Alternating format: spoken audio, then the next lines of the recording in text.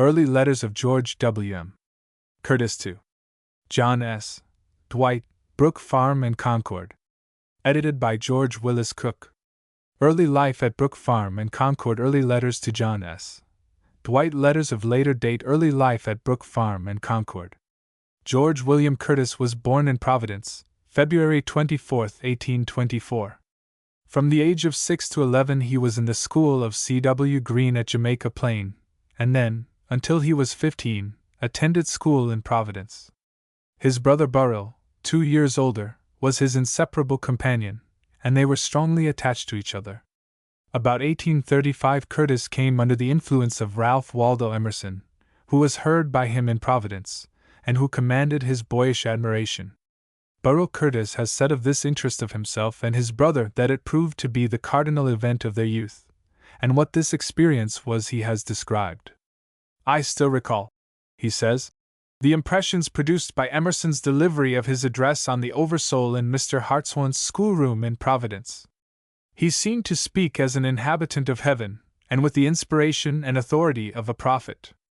Although a large part of the matter of that discourse, when reduced to its lowest terms, does not greatly differ from the commonplaces of piety and religion, yet its form and its tone were so fresh and vivid that they made the matter also seem to be uttered for the first time, and to be a direct outcome from the inmost source of the highest truth. We heard Emerson lecture frequently, and made his personal acquaintance. My enthusiastic admiration of him and his writings soon mounted to a high and intense hero worship, which, when it subsided, seems to have left me ever since incapable of attaching myself as a follower to any other man.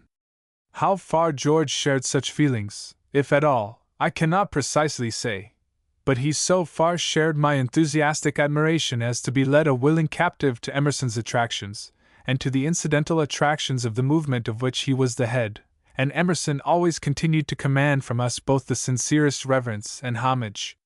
Burrell went so far as to discontinue the use of money and animal food. Both the brothers discarded the conventional costumes in matters of dress, and their interest was enlisted in the reforms of the day. The family removed to New York in 1839. George studied at home with tutors, and was an attendant at the church of Dr. Orville Dewey. The warm and active interest of the brothers in the transcendental movement, in all its phases, led them to propose to their father that he permit them to attend the school connected with the Brook Farm Association. Permission having been granted, they became boarders there in the spring or summer of 1842. At no time were they members of the association, and they paid for their board and tuition as they would have done at any seminary or college. At this time the Brook Farm Association had two sources of income, the farm of about 200 acres, and the school which was carried on in connection therewith. In fact, the school was more largely profitable than the farm, and was for a time well patronized by those who were in general sympathy with the leaders of the association. George Ripley was the teacher in philosophy and mathematics, George P. Bradford in literature, John S. Dwight in Latin and music, Charles A. Dana in Greek and German, and John S. Brown in theoretical and practical agriculture. A 6 years course was arranged in preparation for college, and 3 years were given to acquiring a knowledge of farming. The pupils were required to work 1 hour each day, the idea being that this was conducive to sound intellectual training. It would seem, however, that Curtis gave only a part of his time to study, as is indicated in a letter written to his father in June, 1843, and published in the admirable biography by Mr. Edward Gary. "My life is summary enough here," he writes. "We breakfast at 6, and from 7 to 12 I am at work. After dinner, these fair days permit no homage but to their beauty, and I am fain to woo their smiles in the shades and sunlights of the woods. A festal life for one before whom the great stretches which must be sailed, yet this summer air teaches sea life navigation, and I listen to the flowing streams, and to the cool rush of the winds among the trees, with an increase of that hope which is the only pole star of life." At Brook Farm, Curtis studied Greek, German, music, and agriculture. The teaching was of the best, as good as could have been had in any college of the country at that time, and was thorough and efficient. Much more of freedom was allowed the students than was usual elsewhere, both as to conditions of study and recitation, and as to the relations of the pupils to the instructors. The young people in the school were treated as friends and companions by their teachers. But this familiarity did not breed contempt for the instructors or indifference to the work of the school. On the other hand, it secured an unusual degree of enthusiasm both for the teachers and for the subjects pursued. The work of the school went on with somewhat less of system than is thought desirable in most places of instruction, but in this instance the results justified the methods pursued.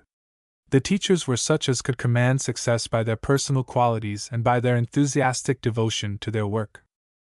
The 2 years spent at Brook Farm formed an important episode in the life of George William Curtis. It is evident that he did not surrender himself to the associationist idea, even when he was a boarder at Brook Farm and a member of its school. He loved the men and women who were at the head of the community. He found the life attractive and genial. The atmosphere was conducive to his intellectual and spiritual development, but he did not surrender himself to the idea that the world can be reformed in that manner. In a degree he was a curious looker-on, and in a still larger way he was a sympathetic, but not convinced, friend and well-wisher. If not a member, he retained throughout life his interest in this experiment, and remembered with delight the years he spent there. He more than once spoke in enthusiastic terms of Brook Farm, and gave its theories and its practice a sympathetic interpretation. In one of his Easy Chair essays of 1869 he described the best side of its life. There is always a certain amount of oddity latent in society which rushes to such an enterprise as a natural vent, and in youth itself there is a similar latent and boundless protest against the friction and apparent unreason of the existing order. At the time of the Brook Farm enterprise this was everywhere observable. The freedom of the anti-slavery reform and its discussions had developed the come-outers, who bore testimony in all times and places against church and state. Mr. Emerson mentions an apostle of the gospel of love and no money who preached zealously but never gathered a large church of believers. Then there were the Protestants against the sin of flesh-eating, refining into curious metaphysics upon milk, eggs, and oysters. To purloin milk from the udder was to injure the maternal affections of the cow. To eat eggs was Fiji cannibalism and the destruction of the tender germ of life. To swallow an oyster was to mask murder. A still selecter circle denounced the chains that shackled the tongue and the false delicacy that clothed the body. Profanity, they said, is not the use of forcible and picturesque words, it is the abuse of such to express base passions and emotions. So indecency cannot be affirmed of the model of all grace, the human body. These were harmless freaks and individual fantasies. But the time was like the time of witchcraft. The air magnified and multiplied every appearance, and exceptions and idiosyncrasies and ludicrous follies were regarded as the rule, and as the logical masquerade of this foul fiend transcendentalism, which was evidently unappeasable, and was about to devour manners, morals, religion, and common sense. If Father Lamson or Abby Folsom were borne by main force from an anti-slavery meeting, and the non-resistants pleaded that these Protestants had as good right to speak as anybody, and that what was called their senseless babble was probably inspired wisdom, if people were only heavenly minded enough to understand it, it was but another sign of the impending anarchy. And what was to be said, for you could not call them old dotards, when the younger Protestants of the time came walking through the sober streets of Boston and seated themselves in concert halls and lecture rooms with hair parted in the middle and falling upon their shoulders, and clad in garments such as no known human being ever wore before. Garments which seemed to be a compromise between the blouse of the Paris workman and the peignoir of a possible sister? For tailoring underwent the same revision to which the whole philosophy of life was subjected, and one ardent youth, asserting that the human form itself suggested the proper shape of its garments, caused trousers to be constructed that closely fitted the leg, and bore his testimony to the truth in coarse crash breeches. These were the ludicrous aspects of the intellectual and moral fermentation or agitation that was called transcendentalism. And these were foolishly accepted by many as its chief and only signs. It was supposed that the folly was complete at Brook Farm, and it was indescribably ludicrous to observe reverend doctors and other dons coming out to gaze upon the extraordinary spectacle, and going about as dainty ladies hold their skirts and daintily step from stone to stone in a muddy street, lest they be soiled. The dons seemed to doubt whether the mere contact had not smirched them. But droll in itself, it was 1,000-fold droller when Theodore Parker came through the woods and described it. with his head set low upon his gladiatorial shoulders, and his nasal voice in subtle and exquisite mimicry reproducing what was truly laughable, yet all with infinite bonhomie and with a genuine superiority to small malice. He was as humorous as he was learned, and as excellent a mime as he was noble and fervent and humane a preacher. On Sundays a party always went from the farm to Mr. Parker's little country church. He was there exactly what he was afterwards when he preached to thousands of eager people in the Boston Music Hall, the same plain, simple, rustic, racy man.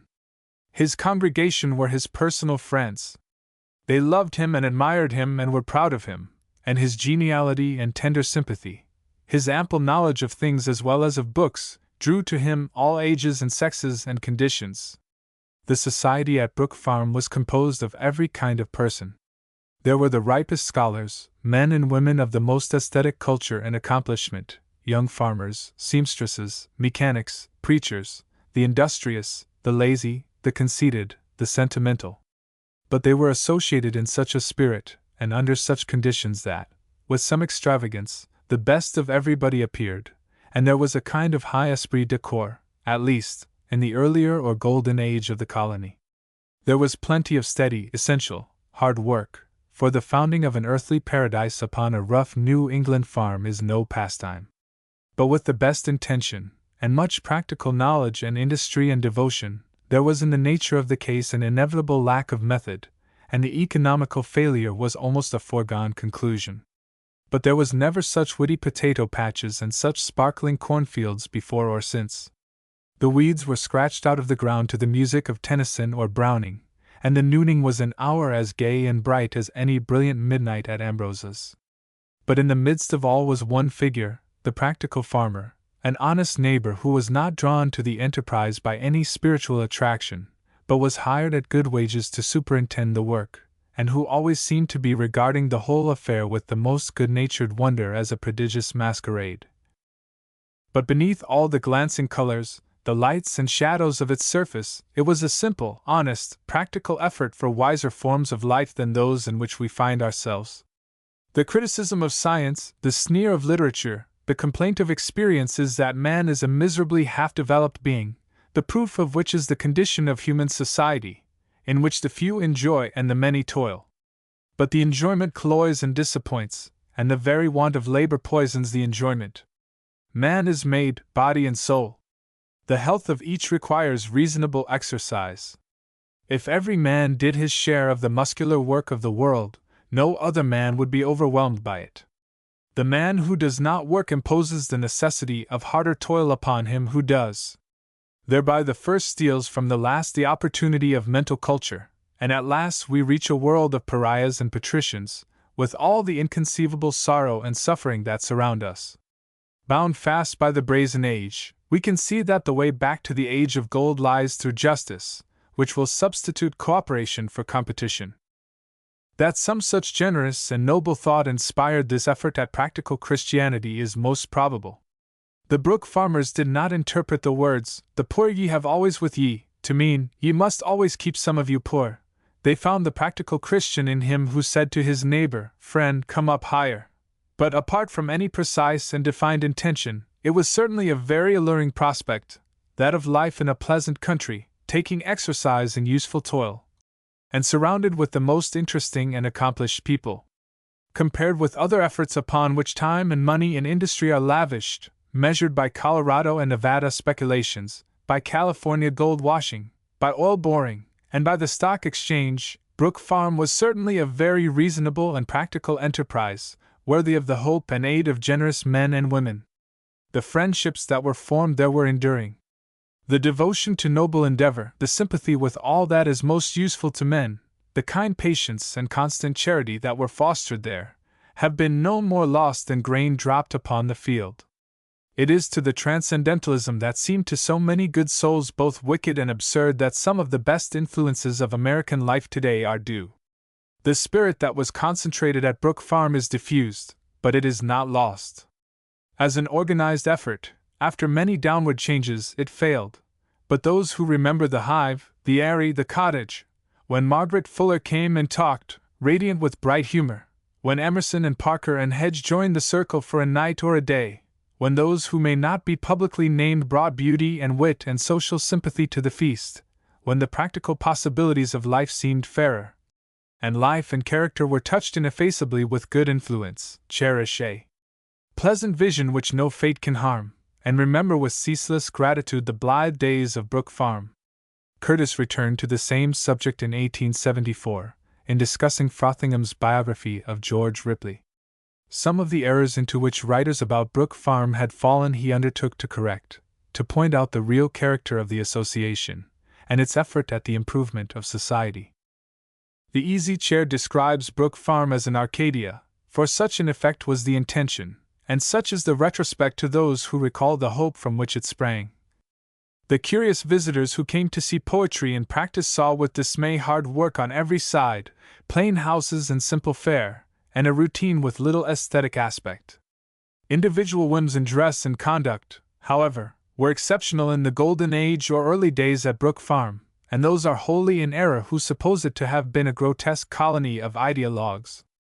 It was originally a company of highly educated and refined persons, who felt that the immense disparity of condition and opportunity in the world was a practical injustice, full of peril for society, and that the vital and fundamental principle of Christianity was universally rejected by Christendom as impracticable. Every person, they held, is entitled to mental and moral culture, but it is impossible that he should enjoy his rights as long as all the hard physical work of the world is done by a part only of its inhabitants. Were that work limited to what is absolutely necessary, and shared by all would find an equal opportunity for higher cultivation and development, and the evil of an unnatural and cruelly artificial system of society would disappear. It was a thought and a hope as old as humanity, and as generous as old. No common mind would have cherished such a purpose, no mean nature have attempted to make the dream real. The practical effort failed in its immediate object, but in the high purposes it confirmed and strengthened, it had remote and happy effects which are much more than personal. It is an error to suppose that many of the more famous transcendentalists were of the Brook Farm Company. Mr. Emerson, for instance, was never there except as a visitor. Margaret Fuller was often a visitor, and passed many days together as a guest, but she was never, except in sympathy, one of the Brook farmers. Theodore Parker was a neighbor, and had friendly relations with many of the fraternity, but he seldom came to the farm. Meanwhile, the enterprise was considered an unspeakable folly, or worse, by the conservative circle of Boston. In Boston, where a very large part of the leaders of society in every way were Unitarians, Unitarian conservatism was peremptory and austere. The entire circle of which Mr. Ticknor was the center or representative, the world of Everett and Prescott and their friends, regarded transcendentalism and Brook Farm, its fruit, with good-humored wonder as with Prescott, or with severe reprobation as with Mr. Ticknor. The general feeling in regard to Mr. Emerson, who was accounted the head of the school, is well expressed by John Quincy Adams in 1840. The old gentleman, whose glory is that he was a moral and political gladiator and controversialist, deplores the doom of the Christian Church to be always racked with differences and debates, and after speaking of other wanderings of mind that let the wolf into the fold, proceeds to say, a young man named Ralph Waldo Emerson, a son of my once loved friend William Emerson, and a classmate of my lamented son George, after failing in the everyday avocations of a Unitarian preacher and school master, starts a new doctrine of transcendentalism, declares all the old revelations superannuated and worn out, and announces the approach of new revelations.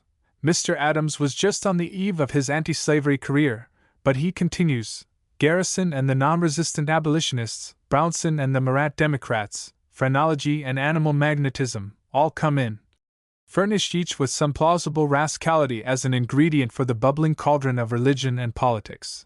C.P. Cranch, the poet and painter, was a relative of Mr. Adams, and then a clergyman, and the astonished ex-president says Piers Cranch, ex-Ephebus, preached here last week, and gave out quite a stream of transcendentalism most unexpectedly. This was the general view of transcendentalism and its teachers and disciples held by the social, political, and religious establishment. The separation and specialty of the movement soon passed. The leaders and followers were absorbed in the great world of America, but that world has been deeply affected and molded by this seemingly slight and transitory impulse. How much of the wise and universal liberalizing of all views and methods is due to it? How much of the moral training that revealed itself in the war was part of its influence? The transcendental or spiritual philosophy has been strenuously questioned and assailed. But the life and character it fostered are its sufficient vindication. The school at Brook Farm brought together there a large number of bright young people, and they formed one of the chief characteristics of the place. The result was that the life was one of much amusement and healthy pleasure, as George P. Bradford has said. We were floated away by the tide of young life around us. There was always a large number of young people in our company, as scholars, boarders, etc., and this led to a considerable mingling of amusement in our life, and moreover, some of our company had a special taste and skill in arranging and directing this element. So we had very varied amusements suited to the different seasons, tableaux, charades, dancing, masquerades, and rural fetes out of doors, and in winter, skating, coasting, etc. In her years of experience, Mrs. Georgiana Bruce Kirby, who was at Brook Farm for very nearly the same period as Curtis, has not only given an interesting account of the social life there, but she has especially described the entertainments mentioned by Mr. Bradford. Two of these occasions, when Curtis was a leading participant, she mentions with something of detail. At long intervals in what most would call our drudgery, she says, there came a day devoted to amusement. Once we had a masquerade picnic in the woods, where we were thrown into convulsions of laughter at the sight of George W. Curtis dressed as Fanny Elsler, in a low-necked, short-sleeved, book muslin dress and a tiny ruffled apron, making courtesies and pirouetting down the path. It was much out of character that I, a St. Francis squaw, in striped shirt, gold beads, and moccasins, should be guilty of such wild hilarity. Ora's movements were free and graceful in white Turkish trousers, a rich oriental headdress, and Charles Dana's best tunic, which reached just below her knee. She was the observed of all observers. In the midwinter we had a fancy dress ball in the parlors of the Pilgrim House, when the Shaws and Russells, generous friends of the association, came attired as priests and dervishes. The beautiful Anna Shaw was superb as a portly Turk in quilted robe, turban, mustache, and scimitar, and bore herself with grave dignity. George W. Curtis, as Hamlet, led the quadrille with Carrie Shaw as a Greek girl. His sad and solemn reverence contrasted charmingly with her sunny ease. He acted the Dane to the life, his bearing, the melancholy light in his eyes, his black-plumed head cover, and his rapier glittering under his short black cloak, which fell apart in the dance, were all perfect. It was a picture long to be remembered, and as long as I could watch these two I had no desire to take part in the dance myself. Another phase of Curtis's life at Brook Farm she also mentions, and it gives a new insight into his character. The occasion described was a social Sunday evening spent in the parlor of the Aerie. At supper it was whispered that George W. Curtis would sing at the Aerie, upon which several young men volunteered to assist with the dishes. My services were also cordially accepted. And now we ascended the winding, moonlit path to the Aerie, where Curtis was already singing. We went up the steps of the building cautiously, lest a note of the melody which floated through the open French windows should be lost to us. Entering the large parlor, we found not only the chairs and sofas occupied, but the floor well covered with seated listeners. I did not at first recognize the operatic air, so admirably modified and retarded it was, and its former rapid words replaced by a sad and touching theme, which called for noble endurance in one borne down by suffering. The accompaniment consisted of simple chords and arpeggios, a very plain and sufficient background. Curtis, though not yet 20, not 19, if I remember rightly, had a grave and mature appearance. He was full of poetic sensibility, and his pure, rich voice had that sympathetic quality that penetrates to the heart. Curtis was not ever guilty of singing a comic song. It would indeed have been most inappropriate to our intensely earnest mood. Often his brother would join him in a duet with his agreeable tenor. Low praises and half-spoken thanks were murmured as the grave and gracious young friend, at the expiration of an hour, swung round on the piano stool and attempted to make his exit. In his cheerful yesterdays. Colonel T.W. Higginson has described the same life as an onlooker. Although not a member of the community at Brook Farm, he was somewhat in sympathy with it, at least, with the people of whom it was composed. At the time he was living in Brookline and teaching the children of a cousin. Into this summer life, he writes, there occasionally came delegations of youths from Brook Farm. Among these were George and Burrow Curtis, and Larned, with Charles Dana, all presentable and agreeable, but the first three peculiarly costumed. It was then very common for young men in college and elsewhere to wear what were called blouses, a kind of hunter's frock, made at first of brown holland, belted at the waist, these being gradually developed into garments of gay-colored chintz, sometimes, it was said, an economical transformation of their sisters' skirts or petticoats. All the young men of this party but Dana wore these gay garments, and bore on their heads little round and visorless caps with tassels. I was but twice at Brook Farm, Higginson continues, once driving over there to a fancy ball at the community, as it was usually called, where my cousin Barbara Channing was to appear in a pretty Creole dress made of Madras handkerchiefs. She was enthusiastic about Brook Farm, where she went often, being a friend of Mrs. Ripley. Again, I once went for her in summer and stayed for an hour, watching the various interesting figures, including George William Curtis, who was walking about in shirt-sleeves, with his boots over his trousers, yet was escorting a young maiden with that elegant grace which never left him. It was a curious fact that he, who was afterwards so eminent, was then held wholly secondary in interest to his handsome brother Burrell, whose Raphaelesque face won all hearts, and who afterwards disappeared from view in England. But if I did not see much of Brook Farm on the spot, I met its members frequently at the series of exciting meetings for social reform in Boston. Other reminiscences of Brook Farmers tell of the Curtis brothers and their active part in the amusements of the place. They were leaders among the young people, and they had those gifts of social guidance which placed them at the head of whatever entertainment was being organized. Their grace of manner and beauty of face and figure also won consideration for them, so that they were accepted into every circle and found friends on every hand. It seems that Burrow was at this time regarded as the handsomer, but in time George gained the chief place in this regard. Their courtesy led them to help those whose labors were hard, to aid the women in the laundry at their tasks, and to assist them in hanging out the clothes on washing days. In the evening the clothespins which had been thrust into a pocket found their way to the floor of the dancing room. One of the members of the community has written that the brothers looked like young Greek gods. Burrell, the elder, with a typical Greek face and long hair falling to his shoulders in irregular curls, she says, I remember as most unconscious of himself, interested in all about him, talking of the Greek philosophers as if he had just come from one of Socrates' walks, carrying the high philosophy into his daily life, helping the young people with hard arithmetic lessons, trimming the lamps daily at the Aerie, where the two brothers came to live. My sister saw George assisting him one day, and occasionally, she says, he turned his face with a disgusted expression, trying to puff away the disagreeable odor, never losing control of himself, with the kindest manner to every person. He and George seemed very companionable and fond of each other.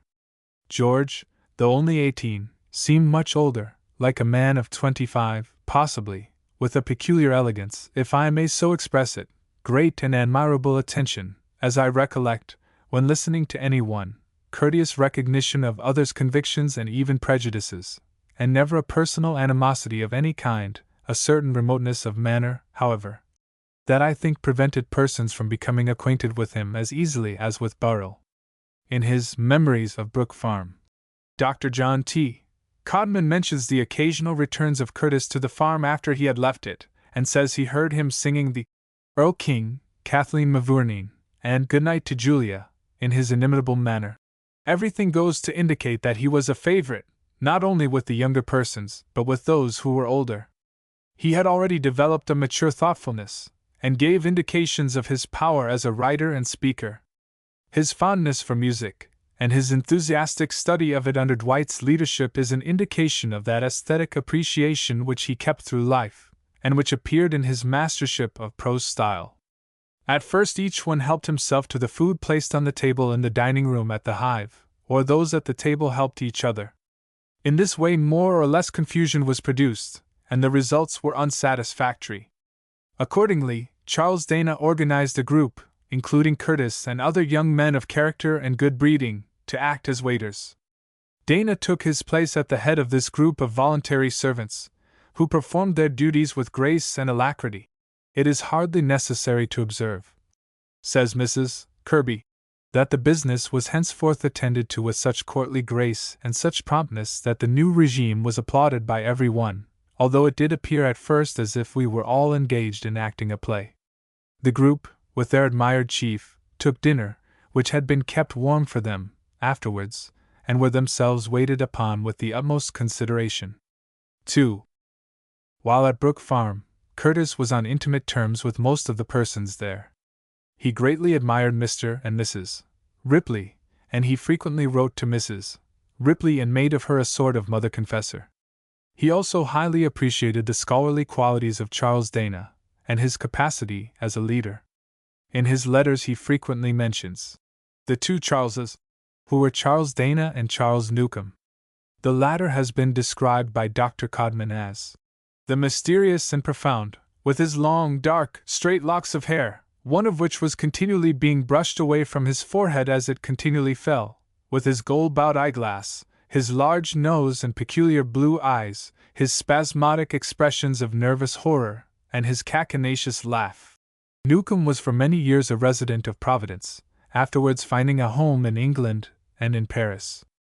He was early a member of Brook Farm, a solitary, self-involved person, preferring to associate with children rather than with older persons. He read much in the literature of the mystics, and was laughingly said to prefer paganism to Christianity. He had a feminine temperament, was full of sensibility, and of an indolent turn of mind. Emerson was attracted to him, and at one time had great expectations concerning his genius. His paper, published in the Dial, under the title of The Two Dolans, was much admired by some of the transcendentalists when it was printed there, and it is referred to by Hawthorne in his Hall of Fantasy. In June 1842, Emerson wrote to Margaret Fuller, "I wish you to know that I have Dolan in black and white, and that I count Charles N. a true genius. His writing fills me with joy, so simple, so subtle, and so strong is it. There are sentences in Dolan worth the printing of the Dial that they may go forth." This paper was given him for publication at Emerson's urgent request, and it is not known that Newcomb has published anything else. In 1850 Emerson said he had come to doubt Newcomb's genius, having found that he did not care for an audience. Another person of whom Curtis speaks is Isaac Hecker, who became a member of the Catholic Church, under the guidance of Orestes Brownson. He was born in New York City, was brought up under Methodist auspices, became a baker, developed a strong taste for philosophy, and went to Brook Farm at the age of 22.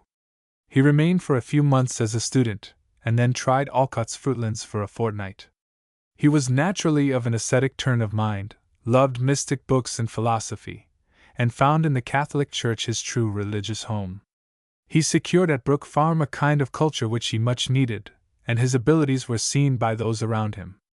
After his return to New York, Ripley and Charles Lane, of Fruitlands, wrote him in a way which indicated their faith in him as a man of judgment and liberal aims. He spent some months in Concord, had George P. Bradford for his tutor, and he rented a room of Mrs. Thoreau, the mother of Henry D. Thoreau. There again he met the Curtis brothers, but soon after he went to Holland to prepare for the priesthood, and then entered upon his life work. A curious phase in the life of this time was the effort of Hecker to convert Curtis to his own way of religious thinking, as Curtis relates in his letters. Even more singular was the attempt of Hecker to persuade Thoreau into the Catholic Church. Mr. Sanborn has read a letter in which he proposed to Thoreau to travel on foot with him in Europe. His real purpose seems to have been to get Thoreau away from Protestants, and among the influences of the Catholic churches and traditions, and thus to make a convert of him. In a letter printed in Father Eliot's biography of Father Hecker, Curtis gave an account of his acquaintance with the founder of the Order of the Paulist Fathers. West New Brighton, Staten Island, February 28, 1890. Dear Sir, I fear that my recollections of Father Hecker will be of little service to you, for they are very scant. But the impression of the young man whom I knew at Brook Farm is still vivid. It must have been in the year 1843 that he came to the farm in West Roxbury, near Boston. He was a youth of 23, of German aspect, and I think his face was somewhat seamed with smallpox. But his sweet and candid expression, his gentle and affectionate manner, were very winning. He had an air of singular refinement and self-reliance combined with a half-eager inquisitiveness, and upon becoming acquainted with him, I told him that he was Ernest the Seeker, which was the title of a story of mental unrest which William Henry Channing was then publishing in the Dial. Hecker, or, as I always called him and think of him, Isaac, had apparently come to Brook Farm because it was a result of the intellectual agitation of the time which had reached and touched him in New York. He had been bred a baker, he told me, and I remember with what satisfaction he said to me, "I am sure of my livelihood, because I can make good bread." His powers in this way were most satisfactorily tested at the farm, or, as it was generally called, the community, although it was in no other sense a community than an association of friendly workers in common. He was drawn to Brook Farm by the belief that its life would be at least agreeable to his convictions and tastes, and offer him the society of those who might answer some of his questions, even if they could not satisfy his longings. By what influence his mind was first affected by the moral movement known in New England as Transcendentalism, I do not know. Probably he may have heard Mr. Emerson lecture in New York, or he may have read Brownson's Charles Elwood, which dealt with the questions that engaged his mind and conscience.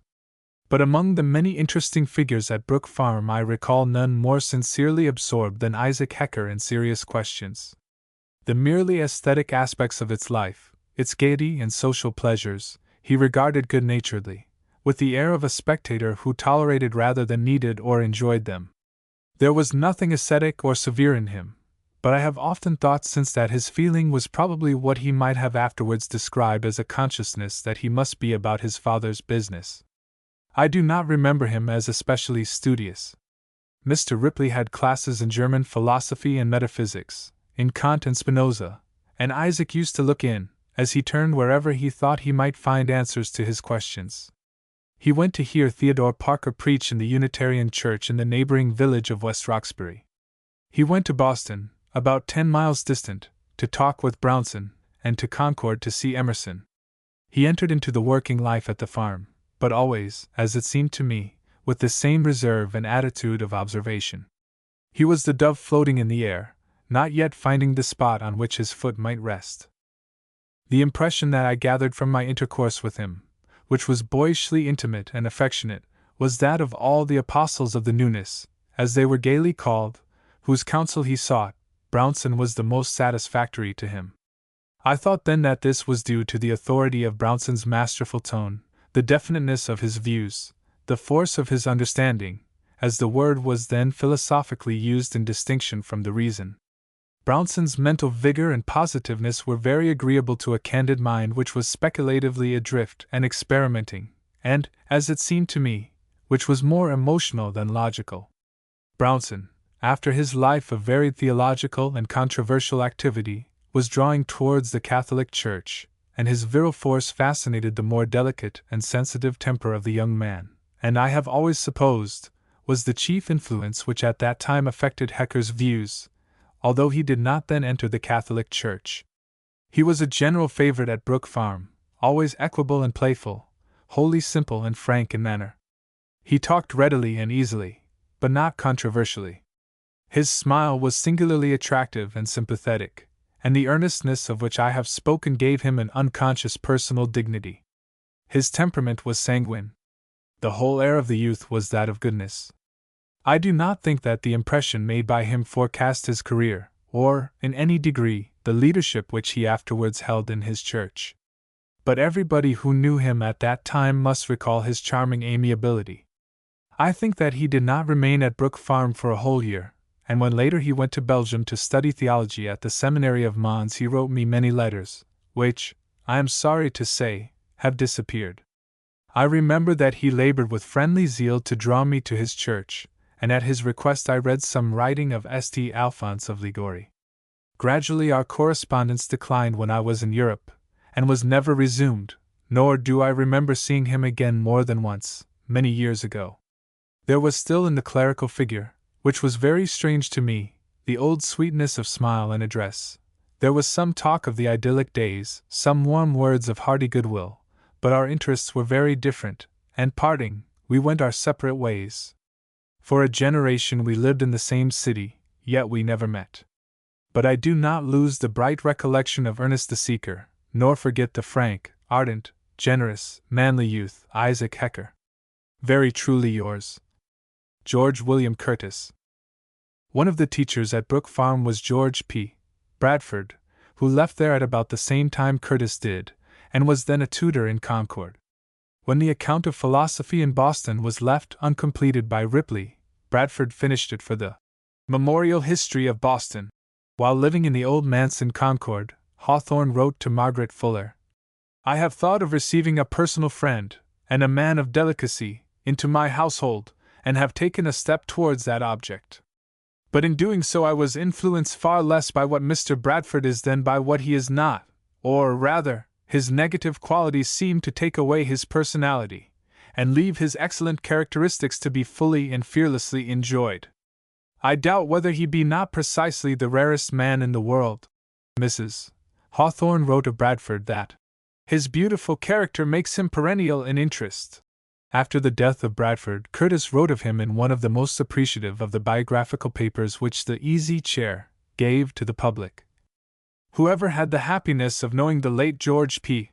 Bradford, upon reading that he was the son of a stout sea captain of Duxbury, must have recalled Charles Lamb's description of one of his comrades at the old South Sea House, like spring, gentle offspring of blustering winter, a more gentle, truthful, generous, constant, high-minded, accomplished man, or, as Emerson, his friend of many years, said of Charles Sumner, a whiter soul could not be known. However wide and various and delightful your acquaintance may have been, if you knew George Bradford, you knew a man unlike all others. His individuality was entirely unobtrusive, but it was absolute. The candor of his nature refused the least deceit, and rejected every degree of indirectness without consciousness or effort. His admirable mind, the natural loftiness of his aim, his instinctive sympathy with every noble impulse and humane endeavor, his fine intellectual cultivation, all made him the friend of the best men and women of his time and neighborhood, and none among them but acknowledged the singular charm of a companion who asserted his convictions by his character, and with whom controversy was impossible. Mr. Bradford had the temperament, the tastes, and the acquirements of a scholar, a fondness for nature, and a knowledge which made him her interpreter, yet still more obvious were the social sympathy and tenderness of feeling that brought him into intimate personal relations which time could not touch. Something in his appearance and manner, a half-shrinking and smiling diffidence, an unworn and childlike ardor and unconsciousness, a freshness of feeling and frankness of address, invested his personality with what we call quaintness. He was always active, even to apparent restlessness, not from nervous excitement, but from fullness of life and sympathy. You might think of a humming-bird darting from flower to flower, of a honey-bee happy in a garden. He graduated at Harvard, meaning to be a clergyman, but the publicity, the magisterial posture, the incessant constraint of the liberty which he valued more than all else, with the lack of oratorical gifts and of the self-asserting disposition, soon closed that career to him. Afterwards he was one of the most cheerful and charming figures at Brook Farm in its pleasantest day. All his life he was a teacher, mainly of private classes, and generally of women, now in Plymouth, now in Cambridge, now elsewhere, but wherever he was, always beloved and welcomed, and bewailed when he departed. Mr. Bradford was unmarried, and there was a sentiment of solitude in his life, but it was scarcely more, so affectionate and devoted were his relations to his kindred and his friends. His elder sister, Mrs. Samuel B. Ripley, was one of the most admirably accomplished women in New England, living for some years in the old manse in Concord in which Hawthorne had lived. Mr. Ripley was the son of the clergyman who married the widow of his fellow clergyman who saw from the manse the battle at Concord Bridge. Mr. Bradford was very fond of the old town, and Mr. Emerson had no friend who was a more welcome or frequent guest than George Bradford, who came to look after the vegetable garden and to trim the trees, and in long walks to Walden Pond or Fairhaven Hill to discuss with his host philosophy and poetry and life. The small gains of a teacher were enough for the simple wants of the scholarly gentleman, and after middle life he went often to Europe, and few Americans have ever gone more admirably equipped. He traveled sometimes with a tried comrade, sometimes alone, and a life already full was enriched and enchanted still more by the happy journeys. Indeed, the recollection of George Bradford is that of a long life as serene and happy as it was blameless and delightful to others. It was a life of affection and many interests and friendly devotion, but it was not that of a recluse scholar like Edward Fitzgerald, with the pensive consciousness of something desired but undone. George Bradford was in full sympathy with the best spirit of his time. He had all the distinctive American interest in public affairs. His conscience was as sensitive to public wrongs and perilous tendencies as to private and personal conduct. He voted with strong convictions, and wondered sometimes that the course so plain to him was not equally plain to others. It was a life of nothing of what we call achievement, and yet a life beneficent to every other life that it touched, like a summer wind laden with 1,000 invisible seeds that, dropping everywhere, spring up into flowers and fruit.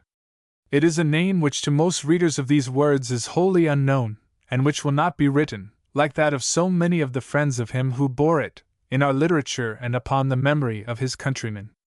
But to those who knew him well, and who therefore loved him, it recalls the most essential human worth and purest charm of character, the truest manhood, the most affectionate fidelity. To those who hear of him now, and perhaps never again, these words may suggest that the personal influences which most ennoble and sweeten life may escape fame, but live immortal in the best part of other lives. Another member of Brook Farm in its earlier period was Minot Pratt, who had been a printer, and the foreman in the office of the Christian Register, the Unitarian paper published in Boston. Dr. Codman says of him that he was a finely formed, large, graceful-featured, modest man. His voice was low, soft, and calm. His presence inspired confidence and respect. Whatever he touched was well done. He was faithful and dignified, and the serenity of his nature welled up in genial smiles. In farm work he was Mr. Ripley's right hand. They agreed in practical matters, and Ripley deferred to his judgment. His wife was an earnest, strong, faithful worker. They entered into the scheme with fervor. Another Brook farmer said of him, "No one can ever forget the entire freedom from fret and fume and worry he evinced, while he never neglected a duty or failed to accomplish his full share of work. No one can fail to recall how peaceful and free from criticism his life was, with what rare fidelity he estimated his fellows, and how little apparent thought or recognition of self there was in all his actions.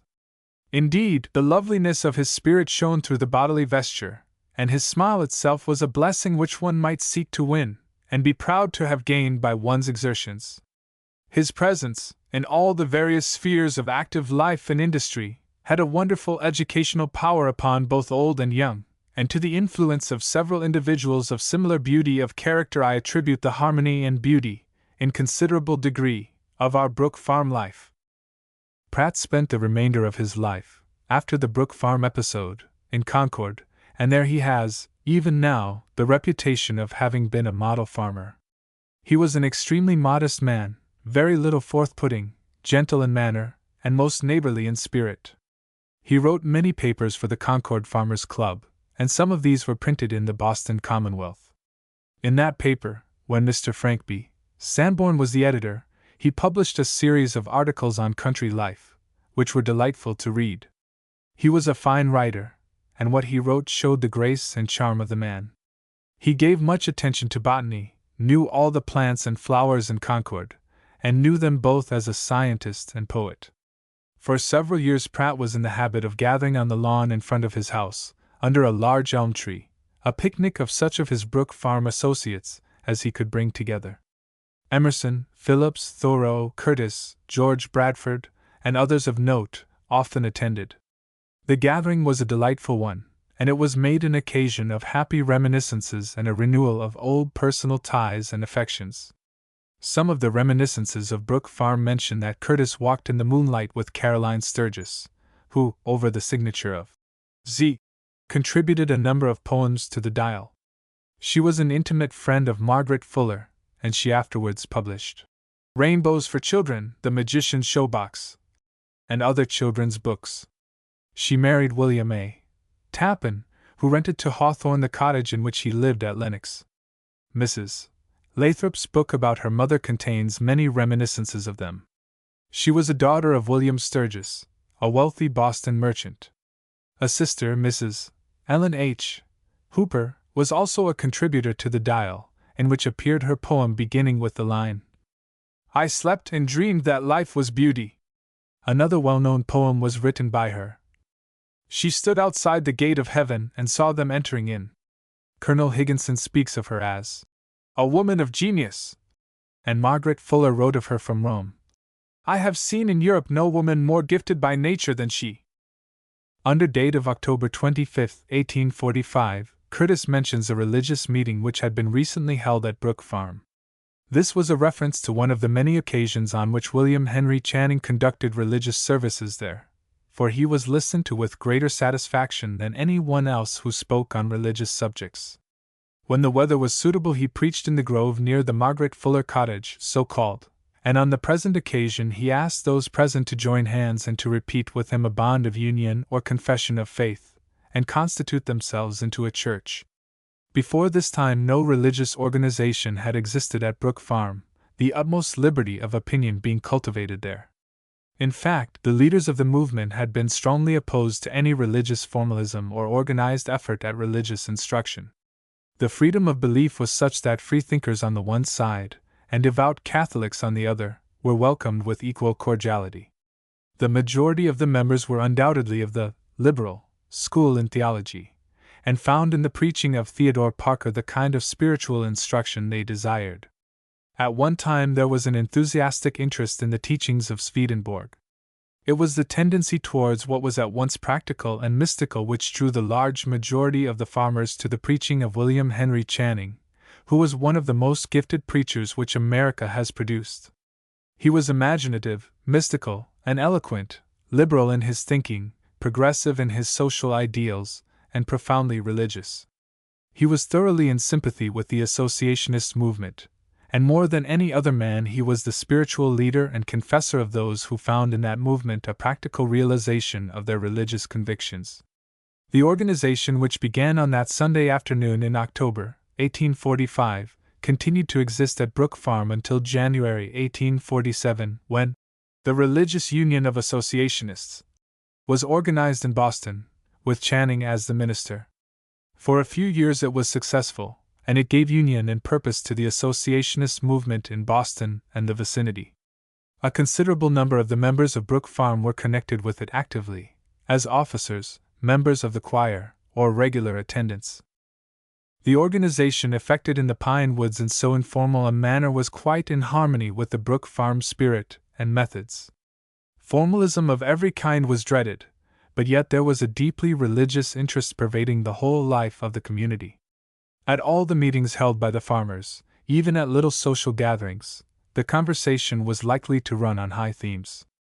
While there was present the utmost freedom of opinion and expression, and while there was the greatest effort to avoid cant and conventional phraseology, yet there was in the community a very strong religious feeling, and nearly all the members held serious and earnest convictions, to which they were unusually faithful in their daily living.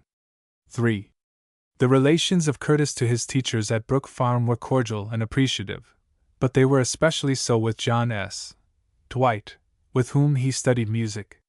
When he left the farm, an intimate and confidential correspondence began between them, and this continued until Curtis went to Europe. After he returned it was resumed, but the interchange of letters was not so frequent. They continued to write to each other almost to the end of Dwight's life, however, and their friendship was always sympathetic and confidential. The letters of Dwight have not been preserved, with 2 or 3 exceptions, but those of Curtis still exist in unbroken succession, and are presented to the public in this volume. In these days, when we complain of the decay of letter writing, they afford a remarkably good specimen of youthful effort in that kind of literature.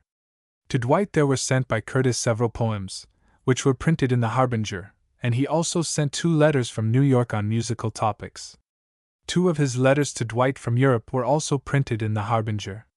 After he was settled in New York, Curtis did his part in an effort to get Dwight established in that city.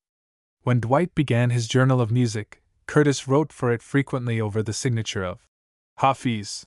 It is safe to say that these contributions were not paid for, but were the result of a desire to aid his friend in his musical enterprise. They were of the nature of passing comments on the musical performances of the day, but they were worthy of the pages in which they appeared.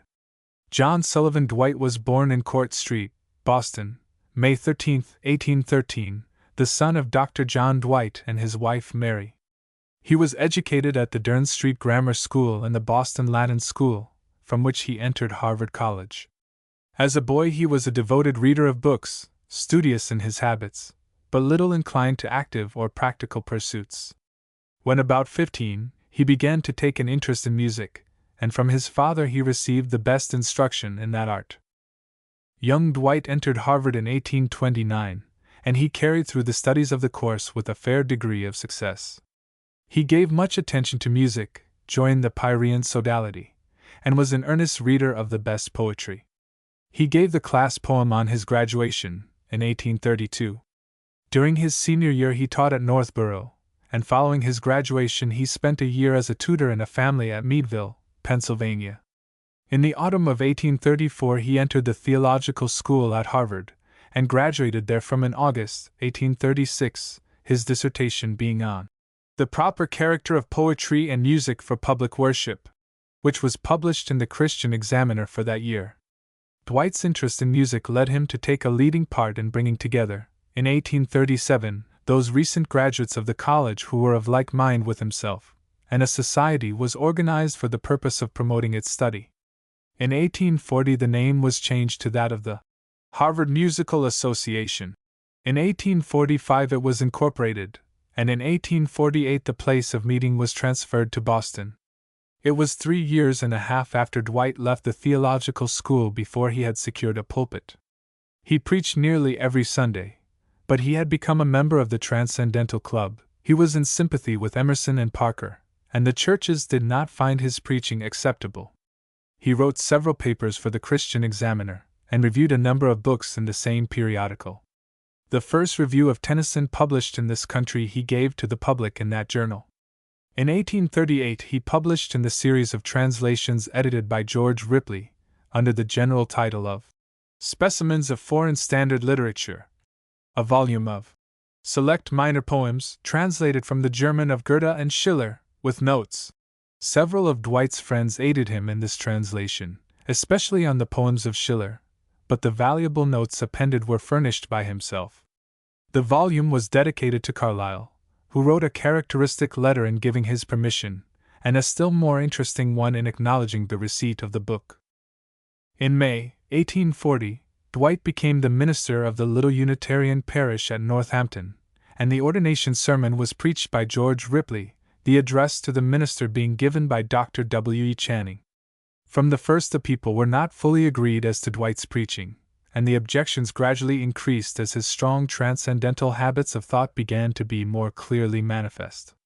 A few persons of thoughtful and more distinctly spiritual cast of mind were warmly drawn to him, but the majority grew more and more opposed to him, and he withdrew from the parish after a year and a half.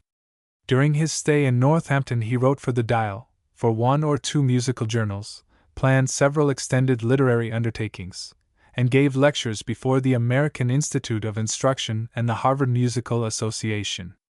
In the Dial was published one of his sermons, under the title of Religion of Beauty, and another called Ideals of Everyday Life.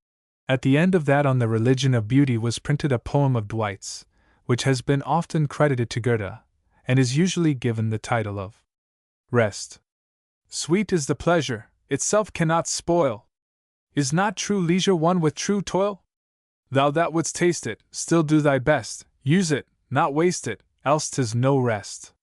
Wouldst behold beauty near thee, all round? Only hath duty such a sight found. Rest is not quitting the busy career, rest is the fitting of self to its sphere. 'Tis the brook's motion, clear without strife, fleeing to ocean after its life. Deeper devotion nowhere hath knelt, fuller emotion heart never felt. 'Tis loving and serving the highest and best, 'tis onwards, unswerving, and that is true rest. As an intimate friend of George Ripley, Dwight had discussed with him the project of a community at Brook Farm, and it was natural that he should find his place there in November, 1841. Many years later, Dwight said of the purposes of Ripley, in this effort to improve upon the usual forms of social life, his aspiration was to bring about a truer state of society, one in which human beings should stand in frank relations of true equality and fraternity, mutually helpful, respecting each other's occupation, and making one the helper of the other. The prime idea was an organization of industry in such a way that the most refined and educated should show themselves practically on a level with those whose whole education had been hard labor. Therefore, the scholars and the cultivated would take their part also in the manual labor, working on the farm or cultivating nurseries of young trees, or they would even engage in the housework. In the Brook Farm community, Dwight was one of the leaders, his place being next after Ripley and Dana. In the school he was the instructor in Latin and music. His love for music began to make itself strongly manifest at this time. He brought out all the musical talent which could be developed among the members of the community. Of this phase he said, "The social education was extremely pleasant. For instance, in the matter of music we had extremely limited means or talent, and very little could be done except in a very rudimentary, tentative, and experimental way. We had a singing class, and we had some who could sing a song gracefully and accompany themselves at the piano. We had some piano music, and so far as it was possible, care was taken that it should be good, sonatas of Beethoven and Mozart, and music of that order. We sang masses of Haydn and others, and no doubt music of a better quality than prevailed in most society at that date, but that would be counted nothing now. Occasionally we had artists come to visit us. We had delightful readings, and once in a while, when William Henry Channing was in the neighborhood, he would preach us a sermon. At this time a musical awakening was taking place in Boston, a genuine taste for and appreciation of Beethoven, Mozart, and Haydn was being developed. Dwight was instrumental in promoting a love for these masters, and out of his classes for their study grew what were called mass clubs. He and his pupils often went into Boston to hear the best music, walking both ways. In the Dial, and especially in the Harbinger, Dwight wrote with enthusiasm and poetic charm of the merits of classical music. He wrote afterwards that the treatment of music in these periodicals told the time of day far ahead, and such discussion did at least contribute much to make music more respected, to lift it in the esteem of thoughtful persons to a level with the rest of the humanities of culture, and especially to turn attention to the nobler compositions, and away from that which is but idle, sensual, and vulgar. To the Christian Examiner, Boston Miscellany, Lowell's Pioneer, and the Democratic Review, Dwight was an occasional contributor at this period. His chief literary work, however, was in the form of lectures on musical subjects, especially on the great composers already named. He gave a successful course of musical lectures in New York, and he lectured in a number of other cities. To the Harbinger, which was the organ of Brook Farm after the Fourierite period began, as well as the best advocate of associated life ever published in the country, Dwight was one of the chief contributors. He wrote much in behalf of association, but he also discussed literary topics. His chief contributions were on the subject of music, which was then, as always, so near his heart. He conducted the department devoted to musical criticism and interpretation. During the last year of the publication of the paper at Brook Farm, he was associated with Ripley in the editorial management. In 1847, Brook Farm came to an end. The Harbinger was removed to New York, and Ripley was its editor, but it was discontinued in less than 2 years. Dwight was the Boston correspondent, and continued his editorial connection with the paper. He removed to Boston, continued his interest in association, was an active member of W. H. Channing's Religious Union of Associationists, was one of the most zealous workers in the organization for promoting associated life, and began to write for the Daily Chronotype on musical subjects. In 1849 he edited a department in the Chronotype devoted to the interests of association, and he had the assistance of Channing, Brisbane, Dana, and Cranch. This arrangement was continued for only a few months, not proving a success. In 1851 he was for 6 months the musical editor of the Boston Commonwealth. He wrote for Sartain's magazine and other periodicals on musical topics, and he continued to lecture. Ripley and Dana made an earnest effort to secure him a place on one of the daily journals in New York.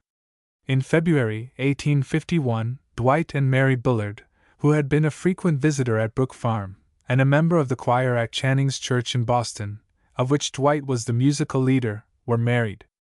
She was a beautiful and attractive woman, of some musical talent, and of a most unselfish and winning character. They went to live in Charles Street, and there had Dr. O.W. Holmes and his wife for near neighbors. In April 1852, Dwight issued the first number of Dwight's Journal of Music. He was able to do this with the aid of several of his associationist and musical friends, who generously contributed to a guarantee fund for the purpose. The Harvard Musical Association lent its aid to the project, and made it financially possible. In the first number, Dwight said of his purposes and plans, "Our motive for publishing a musical journal lies in the fact that music has made such rapid progress here within the last 15, and even the last 10, years. Boston has been without such a paper, and Boston has thousands of young people who go regularly to hear all the good performances of the best classic models in this art. Its rudiments are taught in all our schools.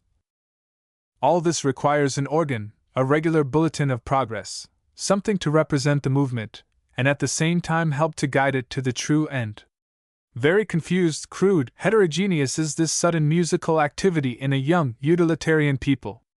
1,000 specious fashions too successfully dispute the place of true art in the favor of each little public. It needs a faithful, severe, friendly voice to point out steadfastly the models of the true, the ever beautiful, the divine. We dare not promise to be all this, but what we promise is, at least, an honest report, week by week, of what we hear and feel and in our poor way understand of this great world of music, together with what we receive through the ears and feeling and understanding of others, whom we trust, with every sidelight from the other arts." What was thus promised was carried out successfully, so far as the spirit and purpose were concerned, for more than 30 years. At first the Journal of Music was an 8-page weekly, of about the size of Harper's Weekly. After a time it was issued fortnightly, and the number of pages was increased. Though small, the Journal of Music was varied in contents, and published much that was of great value. The selections from English, French, and German musical publications were well adapted to give music a higher position in American society. Many works of great value were translated for its pages, and whatever new or of importance was taking place or being said in the musical world was faithfully reported. The circulation was small at the best, for the high quality of the paper, and the refusal of the editor to make it an organ of the interests of publishers did not help to bring it widely before the public. Dwight would make no compromises with what was sensational or merely popular. At the beginning of 1859 the Journal of Music was put into the hands of Oliver Ditson and Company, who undertook its publication, paying Dwight a stated salary for his labors upon it. This arrangement relieved him of much drudgery as publisher, which he had hitherto undertaken. The conduct of the paper did not essentially change, but with each number was added a musical composition. The best works of Mendelssohn, Schubert, Wagner, Gluck, Mozart, and many other composers were thus issued. Dwight also did much translating for Ditson, turning into English the words which accompanied some of the best German music. In July 1860, Dwight went to Europe for purposes of travel and study. Shortly after his departure his wife was taken ill, and died in a few weeks. The blow nearly crushed him, and it took many months for him to recover himself. In a most sympathetic letter Dr. Holmes told him of the illness, and the scenes which followed. "I listened to the sweet music which was sung over her as she lay, covered with flowers, in the pleasant parlor of her house, by the voices of those that loved her, I and my wife with me, and then we followed her to Mount Auburn, and saw her laid in the earth, and the blossoms showered down upon her with such tokens of affection and sorrow that the rough men, whose business makes them callous to common impressions, were moved as none of us ever saw them moved before. Our good James Clark, as you know, conducted the simple service. It was one which none of us who were present will ever forget, and in every heart there was one feeling over all others, that for the far distant husband, brother, friend, as yet unconscious of the bereavement he was too soon to learn. Dwight spent a few days in England, was for a fortnight in Paris, went through Switzerland, and then on to Germany. He went to Frankfurt, then to Bonn, where he was for some weeks. In Berlin some months were passed, and visits were made to Leipzig, Dresden, Munich, and other cities. He gave much attention to music, taking every opportunity of making himself better acquainted with its traditions and spirit. He then went to Italy, passed on to France, and reached England in July, 1861. Early in September he sailed on the trial trip of the Great Eastern, which encountered a fearful storm, and was nearly wrecked. Dwight landed on the Irish coast, made his way back to London, thought of remaining another year in Europe, but finally returned home in November. In Dwight's absence the journal had been conducted by Henry Ware, a young musical friend. He now established himself in the studio building on Tremont Street, and went on with his tasks as usual. He became an active member of the Saturday Club, and was a constant attendant. He helped to organize, in 1863, the Jubilee Concert, at which Emerson read his Boston Hymn. On the other hand, he severely criticized Gilmore's National Peace Jubilee of 1869. In 1878, the desire of the Ditson Publishing House to make the Journal of Music more popular in its character, and more directly helpful to their business interests, led Dwight to transfer its management to the firm of Houghton, Osgood and Company. It was better printed, the list of contributors was enlarged, and in many ways the paper was improved. A number of Dwight's friends promised to stand behind it for a year or two with definite sums of money, that it might be improved, and an effort made to reach a larger public. From some cause, not easy to understand, the response on the part of the public was not large enough to warrant the additional outlay. The list of paid contributors had to be abandoned, and the paper returned gradually to its old ways.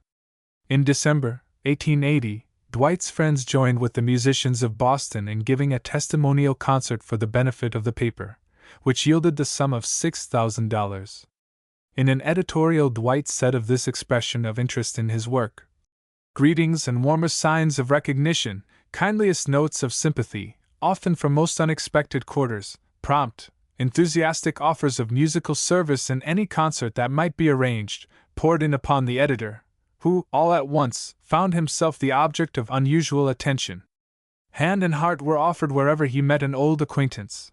Everybody seemed full of the bright idea that had struck somebody just in the nick of time. We never knew we had so many friends." In September, 1881, the Journal of Music came to an end. The position taken by Dwight was not that of the self-seeker. He had no gift for turning his love for the art of music into financial results. He would not lower the critical attitude of his journal for the sake of pleasing the publishers of music, and he would not pretend to a love of those popular forms of music which he held to be inferior in their character. It may be he was not a great critic, certainly he had not the technical knowledge of music which is desirable in its scientific expositor, but his whole soul was in the art, and he gave it the devotion of his life. His preference was for the older composers, and he did not yield a ready homage to those of the newer schools. Of this he speaks in the closing number of his journal. "Startling as the new composers are, and novel, curious, brilliant, beautiful at times, they do not inspire us as we have been inspired before, and do not bring us nearer heaven. We feel no inward call to the proclaiming of the new gospel.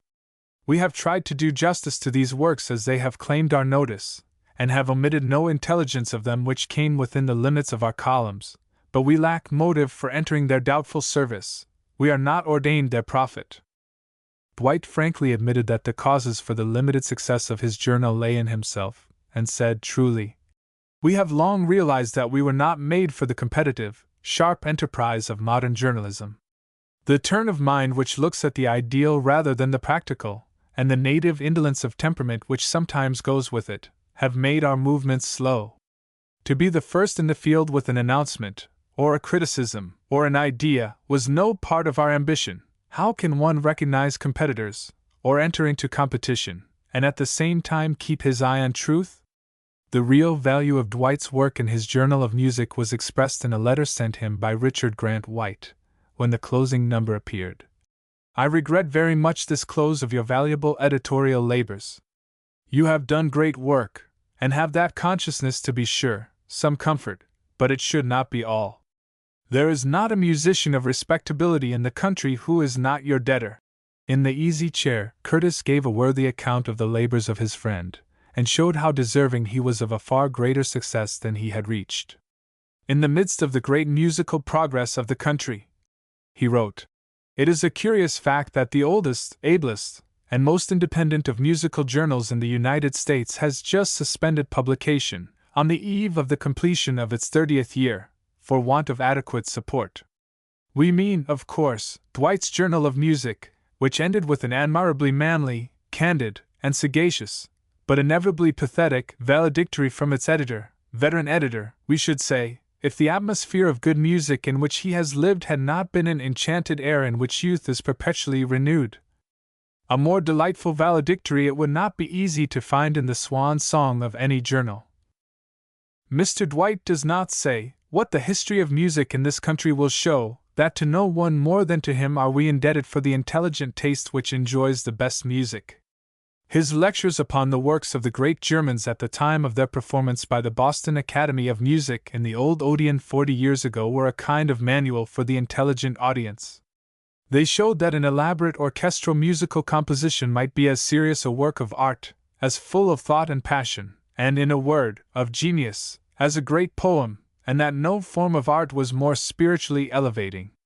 They lifted the performance of such music from the category of mere amusement, and asserted for the authors a dignity like that of the master poets. If to some hearers the exposition seemed sometimes fanciful and remote, it was only as all criticism of works of the imagination often seems so. If the spectator sometimes sees in a picture more than the painter consciously intended, it is because the higher power may work with unconscious hands, and because beauty cannot be hidden from the eye made to see it. Beethoven, for instance, had never a truer lover or a subtler interpreter than Dwight, and Dwight taught the teachers, and largely shaped the intelligent appreciation of the unapproached master. Those were memorable evenings at the old Odeon. Francis Beaumont did not more pleasantly recall the things that he and Ben Jonson had seen done at the Mermaid than an old Brook farmer remembers the long walks, 8 good miles in and 8 miles out, to see the tall, willowy Schmidt swaying with his violin at the head of the orchestra, to hear the airy ripple of Auber's Zenetta, the swift passionate storm of Beethoven's Egmont, the symphonic murmur of woods and waters and summer fields in the limpid pastorale, or the solemn grandeur of sustained pathetic human feeling in the Fifth Symphony.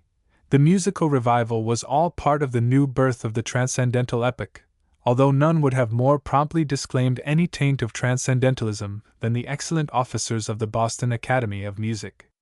The building itself, the Odeon, was the old Federal Street Theater, and had its interesting associations. To all there was now added, in the memory of the happy hearers, the association of the symphony concerts. As the last sounds died away, the group of Brook farmers, who had ventured from the Arcadia of cooperation into the Gehenna of competition, gathered up their unsoiled garments and departed. Out of the city, along the bare Tremont Road, through green Roxbury and bowery Jamaica Plain, into the deeper and lonelier country, they trudged on, chatting and laughing and singing, sharing the enthusiasm of Dwight, and unconsciously taught by him that the evening had been greater than they knew. Brook Farm has long since vanished. The bare Tremont Road is bare no longer. Green Roxbury and Jamaica Plain are almost city rather than suburbs. From the symphony concerts dates much of the musical taste and cultivation of Boston. The old Odeon is replaced by the stately Music Hall. The Journal of Music, which sprang from the impulse of those days, now, after a generation, is suspended, nor need we speculate why musical Boston, which demands the passion music of Bach, permits a journal of such character to expire. Amid all these changes and disappearances, two things have steadily increased: the higher musical taste of the country, and the good name of the critic whose work has most contributed to direct and elevate it. If, as he says, it is sad that the little bark which the sympathetic encouragement of a few has kept afloat so long goes down before reaching the end of its 30th annual voyage, it does not take down with it the name and fame of its editor, which have secured their place in the history of music in America. From the beginning, Dwight was intimately connected with the Harvard Musical Association, which has done so much to promote the interests of music in Boston. He was its first vice president and chairman of its board of directors. He was active in providing its meetings with attractive musical programs. About 1844, he secured for it a series of chamber concerts. He took part in procuring the building of Music Hall, and in bringing to it the great organ which was for many years an attraction.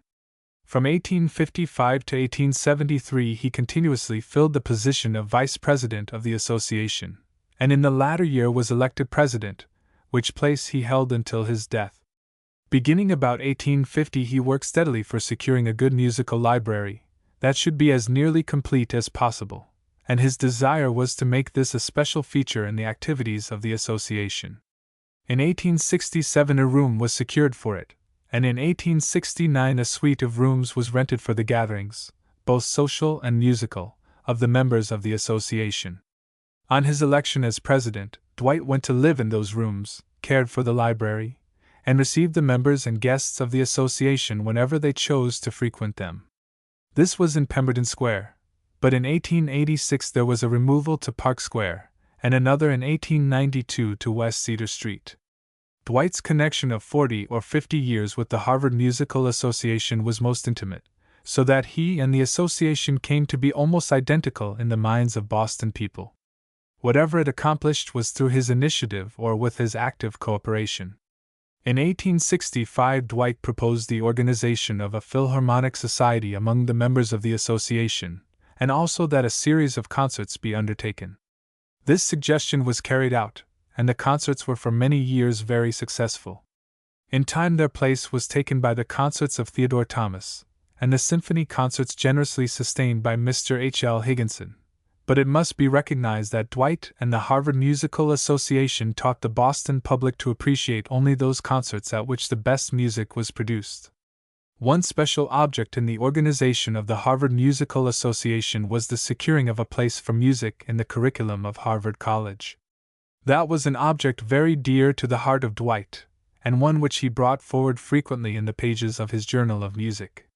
He maintained that music was not merely for amusement, but that it is the most human and spiritual of all the arts, and must find its place in any systematic effort to secure a full-rounded culture. In a few years Harvard appointed an instructor in music. Mr. John K. Payne was called to that position in 1862, and was made a professor in 1876. Dwight gave a most generous welcome to all young musicians of promise as they came forward. Such men as John C. D. Parker, John K. Payne, Benjamin J. Lang, George W. Chadwick, Arthur Foote, and William F. Apthorpe were generously aided by him, and the Journal of Music never failed to speak an appreciative word for them. However Dwight might differ from some of them, he could recognize their true merits, and did not fail to make them known to the public. When Mr. Payne, who had been watched by Dwight with appreciation and approval from the beginning of his musical career, was made a professor of music in Harvard University, when his important musical compositions were published, and when his works were given fit interpretation in Cambridge and elsewhere, these events were welcomed by him as true indications of the development of music in this country. For many years John S. Dwight was the musical autocrat of Boston, and what he approved was accepted as the best which could be obtained. His knowledge of music was literary rather than technical, appreciative rather than scientific, but his qualifications were such as to make him an admirable interpreter of music to the cultivated public of Boston. What a musical composition ought to mean to an intelligent person he could make known in language of a fine literary texture, and with a rare spiritual insight he voiced its poetic and aesthetic values. If the better trained musicians of more recent years look upon his musical judgments with somewhat of disapproval, as not being sufficiently technical, they ought not to forget that he prepared the way for them as no one else could have done it, and that he had a fine skill in bringing educated persons to a just appreciation of what music is as an art. As Mr. William F. Apthorpe has well said, his musical instincts and perceptions were, in a certain high respect, of the finest. He was irresistibly drawn towards what is pure, noble, and beautiful, and felt these things with infinite keenness. Dwight's last years were spent in furthering the interests of the Harvard Musical Association, in writing about his beloved art, and in the society of his many generous friends.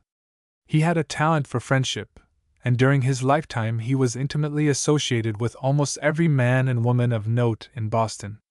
He was of a quiet, gentlemanly habit of life, took the world in the way of one who appreciates it and desires to secure from it the most of good, was warmly attached to the children of his friends and found the keenest delight in their presence, loved all that is graceful and beautiful, and devoted himself with unceasing ardor to the art for which he did so much to secure a just appreciation. On the occasion of his 80th birthday, his friends and admirers were brought together in the rooms of the Harvard Musical Association. It was a red-letter day in his life, and he greatly appreciated it. A few months later, September 5, 1893, his life came to an end, a life that had been in no way great, but that had been spent in the loving and faithful service of his fellow men. At his funeral, Mrs. Julia Ward Howe, an intimate friend of many years, read this just and appreciative tribute. O presence reverend and rare, art thou from earth withdrawn? Thou passest as the sunshine flits to light another dawn. Surely among the symphonies that praise the ever-blessed, some strophe of surpassing peace inviteth thee to rest. Thine was the treasure of a life hard ripened from within, whose many lustres perfected what youth did well begin. The noble champions of thy day were thy companions meet, in the great harvest of our race, bound with its priceless wheat. Thy voice its silver cadence leaves in truth's resistless court, whereof thy faithful services her heralds make report. Here thou, a watchful sentinel, didst guard the gates of song, that no unworthy note should pass to do her temple wrong. Dear are the traces of thy days mixed in these walks of ours, thy footsteps in our household ways are garlanded with flowers. If we surrender, earth to earth, the frame that's born to die, spirit with spirit doth ascend to live immortally. The letters contained in this volume give fullest indication of the cordial and intimate relations which existed between Dwight and Curtis. This may be seen more distinctly, perhaps, with the help of a few letters not there given, including 2 or 3 written by Dwight to his friend. In a letter to Christopher P. Cranch, the preacher, poet, and artist, written at the time when he was starting his Journal of Music on its way, Dwight said, "If you see the Hawaji, can you not enlist his active sympathy a little in my cause? A letter now and then from him on music or on art would be a feather in the cap of my enterprise. It is my last, desperate, not very confident, grand coup d'état to try to get a living, and I call on all good powers to help me launch the ship, or rather, little boat." Curtis seconded his friend's efforts cordially, subscribed for the new journal, persuaded a number of his friends to subscribe, and wrote frequently for it. He wrote Dwight this letter of appreciation and advice. Your most welcome letter has been received, and its contents have been submitted to the astute deliberations of the editorial conclave, Tribune. We are delighted at the prospect, but we do not love the name. First, Journal of Music is too indefinite and commonplace. It will not be sufficiently distinguished from the Musical Times and the Musical World, being of the same general character. 2d. Side glances is suspicious. It smells transcendentalism, as the French say, and of all things any aspect of a clique is to be avoided. That is the negative result of our deliberations. The positive is that you should identify your name with the paper, and call it Dwight's Musical Journal, and you might add, sotto voce, a paper of art and literature.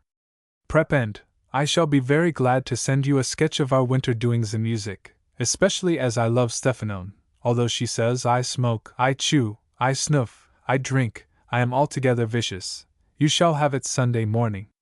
Give my kindest regards to your wife. I wish she could sing in your paper. In a letter written in March, 1882, Dwight expressed to Curtis his appreciation of the most friendly words which the Easy Chair had said of him and his work as an editor, in making mention of the fact that the Journal of Music had come to the end of its career. My dear George, with this I send you formal invitation, on the part of the Committee of Arrangements, for the celebration of the anniversary of the foundation, by Dr. Howe, of the Institution for the Blind. We wish to have an address, not long, say half an hour, partly historical, and we all, committee, director, teachers, pupils, have set our hearts upon having you perform that service. It would delight us all, and I know that you would find the occasion, the very sight of those sightless children made so happy, most inspiring. A more responsive audience than the blind themselves cannot be found. Dear George, do think seriously of it, and tell me you will come. Your own wishes in respect to the arrangements and conditions shall in all respects be consulted. But come, if you wish to have a good time, a memorable time, and make a good time for us. George, how many times have I been on the point of writing to you since that delightful week we spent at dear old Tweedy's? To me it was a sweet renewal of good old days, and I came away feeling that it must have added some time to my life. Then, too, I wished to thank you for your most friendly, hearty, and delightful talk about me and my journal in the easy chair. It was so like you, like the dear old George. I tell you, it made me feel good, as if life wasn't all a failure. And now I am finding laziness agreeing with me too well. And if I were not so very, very old, if it were not my fate to have been sent into the world so long before my time, I verily believe I should confess myself over head and ears in love. At any rate, I love life. Yet nearly all my old friends seem to be dead or dying. When I write you again, I hope to be able to say that I am well at work again. But how? On what? Thank God, I am not a critic. 4. The winter of 1843-44 was spent by the Curtis brothers at their father's house in New York. George studied somewhat, heard much music, and read extensively. In the spring of 1844 they went to live in Concord for purposes of study and recreation. They wished to know country life, and they regarded it as a desirable part of education that they should become acquainted with practical affairs, and especially with agriculture. That tendency of the time which established Brook Farm and sent Thoreau into the Concord woods, worked itself out in this desire of two young men to find life at first hand. Colonel Higginson has said of the fresh life started by the Transcendental movement. Under these combined motives I find that I carefully made out, at one time, a project of going into the cultivation of peaches, thus securing freedom for study and thought by moderate labor of the hands. This was in 1843, 2 years before Thoreau tried a similar project with beans at Walden Pond, and also before the time when George and Burrough Curtis undertook to be farmers at Concord. A like course was actually adopted and successfully pursued through life by another Harvard man a few years older than myself, the late Marston Watson, of Plymouth, Massachusetts. Such things were in the air, and even those who were not swerved by the newness from their intended pursuits were often greatly as to the way in which they were undertaken. A letter written by Burrough Curtis, and printed in part by Mr. Carey, gives the reasons for this experiment. He says it was for the better furtherance of our main and original end, the desire to unite in our own persons the freedom of a country life with moderate outdoor occupation, and with intellectual cultivation and pursuits. At Concord we first took up our residence in the family of an elderly farmer, recommended by Mr. Emerson. We gave up half the day, except in hay time, when we gave the whole day, to sharing the farm work indiscriminately with the farm laborers. The rest of the day we devoted to other pursuits, or to social intercourse or correspondence, and we had a flat-bottomed rowing boat built for us, in which we spent very many afternoons on the pretty little river. For our second season we removed to another farm and farmer's house, near Mr. Emerson and Walden Pond, where we occupied only a single room, making our own beds, and living in the very simplest and most primitive style. A small piece of ground, which we hired of the farmer, we cultivated for ourselves, raising vegetables only, and selling the superfluous product, and distributing our time much as before. It was to the house of Captain Nathan Barrett, 1 mile north of Concord village, west of the river, and overlooking it and its meadows, that the Curtis brothers went. Barrett was born in October, 1797, and was of the 7th generation of his family in the town.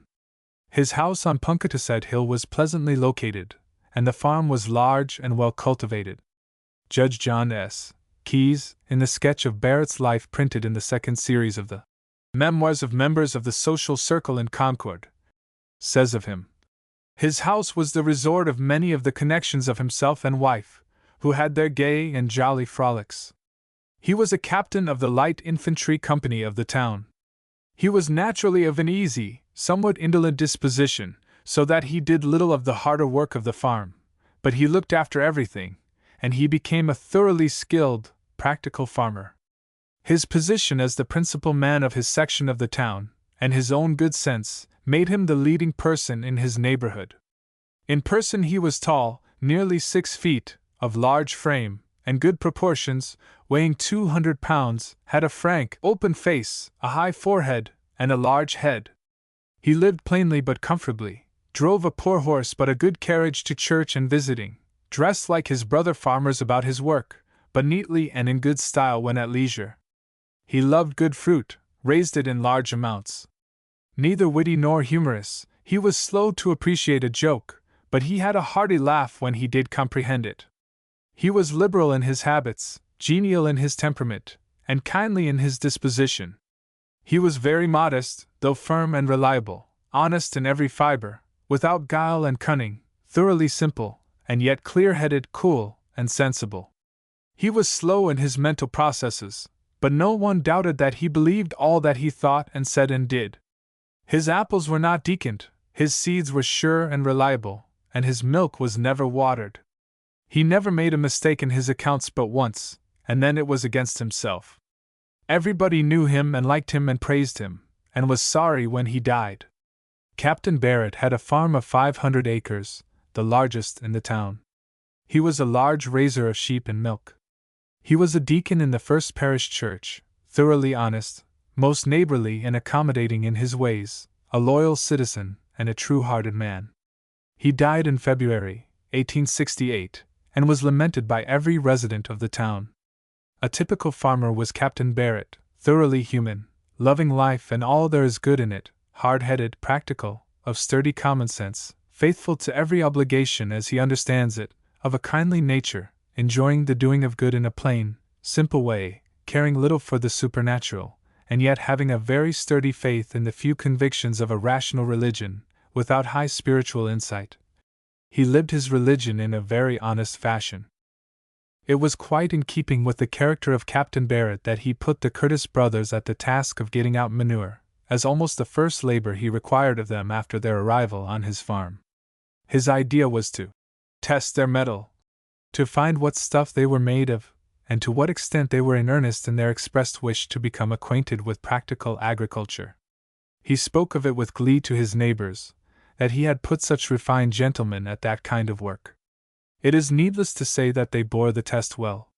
They were not domiciled in the farmhouse, but in a small cottage somewhat lower down the hill, yet in the immediate neighborhood. The love of music which George Curtis had developed at Brook Farm continued during his stay in Concord. He sang on occasion, and he often played a flute. The young singer he mentions was Belinda Randall, a sister of John Randall, who published a volume of poems. She was a daughter of Dr. Randall, of Winter Street, Boston, who had a summer place in Stowe. From there she often visited in Concord, perhaps attended school there, and was an intimate friend of Elizabeth Hoar, the betrothed of Edward Emerson, and the sister of Judge Hoar and Senator Hoar, who, when she visited Mrs. Hawthorne, was described as coming with spirit, voice, and tread. Belinda Randall has recently died, and left $500,000 to Harvard University, the Massachusetts Institute of Technology, and the Cambridge Prospect Union. Her sister Elizabeth married Colonel Alfred Cumming, of Georgia, afterwards governor of Utah. Dr. Randall did not approve of the marriage, and would not have the wedding take place in his house. They were married at the house of Judge Hoar, the father of Elizabeth. She was an excellent musician, but Belinda was the musical genius of the family. Another person mentioned by Curtis was Almira Barlow, who was at Brook Farm during the time he was there. She had been a Miss Penniman of Brookline, and had the reputation of being a famous beauty. She married David Hatch Barlow, a graduate of Harvard in 1824, and of the Theological School in 1829.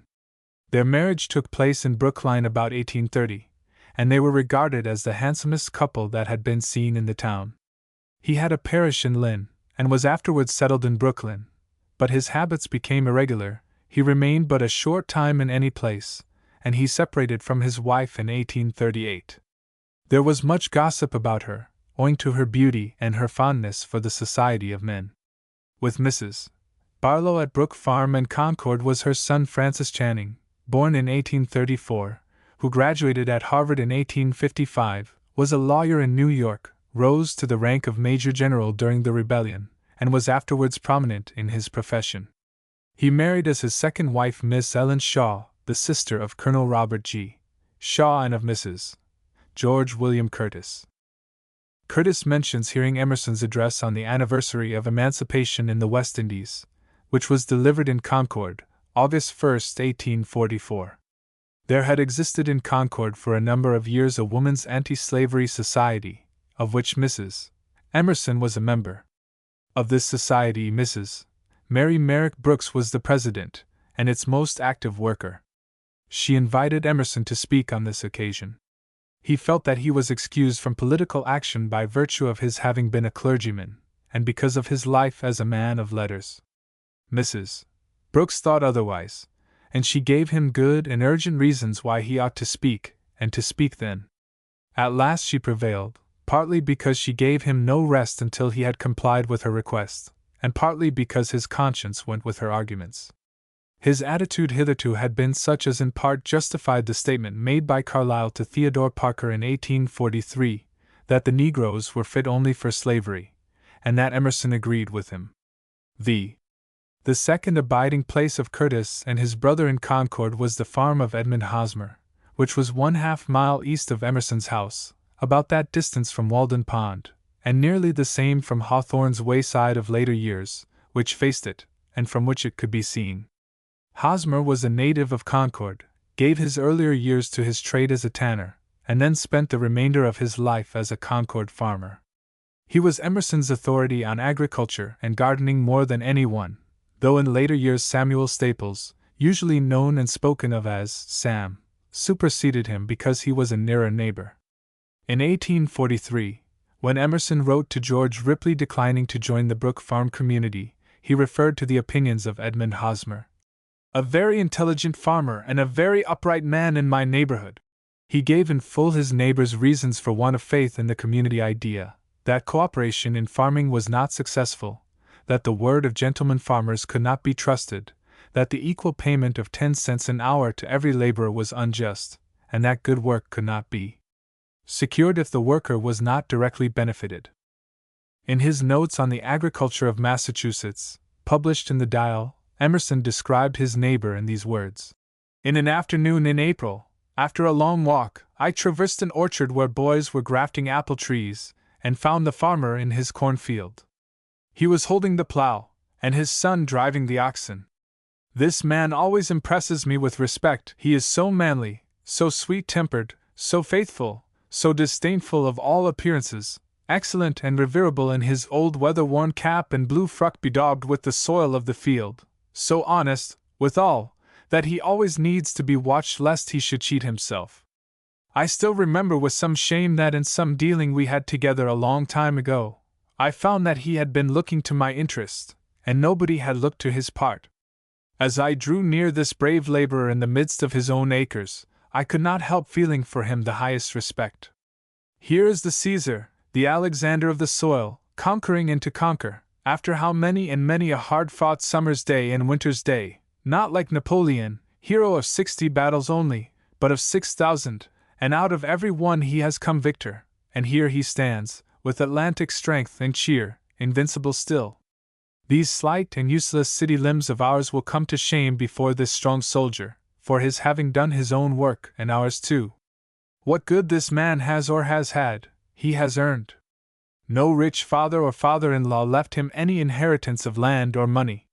He borrowed the money with which he bought his farm, and has bred up a large family, given them a good education, and improved his land in every way year by year, and this without prejudice to himself the landlord, for here he is, a man every inch of him, and reminds us of the hero of the Robin Hood ballad.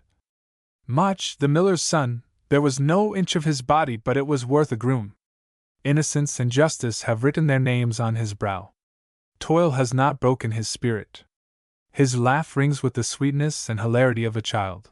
Yet he is a man of a strongly intellectual taste, of much reading, and of an erect good sense and independent spirit which can neither brook usurpation nor falsehood in any shape. I walked up and down the field as he plowed his furrow, and we talked as we walked. Our conversation naturally turned on the season and its new labors. The conversation went on, leading to a discussion of the agricultural survey of the state. Hosmer's opinions of it are quoted as of much worth, and as sounder than anything which the writer could himself say on the subject. Mr. Sanborn is of the opinion that Edmund Hosmer was described as Hassan in Emerson's Fragments on the Poet and the Poetic Gift, in the complete edition of his poems.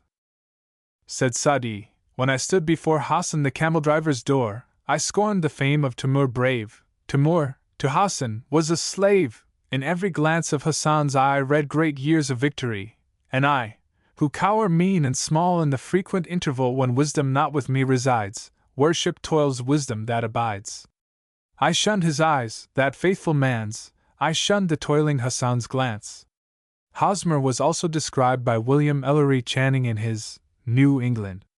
"This man takes pleasure o'er the crackling fire, his glittering axe subdued the monarch oak, he earned the cheerful blaze by something higher than pension blows, he owned the tree he stroke, and knows the value of the distant smoke. When he returns at night, his labor done, matched is his action with the long day's Sunday." Channing spoke of him again as the spicy farming sage, twisted with heat and cold and cramped with age, who grunts at all the sunlight through the year, and springs from bed each morning with a cheer.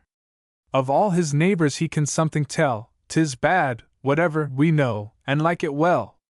The bluebird's song he hears the first in spring, shoots the last goose bound south on freezing wing.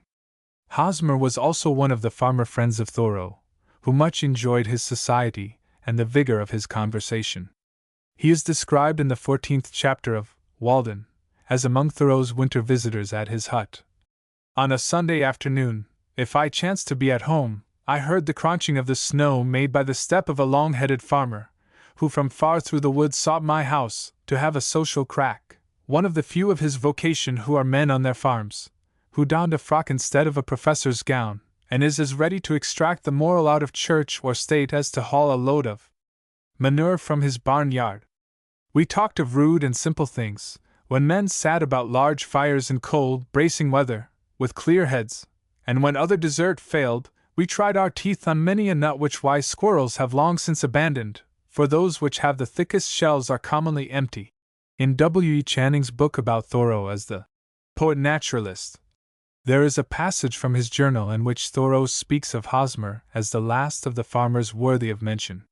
"Human life may be transitory and full of trouble," he says, "but the perennial mind whose survey extends from that spring to this, from Columella to Hosmer, is superior to change. I will identify myself with that which will not die with Columella and will not die with Hosmer." At Hosmer's house the two young men lived in a single room, and did their own cooking and housekeeping. Mrs. Hosmer furnished them with milk, and they ate crackers, cheese, and fruit largely. They were Grahamites, and used no meat. They read much, and had with them a large number of books. It was their custom here, as well as at Captain Barrett's, to spend much time in the woods. They were enthusiastic students of botany, and came home from their excursions in the woods with their arms loaded with flowers, and often searched out the rarest which could be found in the Walden and Lincoln woods. It was while the Curtises were living at Hosmer's that they assisted Thoreau in building his hut at Walden Pond. Thoreau says that in March 1845 he borrowed an axe and went into the woods to build him a house. The axe was procured of Emerson, and he says he returned it sharper than when he received it. He was assisted in building the house, he says, by some of his acquaintances, rather to improve so good an occasion for neighborliness than from any necessity. These acquaintances were Emerson, Alcott, W. E. Charming, Burrill and George Curtis, Edmund Hosmer and his sons John, Edmund, and Andrew. Thoreau said that he wished the help of the young men because they had more strength than the older ones, and that no man was ever more honored in the character of his raisers than he. It was Thoreau's custom while at Walden to dine on Sundays with Emerson, and to stop at Hosmer's on his way back to the pond, often remaining to supper. After the failure of his experiment at Fruitlands, it was into Hosmer's house that Alcott found himself welcomed, and he was given much of help and encouragement by the farmer and his wife. 6.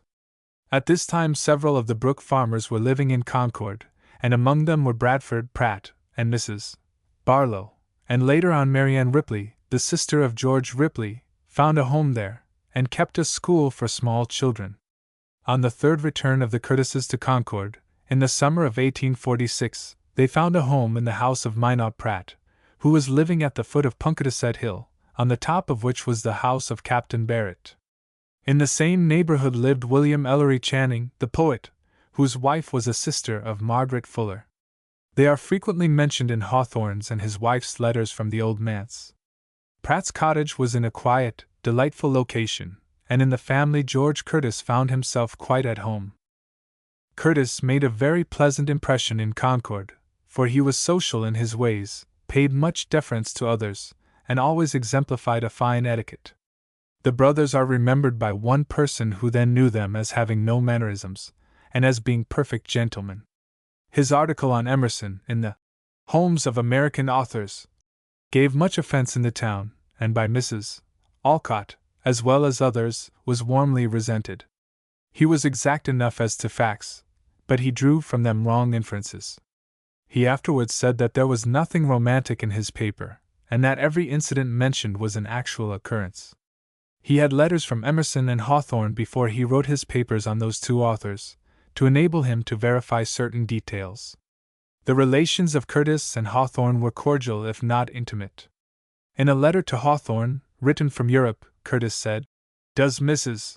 Hawthorne yet remember that she sent me a golden key to the studio of Crawford in Rome?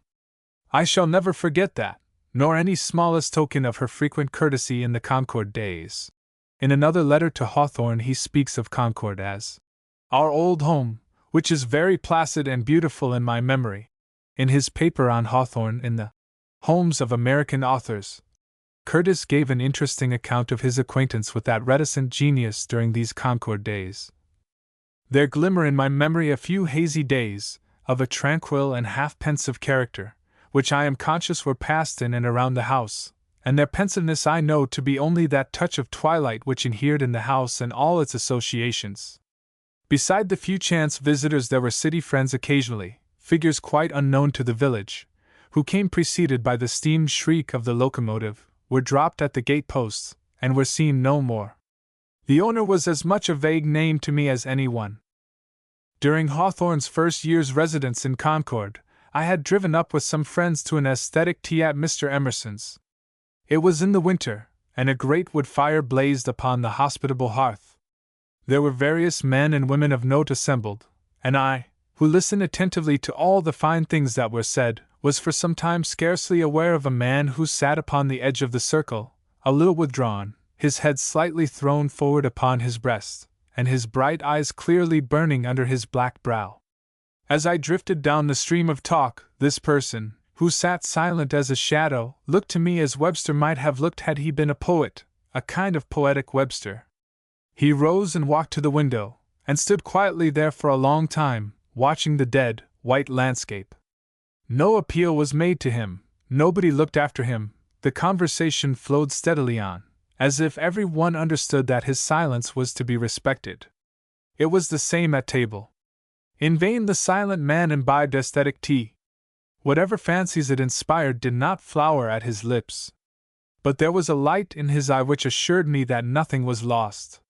So supreme was his silence that it presently engrossed me to the exclusion of everything else.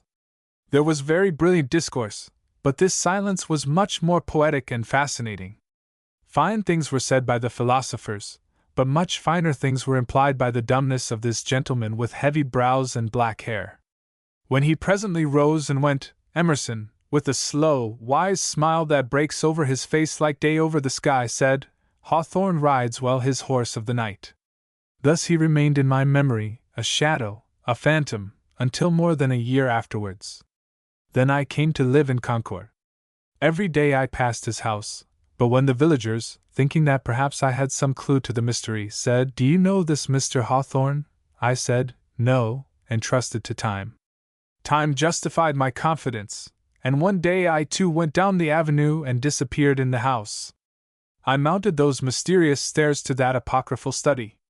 I saw the cheerful coat of paint and golden-tinted paper hangings lighting up the small apartment, while the shadow of a willow tree, that swept against the overhanging eaves, attempered the cheery western sunshine.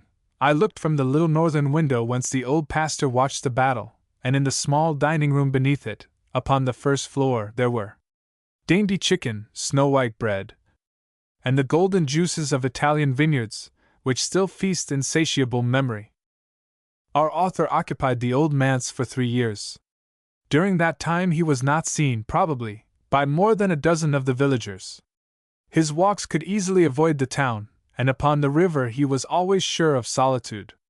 It was his favorite habit to bathe every evening in the river, after nightfall, and in that part of it over which the old bridge stood, at which the battle was fought.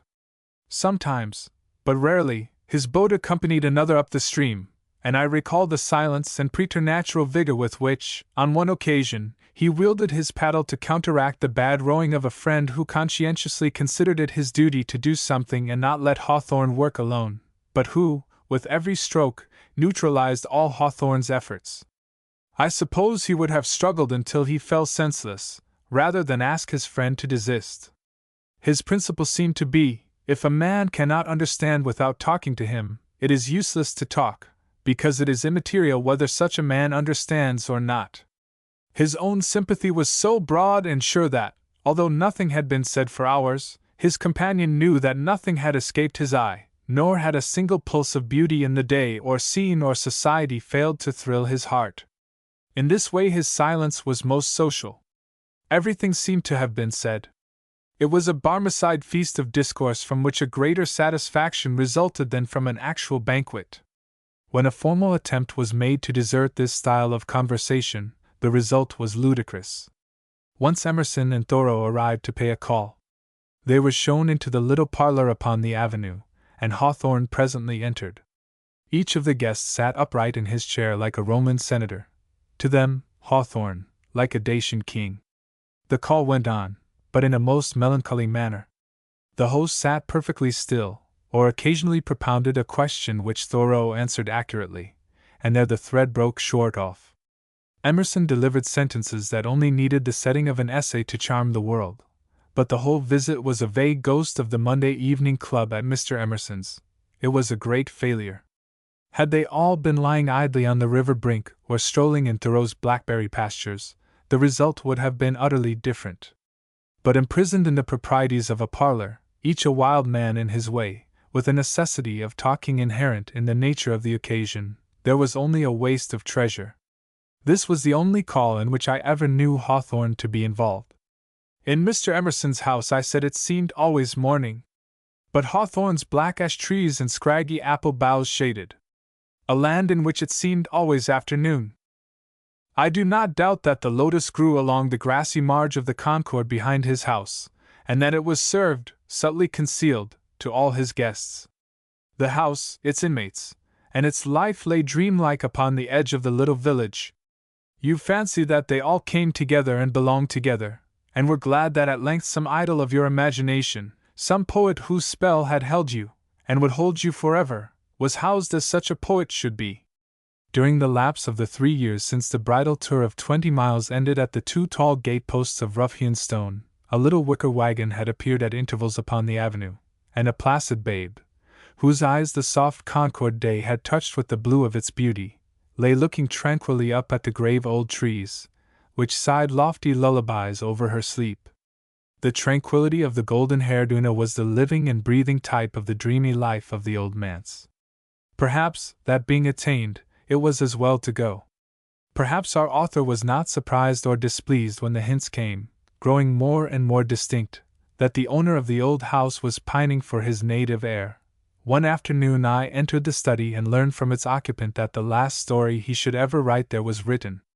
In the midnight chapter of his Blithedale romance, Hawthorne described an incident which actually took place in Concord. A young girl drowned herself, and her body was found as there set forth. Hawthorne wrote a full account of the drowning in his journal, which is printed by Julian Hawthorne in his biography of Nathaniel Hawthorne and his wife. No mention is made of Curtis, who took part in the search, and who gave his own account of the affair in his paper on Hawthorne. When Thoreau went to New York, in 1843, he put his boat into the keeping of Curtis, and he and Channing made their excursions on the river in it. In it they searched for Mary Hunt, who lived near Channing. Curtis's account of this affair deserves to be placed by the side of Hawthorne's. Martha was the daughter of a plain Concord farmer, a girl of delicate and shy temperament, who excelled so much in study that she was sent to a fine academy in a neighboring town, and won all the honors of the course. She met at the school and in the society of the place a refinement and cultivation, a social gaiety and grace, which were entirely unknown in the hard life she had led at home, and which by their very novelty, as well as because they harmonized with her own nature and dreams, were doubly beautiful and fascinating. She enjoyed this life to the full, while her timidity kept her only a spectator, and she ornamented it with a fresher grace, suggestive of the woods and fields, when she ventured to engage in the airy game. It was a sphere for her capacities and talents.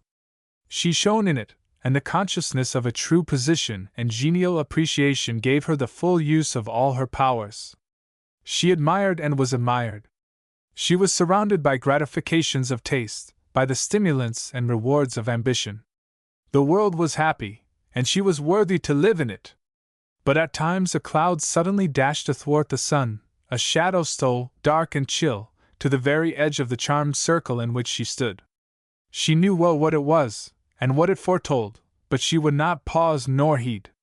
The sun shone again, the future smiled, youth, beauty, and all hopes and thoughts bathed the moment in lambent light. But school days ended at last, and with the receding town in which they had been passed, the bright days of life disappeared, and forever. It was probable that the girl's fancy had been fed, perhaps indiscreetly pampered, by her experience there. But it was no fairyland. It was an academy town in New England, and the fact that it was so alluring is a fair indication of the kind of life from which she had emerged, and to which she now returned. What could she do? In the dreary round of petty details, in the incessant drudgery of a poor farmer's household, with no companions or any sympathy, for the family of a hard-working New England farmer are not the Chloes and Clarissas of pastoral poetry, nor the Cowboys Corridons, with no opportunity of retirement and cultivation, for reading and studying, which is always voted stuff under such circumstances. The light suddenly quenches out of life. What was she to do? The simple answer is that she had only used all her opportunities, and that, although it was no fault of hers that the routine of her life was in every way repulsive, she did struggle to accommodate herself to it, and failed. When she found it impossible to drag on at home, she became an inmate of a refined and cultivated household in the village, where she had opportunity to follow her own fancies and to associate with educated and attractive persons. But even here she could not escape the feeling that it was all temporary, that her position was one of dependence, and her pride, now grown morbid, often drove her from the very society which alone was agreeable to her. This was all genuine. There was not the slightest strain of the feminine comprise in her demeanor. She was always shy and silent, with a touching reserve which won interest and confidence, but left also a vague sadness in the mind of the observer. After a few months she made another effort to rend the cloud which was gradually darkening around her, and opened a school for young children. But although the interest of friends secured her a partial success, her gravity and sadness failed to excite the sympathy of her pupils, who missed in her the playful gaiety always most winning to children. Martha, however, pushed bravely on, a figure of tragic sobriety to all who watched her course. The farmers thought her a strange girl, and wondered at the ways of the farmer's daughter who was not content to milk cows and churn butter and fry pork, without further hope or thought. The good clergyman of the town, interested in her situation, sought a confidence she did not care to bestow, and so, doling out A, B, C to a wild group of boys and girls, she found that she could not untie the Gordian knot of her life, and felt with terror that it must be cut. One summer evening she left her father's house and walked into the fields alone. Night came, but Martha did not return. The family became anxious, inquired if any one had noticed the direction in which she went, learned from the neighbors that she was not visiting, that there was no lecture nor meeting to detain her, and wonder passed into apprehension. Neighbors went into the adjacent woods and called, but received no answer. Every instant the awful shadow of some dread event solemnized the gathering groups. Every one thought what no one dared whisper, until a low voice suggested the river. Then with the swiftness of certainty all friends far and near were roused, and thronged along the banks of the stream. Torches flashed in the boats that put off in the terrible search. Hawthorne, then living in the old manse, was summoned, and the man whom the villagers had only seen at morning as a musing spectre in his garden, now appeared among them at night, to devote his strong arm and steady heart to their service. The boats drifted slowly down the stream, the torches flashed strangely upon the black repose of the waters, and upon the long slim grasses that weeping fringed the marge. Upon both banks silent and awe-stricken crowds hastened along, eager and dreading to find the slightest trace of what they sought. Suddenly they came to a few articles of dress, heavy with the night dew. No one spoke, for no one had doubted the result. It was clear that Martha had strayed to the river, and quietly asked of its stillness the repose she sought. The boats gathered around the spot. With every implement that could be of service, the melancholy search began. Long intervals of fearful silence ensued, but at length, towards midnight, the sweet face of the dead girl was raised more placidly to the stars than ever it had been to the sun. So ended a village tragedy. The reader may possibly find in it the original of the thrilling conclusion of the Blithedale romance, and learn anew that dark as is the thread with which Hawthorne weaves his spells, it is no darker than those with which tragedies are spun, even in regions apparently so torpid as Concord. Far too much has been made of the realistic elements in the Blithedale romance. Hawthorne says in his preface that he has occasionally availed himself of his actual reminiscences, but it cannot be claimed that he did anything more. The fact seems to be that he used such reminiscences and incidents merely as stimuli to his imagination, that the real romance of the story was purely of his own creation. So far as he used the facts of his life at Brook Farm, it was to give an air of reality to his story, and in no other sense can it be accepted as truthful to Brook Farm life.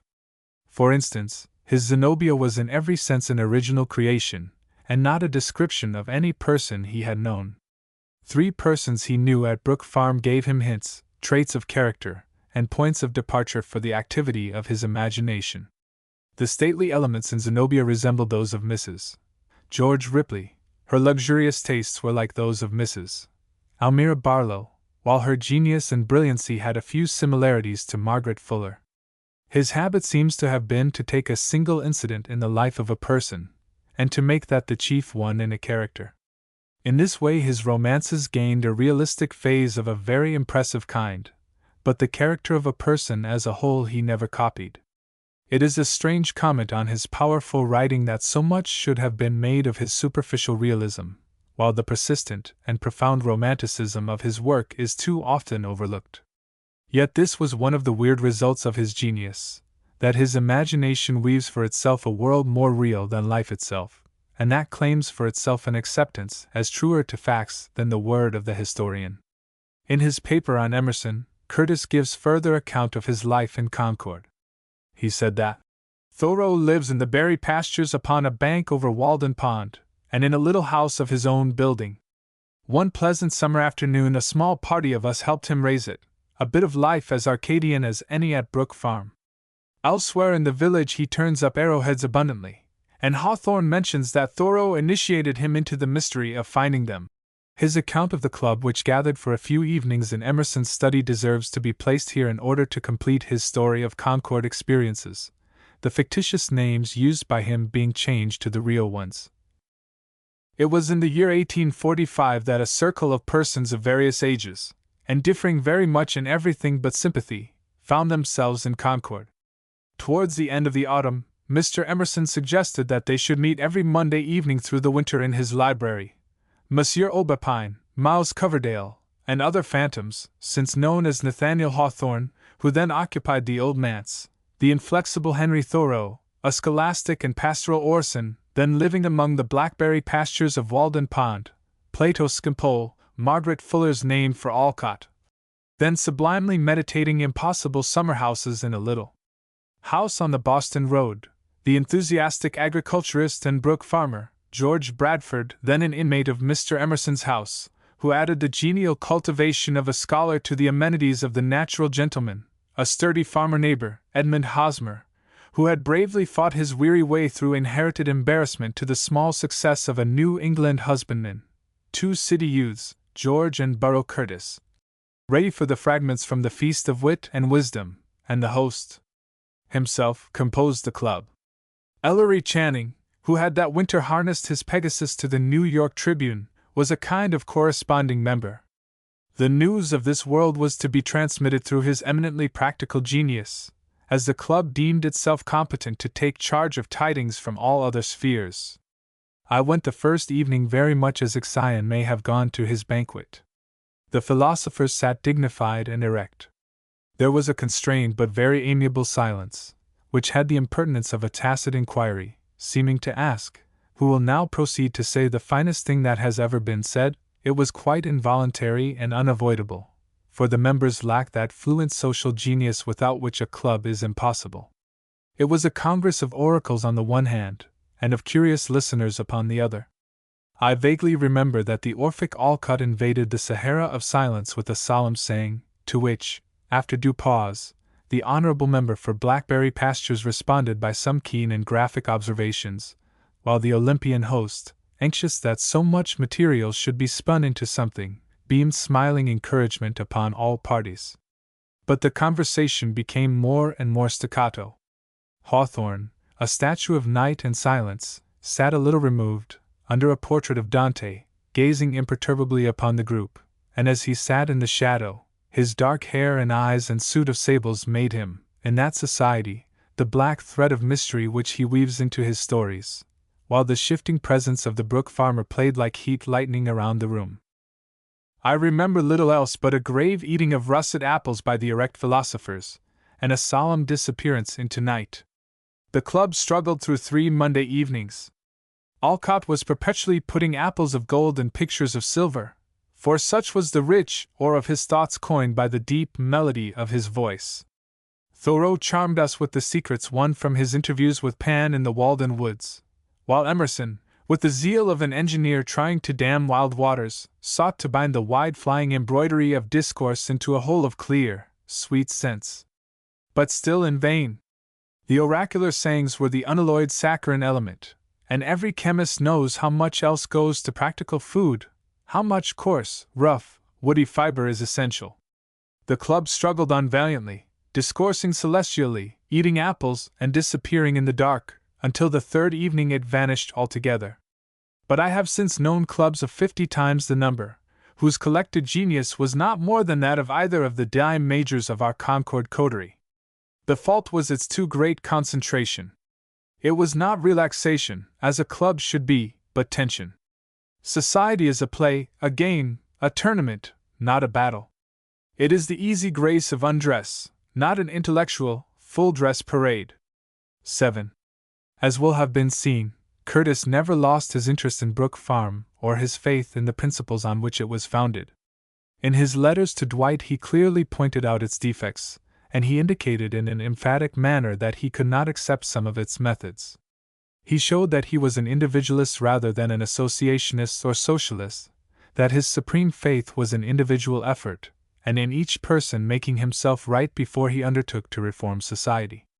His Easy Chair essays make it clear that he saw with keen vision the limitations of Brook Farm, but it had for him a distinct charm, and one that increased rather than grew less as the years went on. The Brook Farm effort to right the wrongs of society, to give all persons an opportunity in life, and to bring the help of all to the aid of each one, he heartily accepted in its spirit and intent, and to that faith he ever held with unswerving confidence. Not less did the Concord episode remain with Curtis as a bright spot in his life. He gladly went to Concord whenever the opportunity offered. He frequently lectured there, and was always heard with delight, and he gave the Centennial Address, April 19, 1875, on the occasion of the 100th anniversary of the battle at the Old North Bridge. It was a part of the Brook Farm and Concord life which Curtis continued in his intimacy with Dwight. So great was the confidence of this friendship that he wrote to Dwight as soon as his marriage had been arranged, telling him of his happiness, and telling him that the promised bride was the daughter of their old Brook Farm friends, the Francis George Shaws. "Do you remember her in Brook Farm days?" he asked. There was never anything that made parents and children happier. In closing his letter, he wrote, "When do you come to New York? I so want you to see her and know her, then of course you will love her. Give my love to your wife, think that love is not for this world, but forever, and remember your friend who remembers you." In his reply, Dwight said, "You are right, George, link your destinies with youth. I scarcely believe in anything else, except spring and morning. But then, there is a way of making these, the soul of them, perpetual, and you have the secret of it, I am sure, better than most of us. To think of that child, who used to play about Brook Farm, and go through finger drudgery under my piano professorship, heaven save the mark, the child of our young friends, Mr. and Mrs. F.S. How can you think of them as parents? Being the future Mrs. Hawaji, or I a dull drudge of an editor? I do wish indeed to see and know her, and doubt not I shall find your glowing statements all confirmed, and that in your height of joy you need not be ashamed to blush at east and blush at west. There is a certain maud-like ecstasy in your note that makes me think of that." A small bird had already sung the news in my ear. But it was doubly pleasant to have it straight from you. It was good in you to remember me so. Would that I might see you in New York! But I must content myself with the not very remote prospect of having you by the hand here. Till then, believe me happy in your happiness, and faithfully as ever your friend. Francis George Shaw and his wife Sarah B. Shaw were not members of the Brook Farm community, but they lived in the immediate vicinity, often visited the farm, joined in its entertainments, and were intimate friends of the leaders of the association. He was a contributor to the Harbinger, for which he wrote a number of articles in favor of the associationist social movement. He made an admirable translation of George Sand's Consuelo for the paper, in which that novel was for the first time printed in this country. Their children were frequently at the farm, and grew up in the midst of such ideas and influences as it fostered. One of them was that Colonel Robert G. Shaw who was buried with his niggers at Fort Wagner, after having led one of the most gallant military movements of modern times. 3 of the daughters married: Curtis, General Barlow, and General Charles Russell Lowell. Mrs. Josephine Shaw Lowell has made for herself a lasting name by her philanthropies, and her generous interest in all good causes. Mrs. Shaw wrote the biography of her son Robert, which was published in the work devoted to the Harvard graduates who fell in the Civil War. The real effect of Brook Farm, and that movement of which it was a part, can be rightly understood only when there is taken into consideration what they did for such persons as Shaw, Curtis, Barlow, Lowell, and Mrs. Lowell.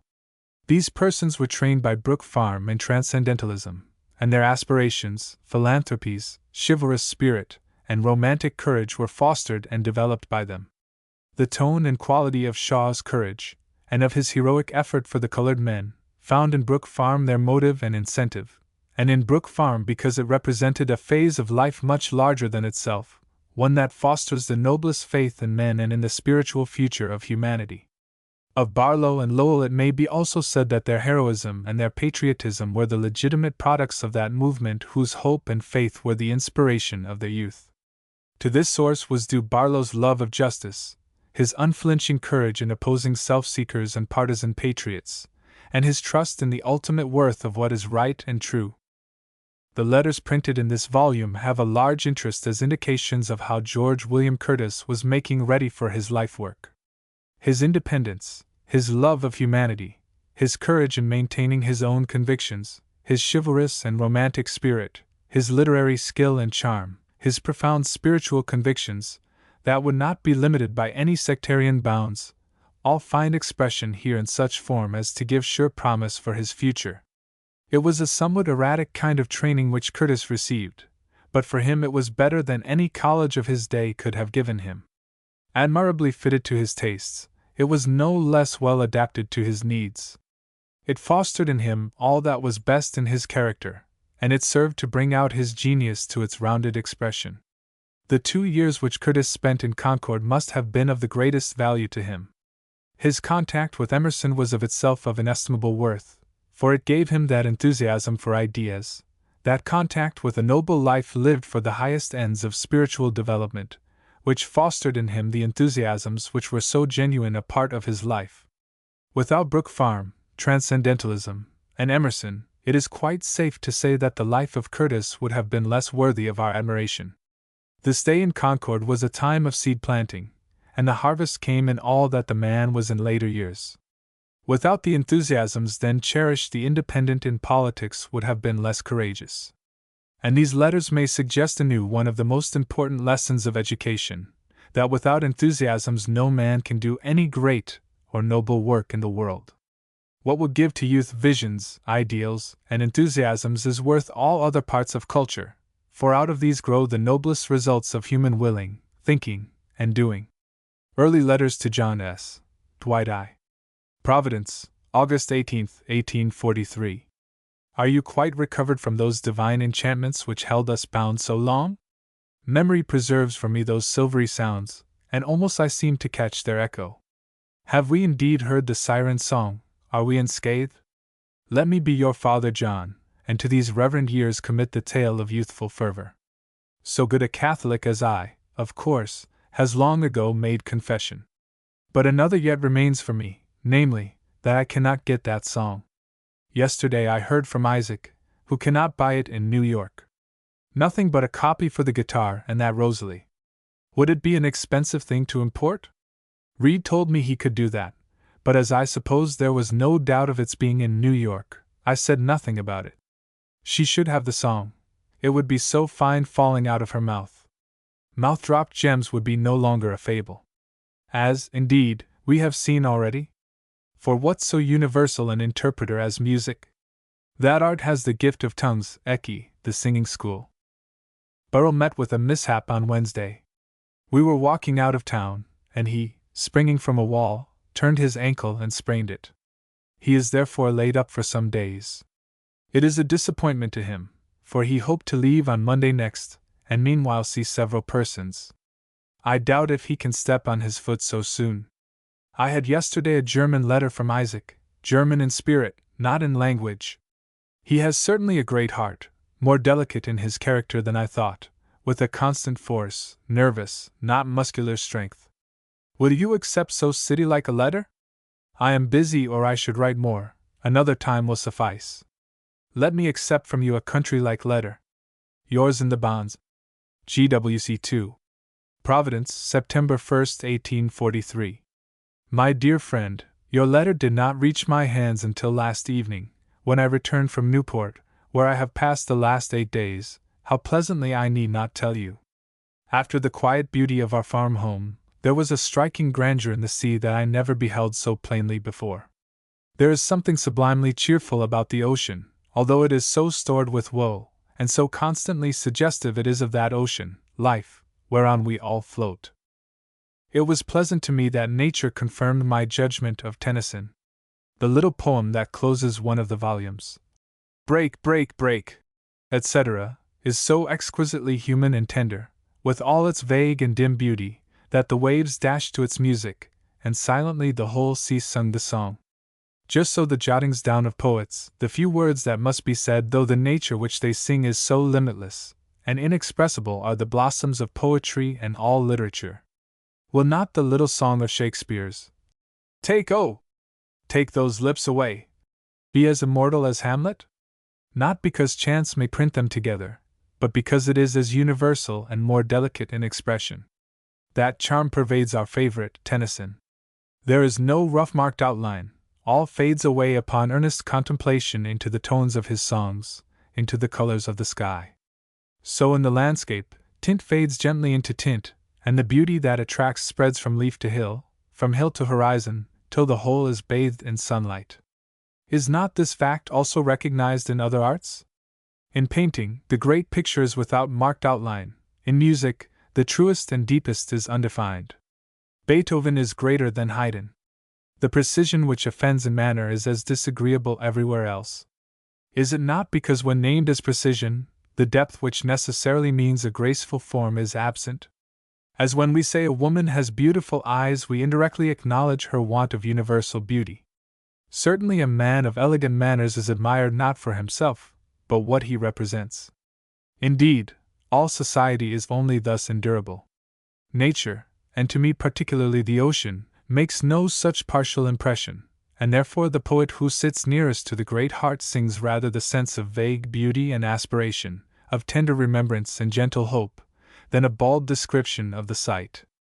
The ocean is not fathomless water nor the wood's green trees to him, but a presence, and a key that unlocks the chambers of his soul where the diamonds are. Therefore, when I have been into nearer conversation with nature I have little to say, but my life is deepened. The poet is he who with deepened life chants also a flowing hymn which utters the music of that life. You will understand why the little poem seems to me so fine, therefore. This water I also see, but not in me lies the power of the due expression of its influence. There was another pleasant aspect in Newport, of persons. I walked one evening towards the town, for I was boarding in the outskirts, and passed an encampment of soldiers, who in their gay uniforms glittered among the lighted tents like soldier fays. The band in the shadow of the camp was playing very sweetly airs proper for that fading light, half mournful, half tender and hopeful. I passed by the houses brilliantly lighted and filled with finely dressed people, who also thronged the streets. Before one of the principal hotels was a band from the fort serenading, and surrounded with a crowd of easy listeners. The ice cream resort was filled, the cottages shone among the trees, and an air of entire abandonment to joy filled the place. Old men and young men, women and girls, seemed to have laid aside all business, all care, and to be only gay. It was a vision of the Lotus Islands, an earthly portrait of that meek repose which haunts us ideally sometimes. I was surprised upon my return to find Burroughs still here. He is able only to crutch about the house, but will probably return to Brook Farm with me during the latter part of next week, which is the commencement week here. I should have been glad to have seen the gay picnic, and to have heard the let me hope she will not be gone when I return. I am exceedingly obliged for your kind suggestion of Adelaide, and if you choose to present it as a joint gift, you confer a great pleasure upon me. Commend me particularly to Almira, to the young men whom you will, including mainly Charles D. and James S., to Mr. and Mrs. R., and if you will write me again you will be sure that your proxy will be welcome to your friend, G. W. Curtis. Will you say to Miss Russell that I shall see my aunt this afternoon, and will perform her commission? Moreover, that I am gratified at so distinguished a mark of her approbation as the permission to escort a plant to her garden. G.W.C. 3. New York, Saturday Eve G. November 11, 1843. Your letter has just reached me, my dear friend, loaded with much that was not in it, and which needed only a person or a letter from a region so delightful to bear it to me. Already my life at the farm is removed and transfigured. It stands for so much in my experience, and is so fairly rounded, that I know the experience could never return, though the residence might be renewed. When we mend the broken chain, we see ever after the point of union. Tonight the wind sighs through the chimney, complaining and wailing and melting away in a depth of sadness, as if it would pacify its own sorrow, and found newer grief in that need. The clouds break and roll away in the sky, and the wan moon sails up as if to a weary duty. Yet so calm it is, so pure, that it chides weariness and preaches a deep, still hope. In the city I seem not to breathe quite freely yet, but daily I gain ground and air. It is so different, even more than I thought, so new, though I had seen it for years, so full, though I walk miles without speaking or seeing a face seen before. I must constantly say to myself, be quiet, be quiet. This huge enigma will gradually explain itself, and out of these conventions and courtesies you shall see the same tender nature looking that so enchanted your country life. Here is Burrough, and we are of more worth to each other than ever before. Sometimes I fear to think how much. He was as glad to see me as the old Christian's a prophet, for I know him best of all. The aspect of things here impresses me mainly with the absolute necessity and duty of making our place good. The stirring activity around me compels me to give account to myself of my silence and repose. The answer is always clear and steady. I have not heard the voice. Yet my mind begins to shape some outline of life. Of this I am assured, that in this world of work, where the hum of business makes music with the stars, I must work too. And how I must work, by what handle I shall grasp the world and justify my consumption of its food, that begins to appear. My genius is not decided enough to lead me unquestioning in any one direction, and my taste is so equally cultivated and developed that choice seems somewhat arbitrary. Yet it is not so. Above all, I regret no culture, though it may have thus multiplied the roads to be chosen. It is a tinge and charm to whatever is performed. A gentleman in never so ragged clothes is a gentleman still. You may be sure nothing has charmed me more than my meeting with Isaac in his mealy clothes and brown paper cap. His manner had a grand dignity, because he was universally related by his diligent labor, and my conversation with him was as earnest and happy as any intercourse I have had with him. This general activity does not reprove me, for my silence respects itself and gives good reasons why judgment should not proceed. And therefore it views more lovingly what surrounds it. The God stirs within, and presently will say something. Let us plant ourselves there and be lawyers that we may so dispense justice, not that we may get bread, and priests, because the divine will speak through us, and merchants and doctors and shoemakers and bakers, from the same reason. If we honestly serve in any such profession, bread will come of course. Your letter has quickened my thought upon these things, quite active before. My impulse is to say at once, go. The worst and all you can dread is the foul breath that will befog your fair name, because E.W. has done what he has, because you were a minister and are a transcendentalist and a seceder from the Holy Office, and a dweller at that place, unknown to perfumed respectability and condemned of prejudice and error. This is the first great reason, and the second is not unlike unto it. It is that you retard your preparation for any permanent pursuit, as a center of your sensuous life, by passing 2 or 3 years in Europe. With respect to the first reason, not your own feelings, but those of your friends, demand some consideration. In heaven's court will their sorrow at your departure and intimacy with E.W. at this time outweigh your own happiness at the trip, and because so you lend your own good character to one perhaps unjustly condemned. Such a sudden departure and intimacy with him might have an indirect influence upon your future attempts to base yourself in some way. If your mind is determining itself towards no pursuit, and you anticipate the same general employment that has filled the last year or two, I should say go. If God doesn't call here, he may in Europe, and if not for years, your voyage cannot interfere with him. There are private reasons, which you know, of his character and of your probability of assimilation, and of your independence in intimacies. Perhaps you may link little fingers, if you cannot clasp the whole hand. On the whole, I should say go, though not without due thought of friends, to whom your name and relation may be more than your friendship. You will soon let me know of your movements, will you not? For a week or 2, I am man of the house for my cousin, whose husband is in Boston. Borough fulfills the same duty for an aunt. It is a great separation, though only a step separates us when I am at home, but the fine social sympathy of actual contact, in the early morning and late night, the kind deeds that link the minutes and adorn the hours, the tender sweets of the dignity of friendship without its form, these are buds that bloom only in the warmth of hands perpetually united. Tonight Charles Dana and Isaac and Burrow came to see me. I smelled summer leaves and heard summer flutes as I stood with them and talked. Charles was never so important to me, he was himself and all Brook Farm beside. We are all going to hear William Henry Channing in the morning.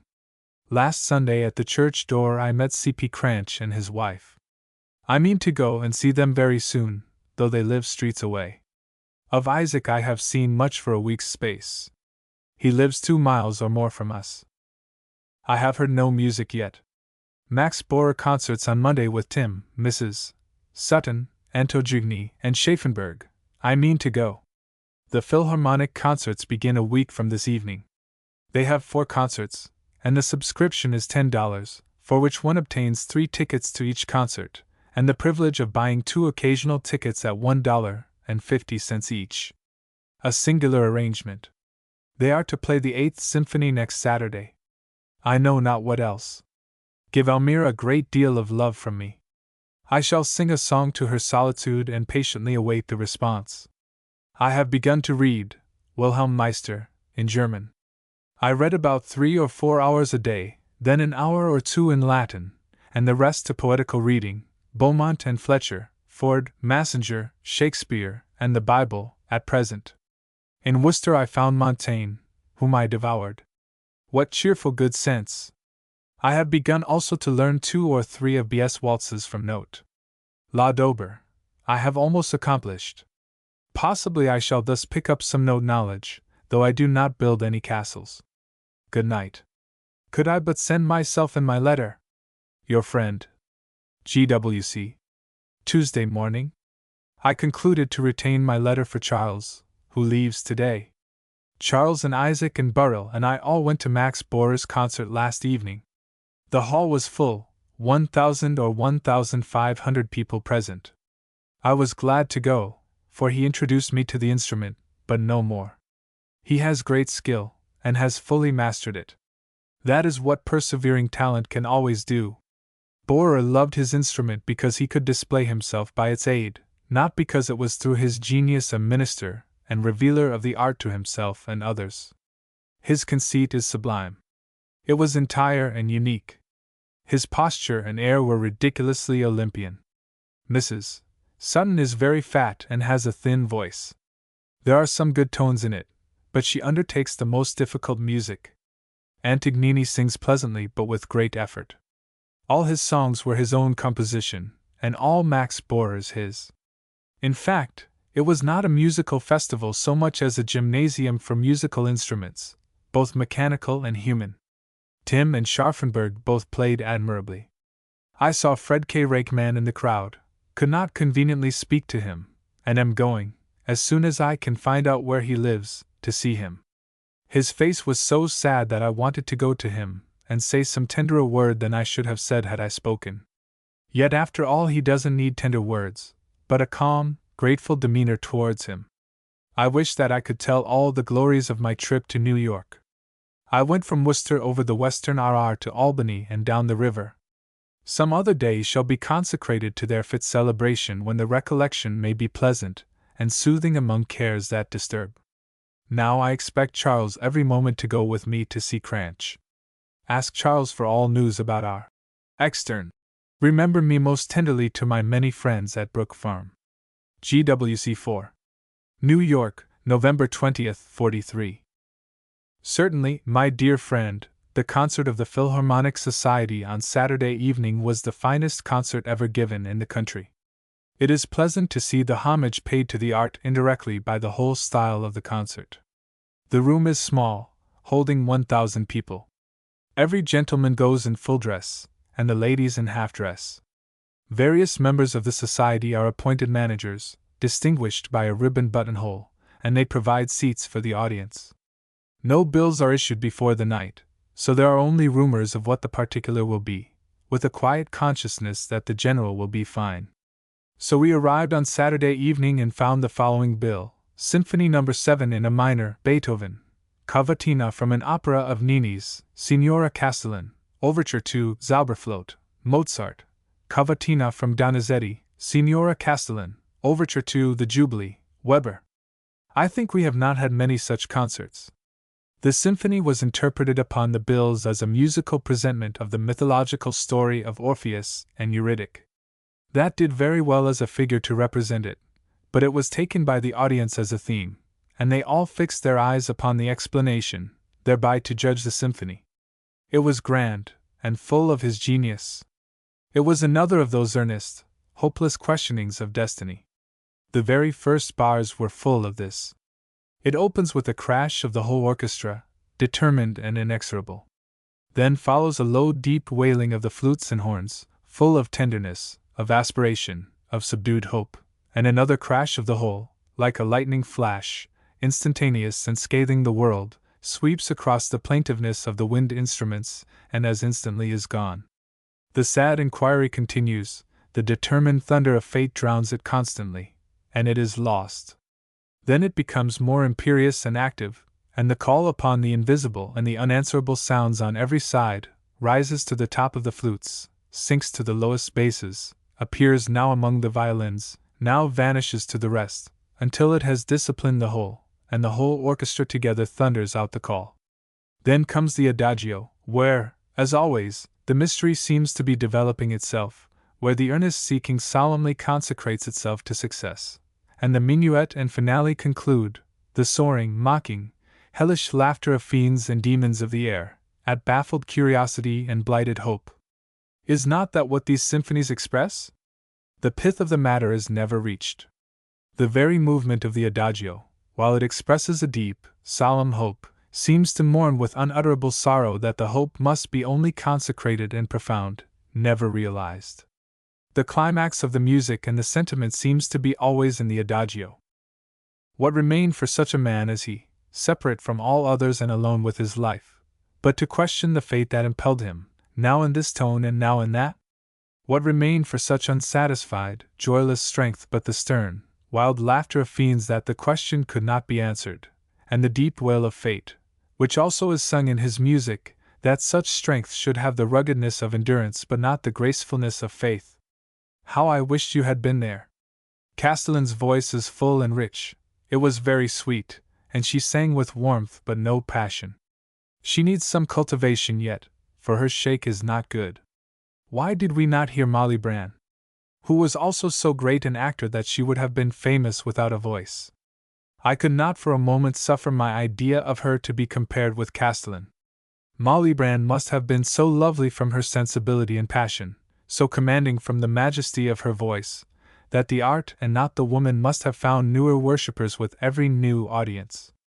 I hope to hear Cinto Damaro this week. You have heard the Magic Flute Overture, I think, so fairy-like and graceful, full of tender shadows and heart-rejoicing sunlight and aerial shapes that fade and glint like stars. And the magnificent Jubilee concluded with God Save the King. Evening. My aunt sent for me to hear Tim play the Pathétique. His playing is wonderfully graceful, his touch more delicate than either of the RS. But he lacks genius, and time and practice will give Fred R. all that Tim has. He is very enthusiastic. I spoke to him of Egmont.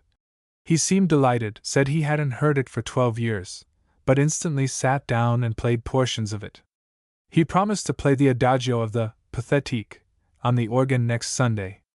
We had but a few moments, for his time is all devoted to teaching, or I should have kept him till midnight. He is so simple and natural about the matter that it is very pleasant to be with him. If you mention anything to him, he instantly runs to the piano and plays something from it. Imagine him the other evening standing up straddling the stool, a roll of music under each arm, gloves in hand, and playing a movement from one of the symphonies. I have been to see Cranch, found his wife at home, whom I have not seen since January. They are pleasantly situated, though a good way off. He has a room in the house where he paints. I saw 2 of his landscapes, views from nature, that were very striking. If I should find fault, I should say they were too warmly colored, and I suspect that is his error, if he has any, from what his wife told me he said of one of Durand's. Mr. Furness preached finely for us on Sunday. Mr. Dewey does not charm me at all. Have heard WHC once, as Charles will have told you. Have not yet seen him, for I have been out to see people hardly at all. Met Isaac at the Saturday concert. He looks fresh and well. Seems better every way than I ever knew him. Has he not found his place? I must see him again to discern the direction of Almira, to whom I have a letter written partly, and know not how to address it. Are you singing Eastward Ho? Or do you remain? Remember that he who criticizes Handel and Mozart, as the democratic witnesseth, owes something to the art, shall I say his life? What literary work are you about, or have you still the same reluctance to assume the pen that you had? Let the consideration that the pen is so invaluable a minister to friendship tempt you to honor it more by use. I have squeezed myself into such little space that I must defer an outline of my days till I write again. One moral inquiry for your wits, and I will withdraw into silence and the infinite. Does not one friend who indites many letters, unanswered, to another, thereby heap coals of fire upon somebody's head as effectually as if he fed the hungry? Scatter my love as broadly as you think it will bear, and reserve the carver's share for yourself. GWCV. Saturday night, November 25th, 43. Why do I love music enough to be only a lover, and cannot offer it a life-devoted service? Yet the lover serves in his sort, and if I may not minister to it, it cannot fail to dignify and ennoble my life. I am just from hearing old Bull, who this evening made his first appearance in America. How shall I fitly speak to you of him? How can I now, while the new vision of beauty that he caused to sweep by still lingers? Yet itself shall inspire me. The presence of so noble a man allures to light whatever nobility lies in us. He came forward to a house crowded in every part with the calm simplicity of genius. There was no grimace, no graces, but a fine grace that adorned his presence and assured one that nothing could disappoint, that the simplicity of the man was the seal and crown of his genius. A fair-haired, robust, finely formed man, the full bloom of health shining on his face, he appeared as the master of the great instrument, as the successor, in point of time, of the world-famous Paganini. Yet was one confident that here was no imitator, but a pupil who had sat thoughtfully at the master's feet and felt that beneath the depth of his expression there was yet a lower depth, who knew himself consecrated by a will grander than his will to the service of an art so divine and so loved. In him there was that sure prophecy of latent power which surrounds genius, and assures us that the thing done is an echo only and shadow of the possible performance. The playing followed this simple, majestic appearance. It was full of music, irregular, wild, yearning, trembling.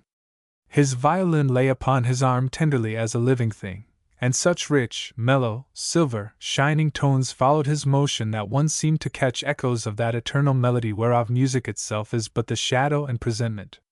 The adagios reminded me of Beethoven, not as they were imitated, but as all the great ones, in their appearing, summon all the rest. The mechanical execution was faultless. I detected no thick note. It was smooth as the sea of summer, embosoming only deep cloud shadows and the full sunlight, but no lesser thing. Then he came, and he withdrew, and my heart followed him. Do not be alarmed if the critics call him cold, and speak of him disparagingly when others are mentioned. The noble and heroes serve divine powers, and at last win men. Men of talent and application love their instrument as it introduces the world to them, men of genius as it interprets to them and to the world the mystery of music. Genius men must reverence, and they are not apt to do it boisterously. Is not the influence of fine character, which is only genius for virtue, like the brooding of God over chaos? Which is chaos only to the blind, but teems with generous, melodious laws to the spiritually discerned. Creation is the opening of eyes, not the fabrication of objects. Let there be light, is the creative fiat, spoken by every God-filled soul. Yet how sure is this power of genius? The world henceforth gives to old Bull the full and generous satisfaction of his needs. It cannot fail to esteem God's messengers when they come, if they be true and collected. Talent wins the same subsistence. Earnest, unfailing, unshrinking endeavor wins it anywhere. But what does talent and trial do but imitate the action of the result of genius? How sublime the revelations it makes in this art! While the rest have risen and culminated and paused, this seeks a zenith ever loftier and diviner. That deep nature, that central beauty, which all art strives to reveal, floats to us in these fine harmonies, to me more subtly and surely than elsewhere. But in this region, where my thought bears me, they are all united. This soft, silent face of Urania, which looks upon me sleeplessly and untired, is not its wonderful influence woven of that same essence that has ravished me tonight in the tones of the violin? In the coolness of thought, do not the masters of song, of painting, of sculpture meet in eternal congress, for in each is the appearance of equal skill? Raphael could have sung as Shakespeare, and Milton have hewn these massy forms as Angelo. Yet a divine economy rules these upper spiritual regions, as sure and steadfast as the order of the stars. Raphael must paint and Homer sing, yet the same soul gilds the picture and sweetens the song. So Venus and Mars shine yellow and red, but the same central fire is the light of each. In the capacity of doing all things well lies the willingness to serve one duty. The jack of all trades is sure to be good at none, for who is good at all is jack of one only. It seemed a bitter thing to me, formerly, that painters must only paint and sculptors carve, but I see now the wisdom. In one thing well done lies the secret of doing all. Music, painting, are labels that designate the form of action, the soul of it lies below. The earnest merchant and the earnest anti-tradesman do join hands and work together. Not ends are demanded of them, but vital strength and soul. The world does not need that I name my work, but that the work be accomplished. The midnight warns me to pause. The stillness accords with the intercourse of friendship, as the silence of space with the calm, speechless recognition of the planets. Thoughts of all friends circle round me like gentle breezes from the black wing of the night. Friends are equal and noble always to friends. Lovers only know the depths and the heights of lovers. Love prophesies only a surer, diviner friendship, crowned with the dignity and composure of God. I shall re-enter the world through the white gate of dreams, yet more quiet and resolved that I have heard this man, more tender, more tolerant. He has touched strings of that harp whose vibrations never cease, but affirm the infiniteness of our being and its present habitation in eternity. Your friend, G.W.C. Wednesday. Sunday p.m. I passed with Fred. Rakeman. He was very glad to see me, and I him. His fine face lighted with enthusiasm as we spoke of music, of Germany and its poets. He played magnificently, among others, Adelaide, translated for the piano by Liszt, a beautiful andante of Chopin, some of Henselt, etc., until it was quite twilight. Then I went away. He promised to come and see me, nor shall I fail to see him as often as I think he will endure, though his days are so busy with teaching that I do not hope to find him except on Sundays. Tonight Old Bull plays the second time. I shall go to hear him.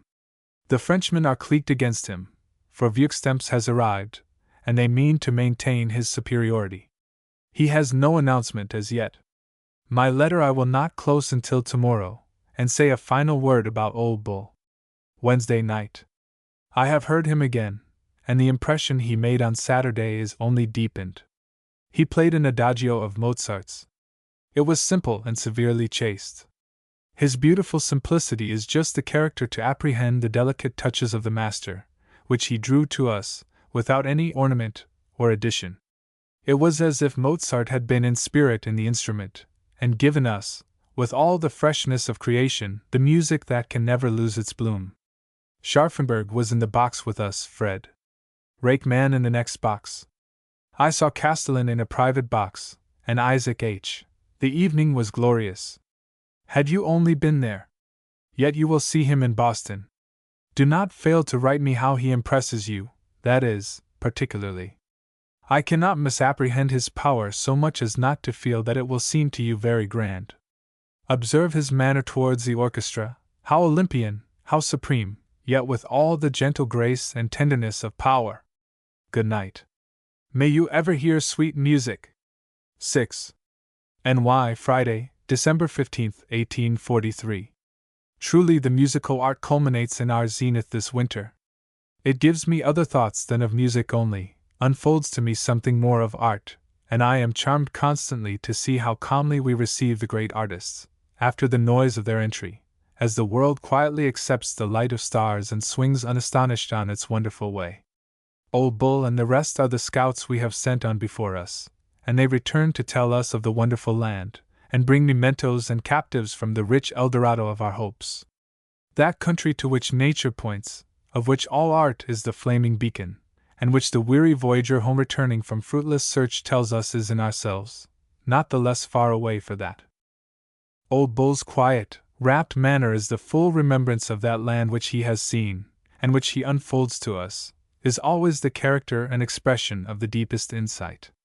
Just look at our bill for the week which ends tonight: Monday, Vieuxtemps; Tuesday, Ardit and Damereau; Wednesday, Old Bull, Miss Sperdy, the new pianist, and Madame Sforzan; Thursday, Castellan, Antoine Braff and Sforzan in the Stabat Mater, followed by the Battle of Waterloo Symphony by Beethoven; Friday, Vieuxtemps again. Monday evening I could not hear Vieuxtemps, but went on Tuesday to hear C. Damereau and Ardit. The former, with the smallest voice, sings pleasantly from her wonderful cultivation, of which, however, the technicalities, so to say, are too much obtruded. She shakes through all her songs, and this power, which would render her plain singing so sure and pleasing, demands attention for itself, not because it improves the tone of the singing. Artit is an elegant artist. He plays very finely, wonderfully, but the greater his execution, the more marked appeared to me the difference between the highest cultivated talent and the supremacy of genius. He played difficult music, he shook and warbled and imitated, some of his tones were very exquisite, but it was all lifeless, the passionless semblance of beauty. I was as if walking in a Gorgon's ice palace, with magnificent, clear crystals, and noble, transparent pillars, and all the artifice of beauty and comfort, but evermore a deep chill from the lavish elegance. When he had done, I knew he had done his utmost, that he had exhausted hope. In him I found none of that depthless background which genius ever offers. He made sing in my ears the old text, "The things seen are temporal, the things unseen are eternal." His performance is a thing seen, not a dim beacon on the outskirts of an unexplored country, wherein we hear birds singing and rivers flowing, and see the great cloud shadows fall upon the hills, where in the dim distance stately palaces are faintly traced, and the depthless woods fringe unknown seas. Artit's playing seemed to me like the full flower exhausting the plant, old bulls like a star shining out of the infinite space. Flowers wither, but the stars do not fade. We gather the blossoms with joy and hurry home, but the stars light us on our way and make our homes beautiful. Talent has something familiar and social in its impression and greeting, but genius receives us with a calm dignity that transfigures courtesy and complaisance, and makes our relations healthy and grand. The whole tone of Artit's violin differs from Bull's. I felt they must not be compared, and so listened delightedly, but with a pale, ghastly joy. When I heard Ole, I could not sleep. It was like a fire shining out of heaven, sudden and bright. It kindled within me flames which seek heaven, disturbed the surface of my soul, evoking spirits out of that depth I did not know were there, and it was as if 1,000 hopes, which were the substance and object of memory, rose out of their graves and held long vigil with me in those silent hours. How few of us can keep our balance when a regal soul dashes by! I presently recover myself, and serve with a milder and firmer persistence my own nature. The way is made clearer by these bright lights, universal nature shines fairer that there are so many single stars, but they must only be stars in my heaven and fires upon my hearth, nor burn out my heart by inserting themselves in my bosom. The next night I went to hear Old Bull again at the tabernacle, which holds 3,000 persons. The doors were open at 6, the concert began at 8. At 6:15 the house was full, and at 7 was jammed, and hundreds went away. I arrived too late, but was so satisfied at the triumph that I went gladly home again, pleased to be one who could not hear. Last evening I heard the Stabat. Castellan has a magnificent voice. Does she not lack passion? She certainly needs cultivation. The symphony was merely a musical picture of the battle, a battle of Prague for the orchestra. It begins with a drum, a bugle call follows, a march, and what march do you think? Malbrook. Imagine me, a fervid worshipper of Beethoven, rushing in the crowd to hear a symphony wherein, with all orchestral force, the old song, Law, Law, was banged into my ears. I sat in motionless dismay, while there followed another trumpeting and drumming and marching and imitations of musketry by some watchman's rattle. Then came some good passages, which confounded me only the more. Then, God Save the King, which announced the British victory. Anon followed some marches, with the occasional bang of the bass drum to disfigure or present the distant cannon, and then there was a pause, and the people began to get up. I was confounded, looked towards the orchestra, and they were moving away, and I discovered I had heard the whole, alas! The day. What it meant, what Beethoven meant by writing it, how he could be so purely external, how he could so use the orchestra, I cannot comprehend. Perhaps it was a curious relaxation with him, as artists imitate other instruments upon their own. Perhaps it is a joke, but that it was a sad disappointment to me admits no perhaps. Since the limitations of life appear most forcibly to correspondence in limited sheets of paper, let me bear away abruptly from music. My German progresses finely. I have read Novalis's poetry, and am just now finishing the Learjar. I read 3 or 4 hours daily, and am pleased at my progress. Burrell and I have just finished Johnson's Elements of Agricultural Chemistry, and Beale's book. I read to him daily from Bunyan. I am also busy with Beaumont and Fletcher, Paul's Epistles, and St. Augustine. You will easily imagine that my whole day is devoted to literature. After dinner, at 5 o'clock, I sally down Broadway for exercise, and in the evening, if I go to no concert, usually seek my room and books. Tonight, for the first time, I am going out to a ball at a friend's, the girl of whom you have heard me speak as singing so well. Cranch I meet very rarely. Have been only once to see him. W.H. Channing do not yet know.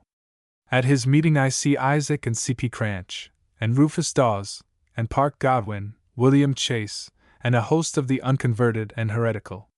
Him I do not yet know personally, nor Vathek. His enthusiastic manner, and the tranquil fervor of his character, charm me very much. I find that I do not care to go after people. Perhaps I have been rather too much with them. At all events, I will go to see none for curiosity. Isaac is my good friend, and passed Sunday p.m. in my room. We spoke of the church and society, and all topics that do so excite the youthful mind. I must break short off to dress for my party. I shall speak to you again before you know that I have been. Saturday. Today I have finished the Learjar. It is very calm and wise. It is full of Goethe, and therefore leaves behind in its impression that almost indefinite want which his character leaves, a want apparently readily designated. Yet to say his intellect was disproportionately developed leaves us in doubt whether a pure natural growth of the moral nature would have harmonized with his peculiar manifestation of intellect. He is to me as a blind god, made wise by laborious experience, not perpetual sight. He is at least too large for the tip of a letter. What do you read or don't you read? Sunday. Today I heard a fine sermon from W.H. Channing. There I met Isaac and C.P. Cranch. Walked home with the latter, who during the week had heard Old Bull. I suppose he will write you of it. Professor Adam, from Northampton, was there. At our church, a few Sundays since, I saw Mrs. Delano, late Kate Lyman, and her sister Susan. The latter was beautiful. She seemed like a pure, passionless saint. Had I been in a Catholic church I had imagined her to have been some holy being, incarnated by her deep sympathy with the worshippers. I hardly saw her, just enough to receive a poetic impression. How little I have said! My life is very quiet, yet very full. Your letters are very grateful to me. One dares trust so much more to paper than to conversation. Friends living intimately learn of each other from tones and glances, not by conversation. Friends meet intellectually in words, lovers heartfully in words. Macready has gone and I did not see him. He played nothing of Shakespeare. Shall I direct to Brook Farm or Boston? More anon. Wires ever. GWC 7. New York, Friday, December 22nd, 43. A Merry Christmas to you, and to all Christian souls. How brave goes the year to its setting! These calm, cold days impress me like the fine characters of history in the elder time, inspired with a generous wisdom, and prophesying what shall be the newest and best word of hope in our day. The season embraces and surpasses those old men, even the finest. Today, as I walked, the magnificence of the closing year, so steadfast and sure, sparing no sunshine nor rain, passing quietly out to be renewed nevermore, quite reproved the solemn martyrdoms of men, upon which we hang our hopes. Nature is great that she does not suffer us to define her influence upon ourselves. Like all greatness, she suggests to us beauty and grace, not as attributes of hers, but fair buds and flowers of the soul. Therefore, in the full presence of nature, the grandest deeds seem harmonious, and the wisdom of Plato, and actions whose greatness is the center, not the utmost compression, of our life are harmonious and symmetrical. To the Greeks and Jews the gospel is blindness and a stumbling block, but joy and peace to the elect. Nothing is so stern and lofty a cordial to me as this severe inscrutability of nature. I must obey or die, and dying is no help to me, for the spirit that rules now rules evermore. How like a god sits she brooding over the world, announcing her laws by blows and knocks, by agonies and convulsions, by the mouths of wise men, affirming that as the sowing so also is the harvest. And there is no alleviation, no palliation. She heeds no prayers, no sighs. Those who fall must raise themselves, the sick must of their own force recover or perish. When thus she has set us upon our legs, everything works for us, and the sun and moon are great lamps for our enlightenment, and men and women leaves of a wondrous book. Then, imperceptibly to us, in these snows and blossoms and fruits annually all history is rewritten, and the honest man who knows nothing of Greece and Rome derives from the swelling trees and the bending sky the same subtle infusion of heroism and nobility that is the vitality of history. The vice of our mode of education is that we do not regard life from an eternal point. We want magnanimity and truth, not the names of those who have been magnanimous and true, and I see not why nature today does not offer to me all the grandeur of character that has illustrated any period. Men and nature and art all seek to say the same thing. Could we search deeply enough, I doubt not we should find all matter to be one substance, and could we appreciate the worth of every art and every landscape and man, they would be identical. As I am a better man, the more soluble is the great outspreading riddle of nature, and the more distinct and full the delicate grace of art. As an old, quaint divine said of fate and free will, they are two converging lines which of necessity must somewhere unite, though our human vision does not see the point. So all mysteries are radii, and could we follow one implicitly, then we have found the center of all.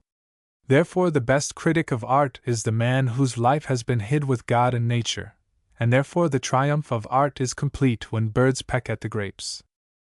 I felt this yesterday while looking at Cole's paintings. Each picture of the voyage of life impressed me somewhat as the voyage itself does. Especially the cold, subdued tone of the last, which suggests infinity by the tone merely. Perhaps you have not seen them, and will suffer a brief account. The pictures are four. The first represents a boat of golden prow and sides wrought into the images of the hours, bearing an infant in a bed of roses, and issuing from a dim cave in a dark, indefinable mountain, and hasting down a flower-crowned stream. The second shows the babe grown to manhood, and assuming himself the guidance, leaves the guardian spirit upon the bank, and upon a wider stream, piercing a wider prospect, sails away, allured by a dim cloud castle which seems to hang over the river, yet from which the stream turns. The next shows him dashing along amid clouds and whirlpools and tempests, without rudder or compass, towards threatening rocks, yet serenely, with clasped hands, abiding the issue. In the last, grown to old age, he sails forth upon a fathomless, shoreless sea, leaving behind all rocks and tempests, while the guardian angel again at the helm points to regions of cloudless day. Though very beautiful of themselves, they suggested to me grander pictures of this grandest theme, and so interested me very much. Truly there is nothing final, all is suggestive. When, entranced in summer woods, we demand that nature lend our homes somewhat of her beauty, she replies to us that beauty is so subtle, residing not in the green of this leaf nor in the curve of that branch, and not in the whole, but in the soul that contemplates it, that of herself she has none, and that we her lovers have invested her with such golden charms. The universal wish to realize is only typified by the grasping gain. Most men live to acknowledge in heart the superiority of young dreams over old possessions, and the world feels that in the unshrinking aspirations of the youth lies the hope of the world. That is the lightning that purifies the dense atmosphere, and glancing for an instant, reveals the keenest light known to men. So the old year sings to me as it goes crowned with crystals and snowdrops to its end. Without shrinking, without sorrow, it folds its white garment around unwithered limbs, and submits gracefully to the past. Nature regards it with that calm face whereon no emotions are written, but a wise serenity forever sits. This year, too, is to many lonely hearts a redeemer, and no heavens will be darkly clouded when it is over, but still stars will shine unsurprised. Pale scholars and midnight vigils, golden gaiety wreathing the hours with flowers and gems, unbending sorrow pressing heavy seals upon yielding wretchedness, it will steal surely from all these, and on the morrow be a colorless ghost in the distant past. Its constancy will secure our immortality. The grandeur of the year may be the strength of our character, and as the East receives it, we may enter the inscrutable future reverently, and with folded hands. Sunday. I am going to F. Rakeman's to pass the afternoon and give him this for you. He proposes to pass a week in Boston. I have heard Wallace during the week. He has great talent, but I had heard Old Bull, and Wallace's violin playing was only good. What think you of Vieuxtemps, who, I see, is in Boston? Shall you not send Newp hither? So many things I would say. It is wiser to say nothing. Remember me to my West Roxbury friends, Mrs. Russell and Mrs. Shaw and their spouses. Ever your friend. GWC 8. NY, Thursday, January 18th, 44. I have not yet answered your letter by W.H. Channing in words, though I have said a great deal to you that you have not heard. What an interrupter of conversation is this absence! Neither have I told you of my Vieuxtemps experience, nor shall I close my letter without speaking of Newp, who by the gods favor concerts tonight. Your letter by W.H. Channing crystallized a resolution which has been quiet in me for the winter, so still that it needed only a powerful jerk to induce crystallization at once. So the day or two succeeding its receipt found me busy in expressing some thoughts about reform and association which I meant for the present. But the necessity for expression seems to have been satisfied without publication. The essay remains as quietly in my portfolio as did the idea in my mind. So it was with an article on Old Bull that I wrote some weeks since for the Tribune. The need seems to give the thought expression and form, whether it then lay still or fly abroad upon paper wings. Besides, printing does give a dignity to thoughts that the author should feel that they deserve, a permanency too. The newspaper that escapes the turmoil and tear and dust of years bears the same aspect as all its fellows of the same date that were ushered into the morning parlors with it, and so some commentator on Old Bull and Vieuxtemps, or what not, shall run down to the lower generations more noiselessly, yet as certainly, as Shakespeare and Plato. There is a singular pleasure, too, in publishing what nobody thinks is yours. It is addressing the world not as Geo Curtis, but as some distinguished messenger, the mystery of whom is a charm, if nothing more. Yet unfortunate me! I could never maintain the secret long. Is that from pride or because you cannot endure to see men go wrong, if you can help them? When Charles Dana came running to me with what he thought Emerson's poem, how could I help saying, "It is mine"? In that case, at least, it was sympathy for Emerson's reputation that prompted the speech. There is something that pleases me much in the united works of young authors. Sands and who? In Our Country published Umoiden, and some other poems together. C. Lamb and Lloyd, was not Coleridge one, published some small verses in company. There is a sort of meanness in it, too, as if they should say, "Here we come, two scribblers, not worthy singly to attract your attention, but together making out something worth your money. After all, a single failure may be better than a double respectability." Imagine the united literary works of Dwight and Curtis rotting in an odd drawer of Ticknor's or James Monroe's. Could we ever look each other in the face again?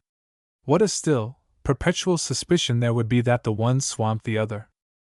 Do you not mean some day to gather your musical essays together, like a whirl of leaves, and suffer them to expand into a book, though not with the cream-colored calyx that Ticknor affects, I beg? Nay, might you not make some arrangements with Greeley to publish them here, in a cheap way, if you would make money, for those who valued them would of course obtain more durable copies. If not, and you would think dignity compromitted, some of the regular publishers might be diplomatized with. They would make an unique work. You know we have nothing similar in American literature, no book of artistic criticism, have we? Why will you not think of it, if you have not done so? And what so poor a man as Hamlet is may do, you shall command. How recreant am I to this noble art, that listen only and celebrate with feeble voice its charms. Tuesday evening, at a small musical party, I heard Euphrasia Borghese sing, whom you may have heard, and who is to be prima donna at the new Opera House, which opens on the 25th or 20th of the present month. They begin with the Puritani. It will be altogether devoted to Italian music, I suppose, from the tendency of the New York taste and the collection of musicians. I heard Vieuxtemps both times he played after his return. I was very much delighted. He was so modest and composed and refined. His playing is as wonderful as Old Bull's, but not so fascinating. His compositions more contemplative and regular, not so wild and throbbing with the irregular pulsations of unsatisfied genius, as are Old Bull's.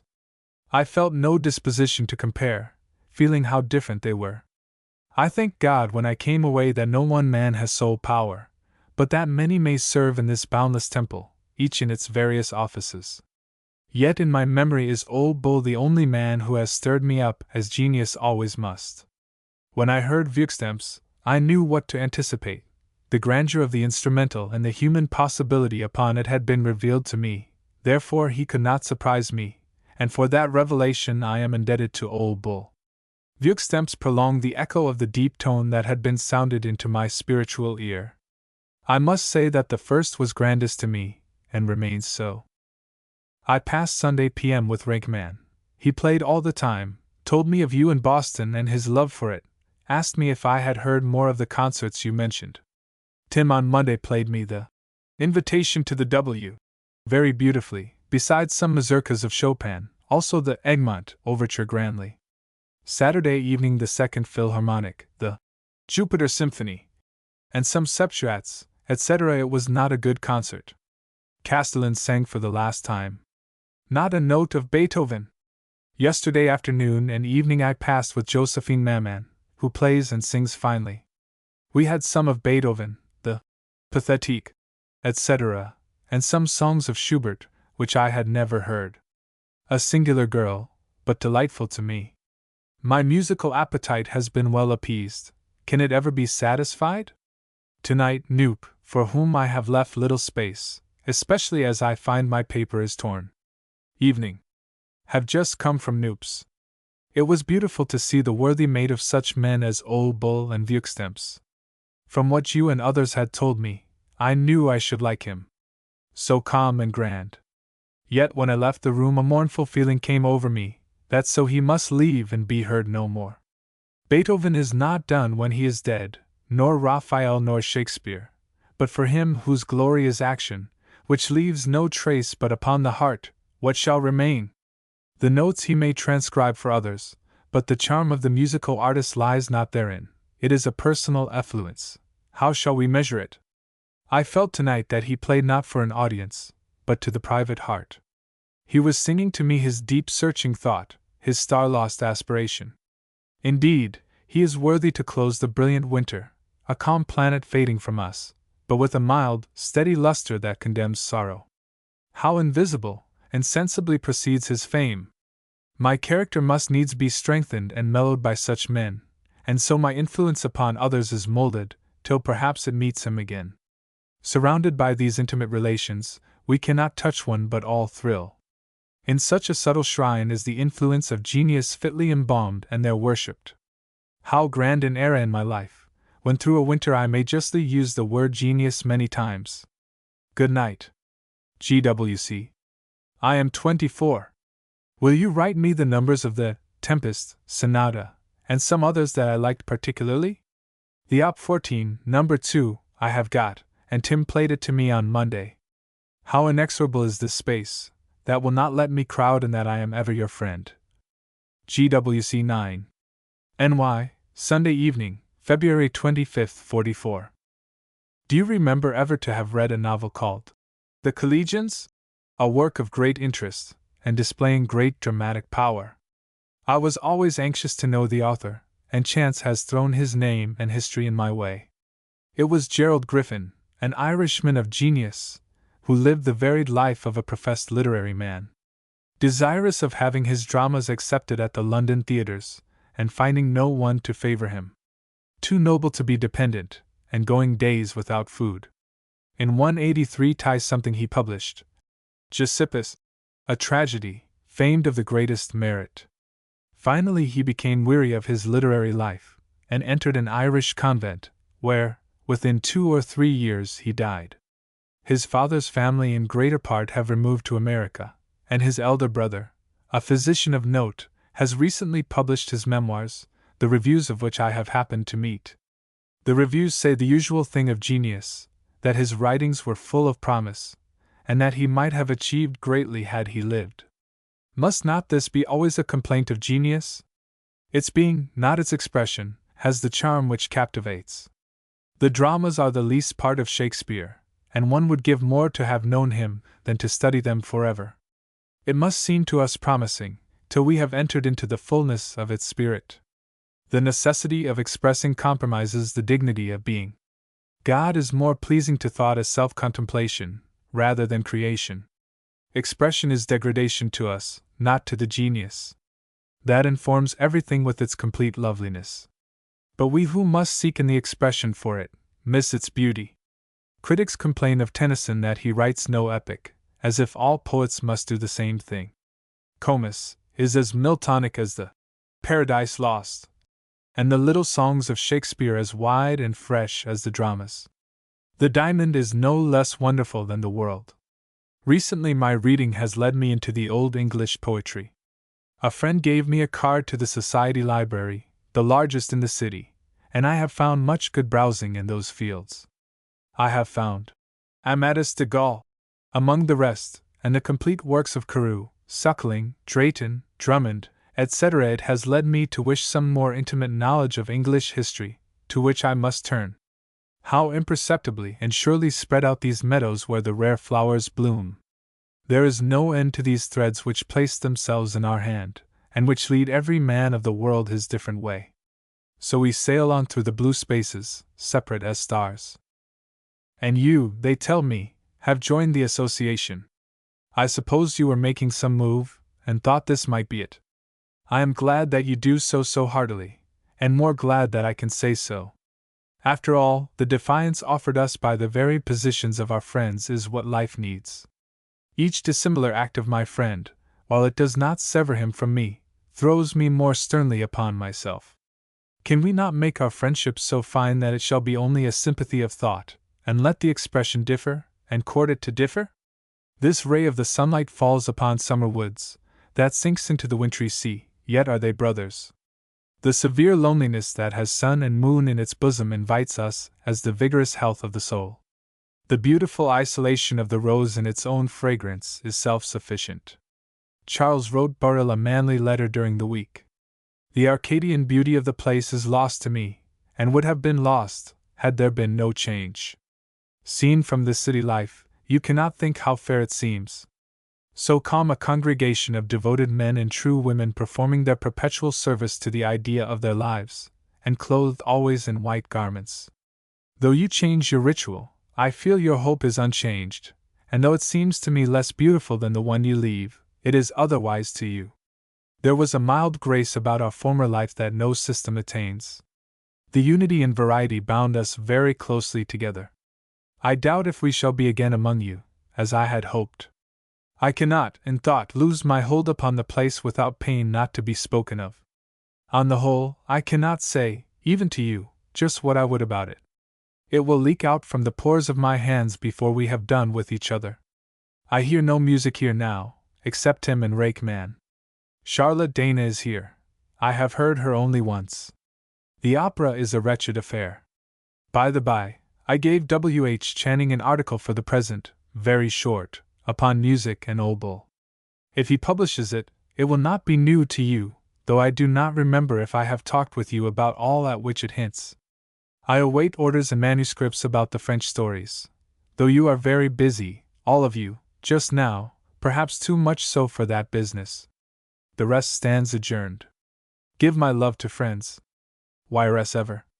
G.W.C. Will you say to C. Dana that I would like to come for a short visit, at least, before going elsewhere, and that as soon as possible, say in a week. Can I come? If not, ask him to say when. Yours, J. Burrow Curtis. February Y27. X. New York, March 3, 1844. Your letter was very grateful to me.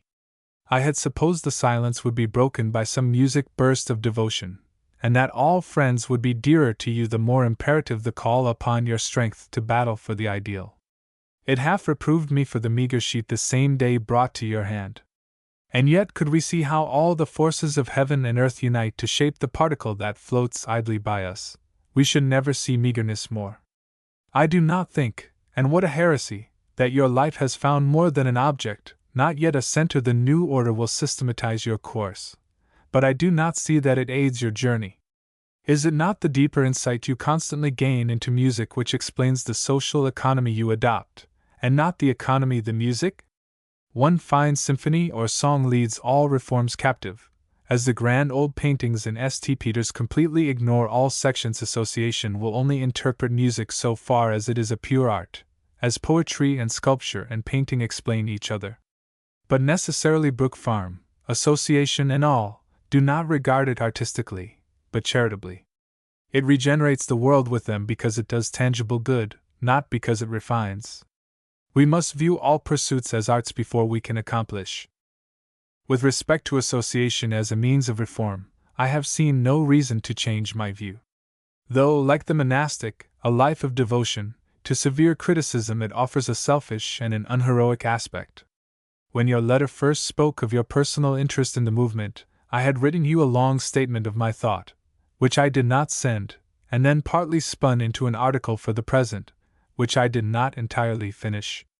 It was only a strong statement of individualism, which would not be new to you, perhaps, and the essential reason of which could not be readily treated. What we call union seems to me only a name for a phase of individual action. I live only for myself, and in proportion to my own growth, so I benefit others.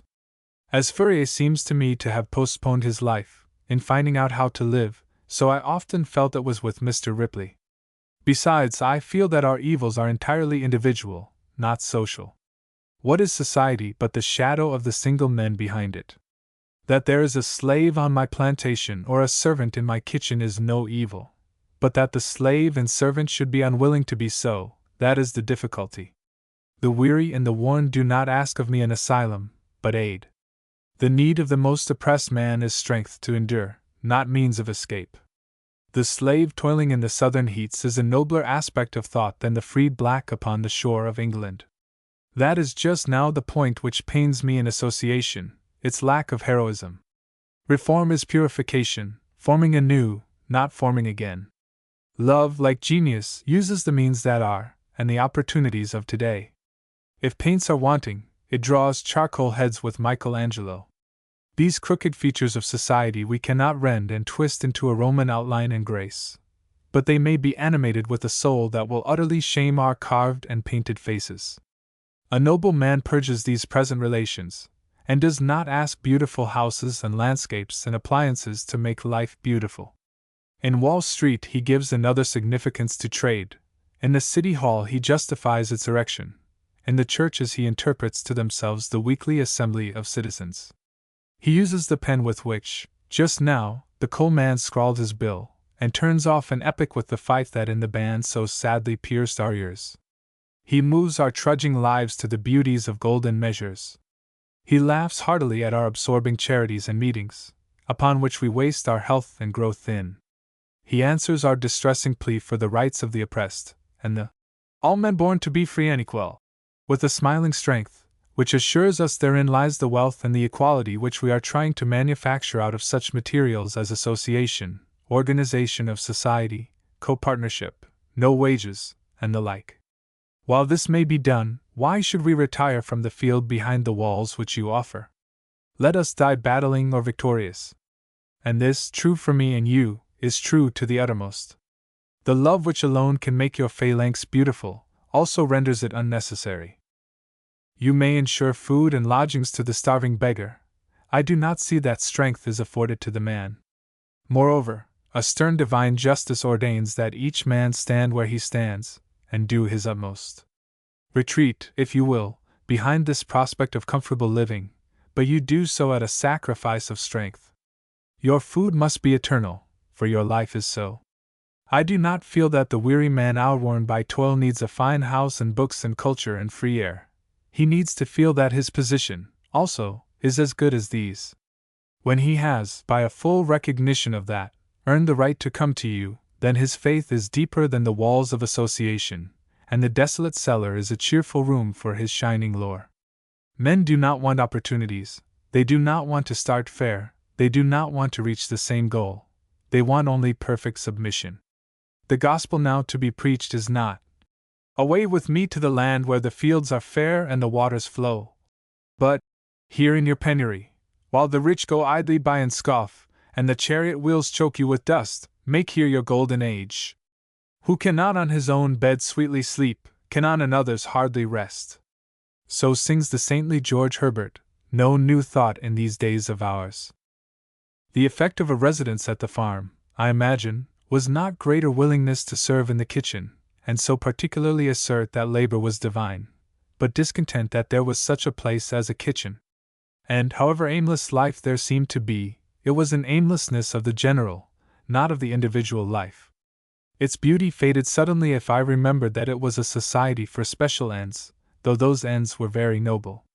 In the midst of busy trades and bustling commerce, it was a congregation of calm scholars and poets, cherishing the ideal and the true in each other's hearts, dedicate to a healthy and vigorous life. As an association, it needed a stricter system to ensure success, and since it had not the means to justify its mild life, it necessarily grew to this. As reformers, you are now certainly more active, and may promise yourselves heaven's reward for that. That impossibility of severance from the world, of which you speak, I liked, though I did not like that there should be such a protest against the world by those who were somewhat subject to it. This was not my first feeling. When I went, it seemed as if all hope had died from the race, as if the return to simplicity and beauty lay through the woods and fields, and was to be a march of men whose very habits and personal appearance should wear a sign of the coming grace. The longer I stayed, the more surely that thought vanished. I had unconsciously been devoted to the circumstance, while I had earnestly denied its value. Gradually I perceived that only as a man grew deeper and broader could he wear the coat and submit to the etiquette and obey the laws which society demands. Now I feel that no new order is demanded, but that the universe is plastic to the pious hand. Besides, it seems to me that reform becomes atheistic the moment it is organized. For it aims, really, at that which conservatism represents. The merit of the reformer is his sincerity, not his busy effort to emancipate the slaves or to raise the drunkards. And the deeper his sincerity, the more deeply grounded seems to him the order he holds to be so corrupt. God always weighs down the devil. Therefore the Church is not a collection of puzzling priests and deceived people, but the representative, now as much as ever, of the religious sentiment. A pious man needs no new church or ritual. The Catholic is not too formal nor the Quaker too plain.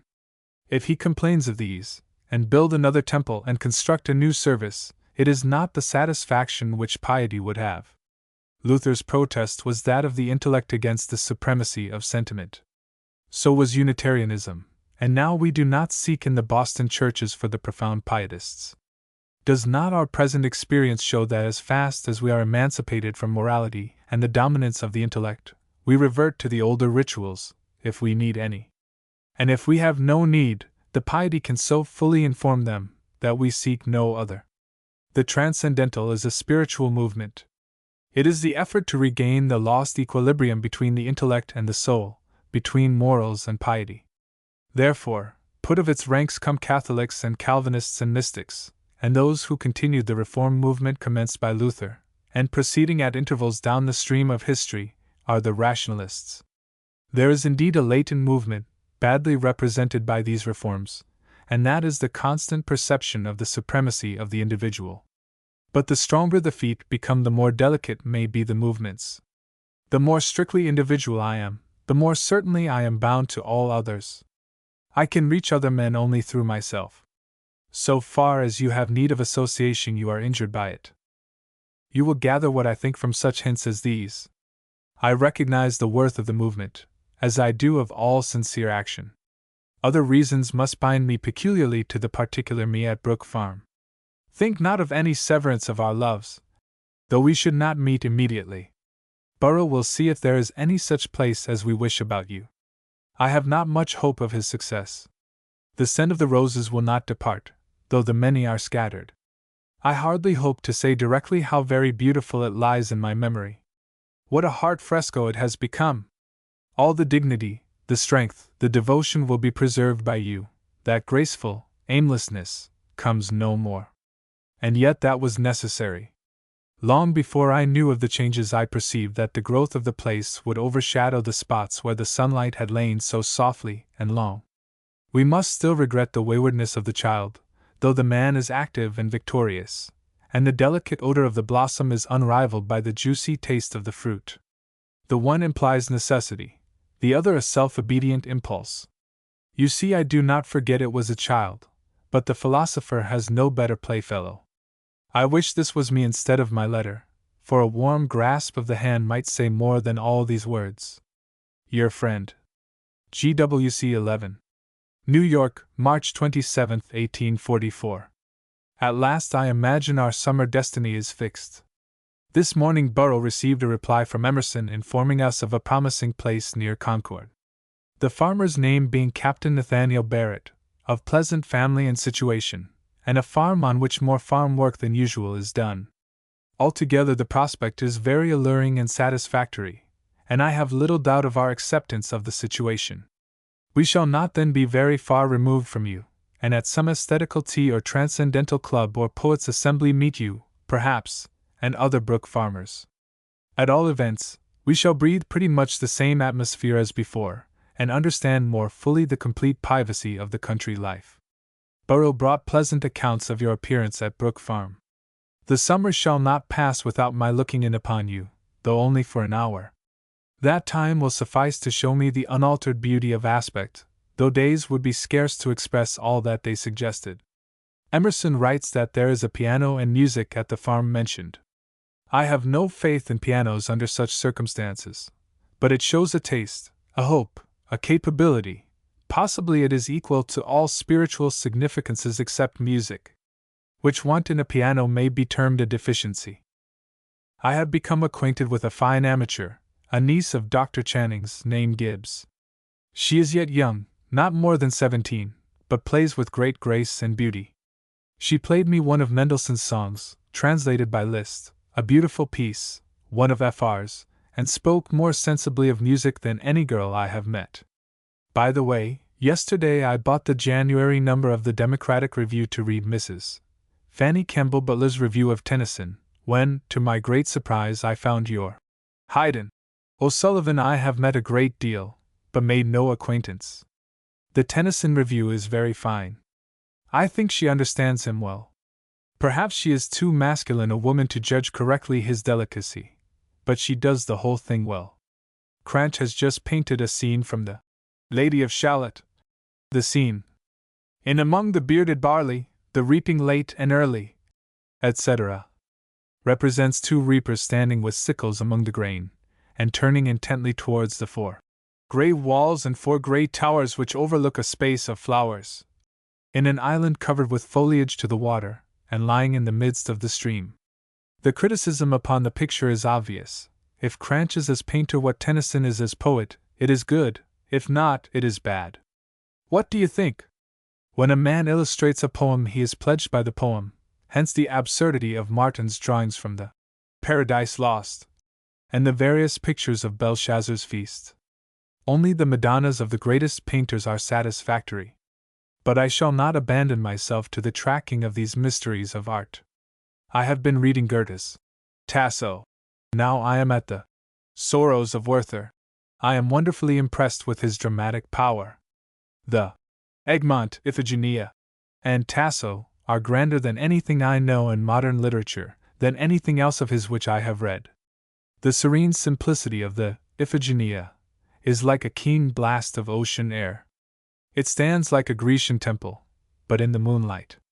Is not that because, as Fanny Kemble says, and so many have thought, he was a heathen? He did not enter into the state called the Christian. He served gods, not a god, and had it been otherwise this tragedy had been full bathed in sunlight. And yet I hardly dare to say anything decidedly of such a man. I shall condemn myself a little while hence if I do. Let me hear from you before I leave New York, which will be in 2 or 3 weeks. I shall not leave all my good friends, and all the fine music here, without a pang. But if we stop for pangs, will you send me the number of the Mondschein and the Tempest Sonata? Your friend, G. W. Curtis. 12. NY, Monday morning, April 8, 1844. The last few days have been like glimpses of Brook Farm, seeing so constantly Mr. Ripley, and Charles, and List, and Isaac, and Georgiana, and Margaret Fuller. The last 3 days of the past week were occupied by the sessions of the convention, about which there was no enthusiasm, but an air of quiet resolution which always precedes success. To be sure, the success, to me, is the constant hope in humanity that inspires them, the sure, glowing prophecies of paradise and heaven, being individual not general prophecies, and announcing the advent in their own hearts and lives of the feet beautiful of old upon the mountains. In comparison with this, what was done, and what was doing, lost much of its greatness. Leave to Albert Brisbane, and Id Omni Genus, these practical etchings and phalansteries. But let us serve the gods without bell or candle. Have these men, with all their faith and love, not yet full confidence in love? Is that not strong enough to sway all institutions that are, and cause to overflow with life? Does that ask houses and lands to express its power? Does it not ride supreme over the abounding selfishness of the world, and so raise men from their sorrow and degradation, or so inspire them that their hovels are good enough for them? But all difference of thought vanished before the profound, sincere eloquence of these men. Last night, at W. H. Channing's church, the room was full, and the risen Lord Jesus might have smiled upon a worthy worship. From all sections were gathered in that small room men led by the same high thought, and in the light of that thought joining hearts and hands, unknown to each other, never to be seen again, and in the early dawn setting forth with hard hands and stout hearts to hew down the trees which shall be wrought into the stately dwellings for those who come after in the day. So knelt the devoted pilgrims upon the sands of Holland, and embarked upon that doubtful sea. They fought and perished. Their homes were pierced with the Indian's bullet and flames of fire. The solitude of stern forests scared not their hearts, and we follow now and live in peace. It was something to have felt and seen such heroism. The meetings of the convention were made interesting by some speeches of W. H. Channing. His fervor kindles the sympathy of all who listen. I do not think he is a man of great intellect. His views of society are not always correct. He speaks very often as an infidel in the capability of men might speak. He is fanatical, as all who perceive by the heart, and not the head are, as deeply pious men are apt to be. But I never heard so eloquent a man, one who commanded attention and sympathy, not by his words or thoughts, but the religion that lay far below them. It is a warm, fragrant, southern wind at which the heart leaps, not the pure, cold, ocean air which braces the frame. Between him and some whom I have heard is the same difference as between Goethe and Novalis. The one a June meadow, with flower scents and cloud shadows and the soft, sultry music of humming bees and singing birds, with clear skies bending over, a deep sea the other, whereon sail stately ships, wafted by health-bearing breezes, in whose waters the sick gain strength, in whose soundless depths the coral and the precious stones repose forever, which supplies the clouds whose shadow makes the meadow beautiful. Indeed, how glorious is the range and variety of character among which we move. Though the stars differ in glory, they all make the sky fair, and do not clash in their revolutions. That dissimilarity is the secret of friendship, which educates to stand alone. Indeed, to make a most heretical conclusion, the race exists to teach me to live without it. My friend, God has no need of creatures, but he is not less nearly bound to them. I send you the final number of the present. You will see my article. A poor thing, but mine own. To you it will be nothing new. It seems to me I have used some of the same sentences in speaking to you. The dial stops. Is it not like the going out of a star? Its place was so unique in our literature. All who wrote and sang for it were clothed in white garments, and the work itself so calm and collected, though springing from the same undismayed hope which fathers all our best reforms. But the intellectual worth of the time will be told in other ways, though the dial no longer reports the progress of the day. On Friday we leave for Boston. I do not know precisely if we shall go immediately to Concord, for we are performing at the same time a duty of affection in accompanying to Mount Auburn the body of an uncle. We may possibly be detained in Boston until the following Monday, in which case I shall not fail to come out and see you. So in death my New York correspondence. Yours truly and ever, G.W. Curtis. Music and Old Bull. We know little of the art of music, though our concerts are crowded, and the names of the composers familiar. But our reverence to the masters in art is like the reverence for the Bible, not a hearty one. A late musical reviewer well says that the admiration of the Parisians for Beethoven is a conceit. That calculation answers for our meridian.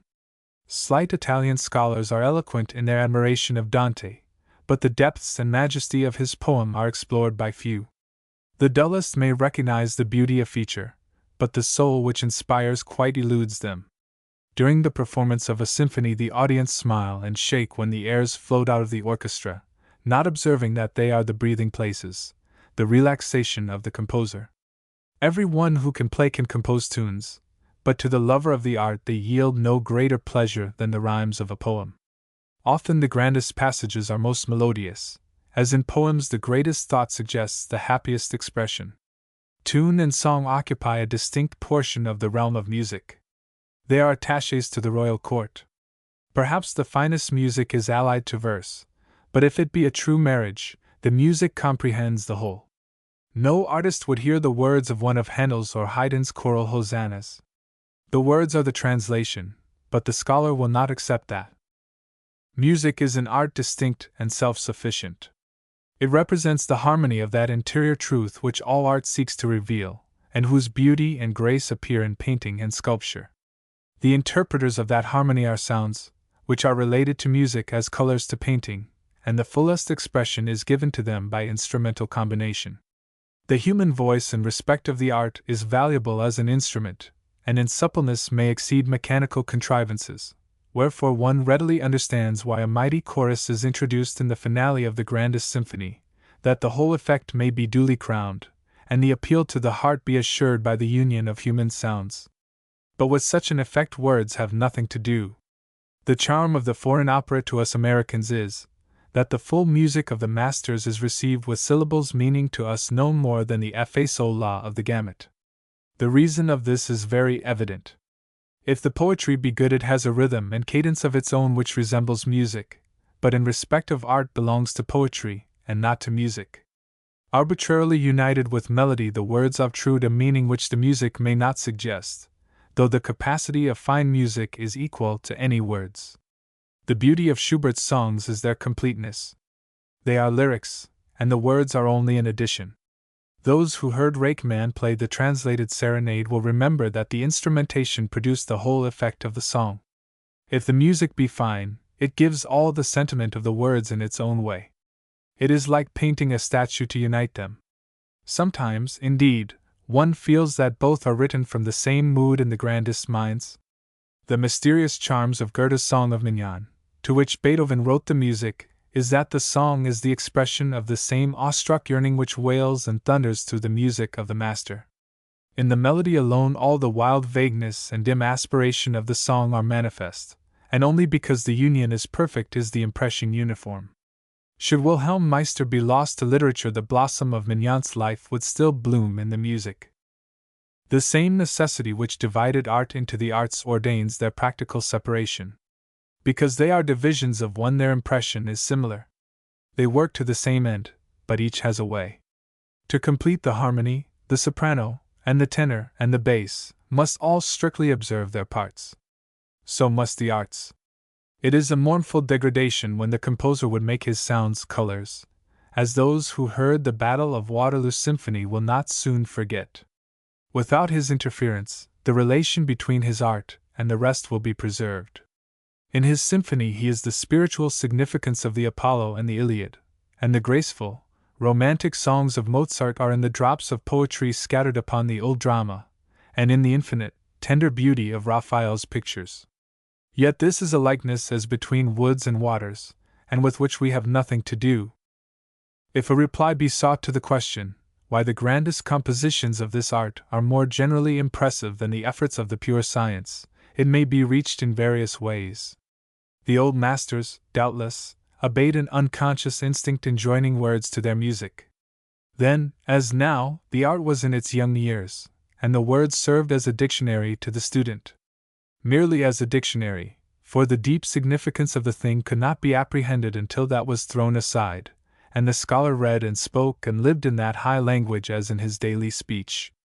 The best American critic of the art says, speaking of the Messiah, feeling that it was time now to do something more worthy his genius, and more fitting his years, as he was getting old, he resolved to draw from all the sources of his art, and put forth all his power, to make an eloquent exposition of his faith in music, and interpret the Bible thus to the hearts of all men. And yet, hitherto, have not the sublime fragments he culled from the Bible served as expositors of the oratorio? The Messiah is the celebration, in Handel's way, of the great things of his life, which, more or less, are the remarkable experience of all men, and which receive the grandest verbal expression in the Bible. Having this same confession to make, and obeying a different means from Moses and the Apostles, a means which few could understand, what remained but to transcribe the sublimest verbal record men knew, and tell them that that was a free translation of his thought. So, in later times, Beethoven replied to one who asked the meaning of a sonata. Read Shakespeare's Tempest. With the masses and operas of modern times the case is the same. Genius, which is plenitude of power, adapts itself to all facts. It will receive the outline of a story and weave upon it a wonderful web, which the story shall interpret. But an opera of Mozart's reveals to the voiceless player its whole magnificence. Trilling prima donnas and silvery Italian are the addenda and vocabulary. They are the "this is the man, this the beast" written under the picture. The severe beauty of the art is immediately injured by any encroachment upon the others. The highest praise awarded to the most successful of such attempts is that of imitation. Haydn would represent the growing of grass and the budding of trees, a beautiful conceit, but a false perception of his art. Art has little to do with imitation. The best portrait is not the facsimile of a face, but the suggestion of a character. Music has not to do with form but thought. The Germans derive no more pleasure from the songs of their masters than we who may not know their language. The second question is that of persons who do not understand the claims of music to the dignity of an art, whom pleasant old songs pleasantly lull to sleep after dinner, to whom comes no voice of the art separate from all things else, but which stands before him silent and veiled, while an interpreter converses. Often these songs are beautiful ballads, and so have a peculiar grace. If the music is appropriate and simple and melodious it is enough, and henceforth, to such, no artist who does not play tunes is more than a quack, and the complaint of the man who sat hearing Old Bull for an hour, and then departed because he was so long tuning his fiddle, is the most general criticism upon his performance. But the old Scotch and Irish airs, which endear these songs to us, were doubtless, at some remote period, the wordless singings of maternal love over the rocking cradle. They become readily united with words as a help to the memory, and as imparting facility of expression. Those who have heard Auld Robin Grey, Robin Adair, and the airs which Moore has gratefully accompanied with words played on summer evenings, with flutes and horns, then realize that the impression lies in that which the words shadow. This fact is recognized in modern music by the introduction of songs without words, by the composition and performance, with more or less success, of Beethoven's symphonies, where most of all words are at fault. The pleasure of him to whom these profound compositions reveal a meaning is more private and enchanting than any he knows. He is very well content to be called enthusiastic, for his presence alone justifies the performance of such works. When he meets at the concert room those who are enraptured with Donizetti, yet who come to do homage to Beethoven, he is reminded that Beethoven would not see Rossini, holding him as one who debased the art, and it seems to him like Jesus calling upon the Jews to become as little children. Everybody reads Shakespeare, but few know what the word means. The theater is crowded to hear Macready's Hamlet, but it is to see Macready, not to study the drama. When he is gone the play remains, and though it is spoken by stupid men, their dullness cannot affect its profundity and strength. That is the test of art, that it transcends its instruments, and the artist at his piano realizes the soul, though not the effect of the symphony which has spoken to him so loudly from the orchestra. The music written at this day is gymnastics for the instrument, rather than worthy offerings upon the altar of art. It is a perverse separation of the art and the science. It requires an accurate knowledge of the instrument that it may surprise, and so win applause for the performer, not that it may the better serve music, whether it has auditors or not. Few things could have more deeply pained a worthy musician than the last concert of Max Bohrer. Such profound knowledge of the power of the instrument, such utter ignorance of its intention. It seemed to groan in despair that he, who knew its changes so well, could not awaken it to melody, but with solemn conceit, showed that he did know them, and gain approbation for that knowledge. Knoop, with the same exact science, showed a hearty reverence for art, and reverently withdrew himself and his violoncello. Castellan's voice was so full that her person was necessarily forgotten. One would not do injustice to the voice. That is frequently the instrument for which fine music is written, but in view of the art, it is an instrument only. Its deeper effect upon many minds springs from its humanity, from that part of it of which nothing can be said, and which the coalman has as well as Malibran. This constitutes its occasional superiority of influence, but cannot impart to it the effect and artistic manifestation which instruments produce. When the full force of both is united, as in the symphony mentioned, the grandest musical expression appears. The winter has been full of finer musical experience than we have yet had. With Old Bull, Vuugstemps, and Knoop, Castellan and Damereau, the Beethoven symphonies and German overtures of the Philharmonic Society, the art has reached a point hitherto unattained. Yet this is partly deceptive. Most persons heard Old Bull from curiosity, and the symphonies from fashion. Such music and such artists have no permanent hold of the heart here. The pianos are covered with the songs of Donizetti, and Max Bohrer takes, generally, a higher rank than Knoop. The student of art does not regard these noble artists and fine music as the dawning of the art among us, but as brighter stars flashing across the sky, while still the east is dark.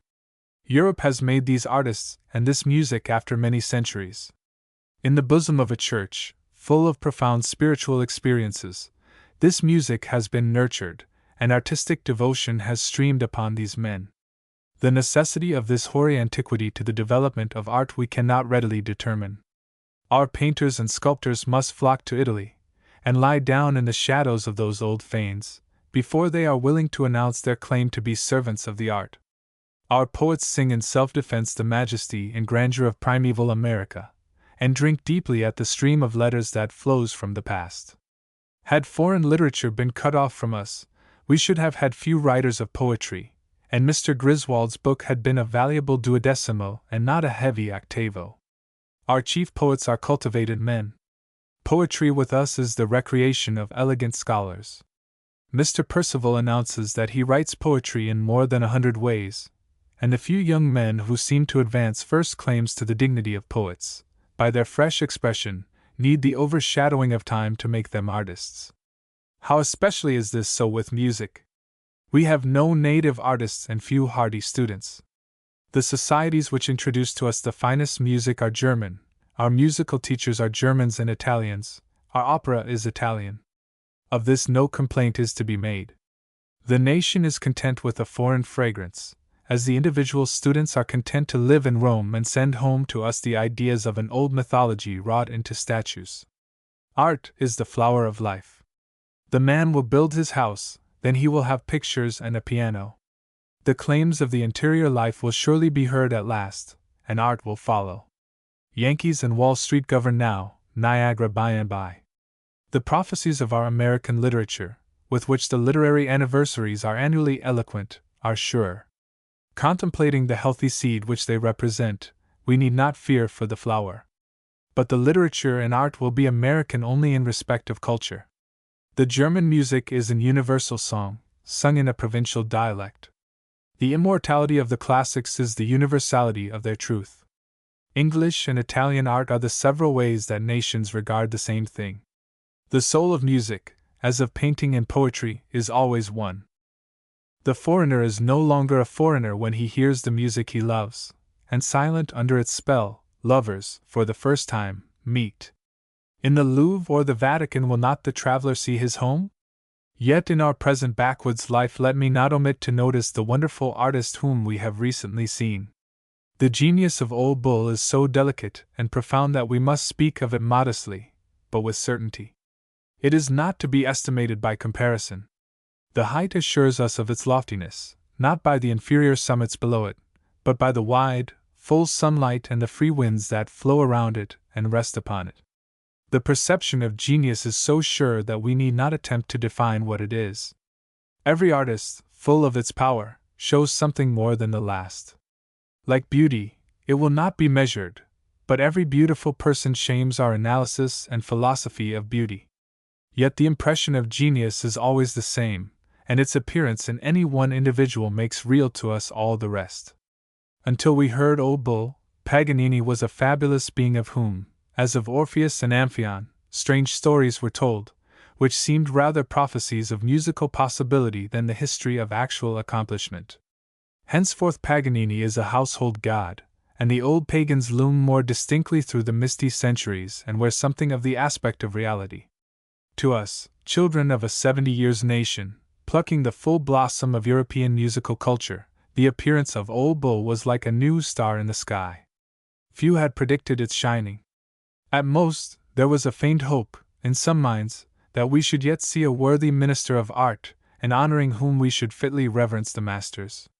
Yet it was a hope too faint and limited to inspire confidence in our manager to secure to himself a fair portion of the ample harvest nodding for so sharp a sickle. When he appeared, that wild Norwegian bravery, subdued by a reverence for art and deepened by commanding originality, the shouting theatre, the crowded tabernacle, the press for once speaking confidently in one tone, the silent joy of hearts to whom this was the first vision of genius, these announced a triumph. The ecstatic musical festivals of Europe, the pilgrimages of artists more royally surrounded than the progress of kings, we now understood. The chief value of Old Bull is that he introduces us more nearly to art. It is the prerogative of genius to illustrate that. Therefore he stood before us as one who had in rapt hours pierced a little further into the mystery which envelopes life like an atmosphere and came to recite his vision. He had detected some of those fine sunbeams that make the air golden and give it warmth, and painted them for us as well as he could. Yet in his music there was the same melancholy strain, varied by wonderful and wild freaks, like the hysterics of the gods, that hitherto so emphatically characterizes the works of genius. Throughout his compositions there was the want of unity which expressed aspiration not fulfillment, scattered stones of a fairer temple than men have seen, which also are all works of art hitherto, yet each so fair that for these the old shrines are deserted, and here men worship. One perceived that the performance was the least part of the man. It was not his height and limit, a faint beacon light, rather, trembling over the waters, marking the shore of a wide land, with deep ravines and towering mountains and endless woods fringing depthless seas, and yet a light so bright that we thought the sun was rising. For the genius which enables one to illustrate art is universal power, whose expression is inadequate because thought is quicker than execution. Every work of art represents an era past. Only the whole character of the artist is the present flower of his life. It is no matter of surprise that Old Bull practices little, that his compositions are unique. A deep rhythm, a subdued, infinite harmony pervades them. The rugged Norway shows in them its influence upon the artist. The rocks and glens and forests of his fatherland are not painted, but their spiritual significance floats through his music, modified and molded by the individuality of the man. All this appears in his aspect. As he advances, the strong, composed grace of his appearance, deferential not to individuals but to the mind which shall receive the song of his inspiration, destroys conventional ideas of grace, as Mont Blanc might destroy them. His tall, compact figure well becomes a priest of art. Out of his eyes shines the reflection of the perpetual fire of which all artists are the ministers and which communicates energy and warmth to his action. With a slight, respectful motion of the head and violin bow towards the orchestra, the respect of Olympian power, he draws from them the first notes of the symphony. Then, leaning his head upon his instrument caressingly, as if he gratefully heard at once what he is about to unfold to the audience, he draws his bow. Then that violin expresses with intense passion the undefined yearnings that haunt the private heart. It entreats and restrains. Its wildness harmonizes with the deep unrest of a great aspiring soul. Its solemn movement is like the progress of a brave man to an unknown destiny, and as the last yet distinct cadence floats away into the stillness, it is as if a dove disappeared in heaven. At his second concert he played an adagio of Mozart. It was full of tender delicacy, and the graceful imagination that makes all his music romance. All this the artist felt, and every tone that followed his bow was exquisite. Then was it seen how all genius meets. It was as if the composer lay in the violin and sang the song anew, as if Raphael recited one of Shakespeare's sonnets. With what has been said about the man, one who realizes the genius has little to do. The music was not false, and that is his language. There has been stern opposition and prejudice and ill will, but so we must all bring our gifts to the altar, and they who have not gold gifts must tender swine. Not the least of his offices is that he has enabled us to appreciate Vuxtemps. They will not be compared by the reverent worshipper at the shrine of art. The plant needs the sunshine and the dew. It was pleasant to feel that genius abides in one man and realize that one star differeth from another in glory. Surely the firmament of art is wide enough and yet deep enough to contain many planets. Yet the artists are but messengers whom we send before into the undiscovered country. They return and sing to us songs familiar in the Eldorado of our hope, yet of which we have learned no note. Afloat upon the depthless sea we loose doves and ravens, who bear back to us olive boughs and flowers which we cannot analyze, but whose form and fragrance make our homes beautiful. When the first shock of delighted wonder is past, we receive great men as the present attainment of an illimitable nature, as the earth receives the light of stars, unnoticed save of wandering lovers, and sweeps undisturbed on its way. If sometimes we are warped from our sphere by the apparition of noble persons, wise men presently recover themselves and serve with a milder and firmer persistence their own nature. The way is made clearer by these bright lights. Universal nature is fairer that there are so many single stars, but they must be only stars in our heaven and fires on our hearth, nor turn out the heart by inserting themselves in the bosom. GWC 13. Concord, Friday evening, May 10, 1844. Since our arrival here I have been busy enough. From breakfast at 6 to dinner at 12:30, hard at work, and all the afternoon roaming over the country far and near. When we came the spring was just waking, now it is opening like a rosebud, with continually deepening beauty. The apple trees in full bloom, making the landscape so white, seem to present a synopsis of the future summer glory of the flower world. Our farm lies on one of the 3 hills of Concord. They call it Punkadasset. Before us, at the foot of the hill, is the river, and the slope between holds a large part of the captain's orchard. Among the hills at one side we see the town, about a mile away, and a wide horizon all around, which Elizabeth Hoare tells me she has learned is the charm of Concord scenery. The summit of the hill on which we are is crowned with woods, and from a clearing commands a grand prospect. Wachusett rises alone upon the distance, and takes the place of the ocean in the landscape.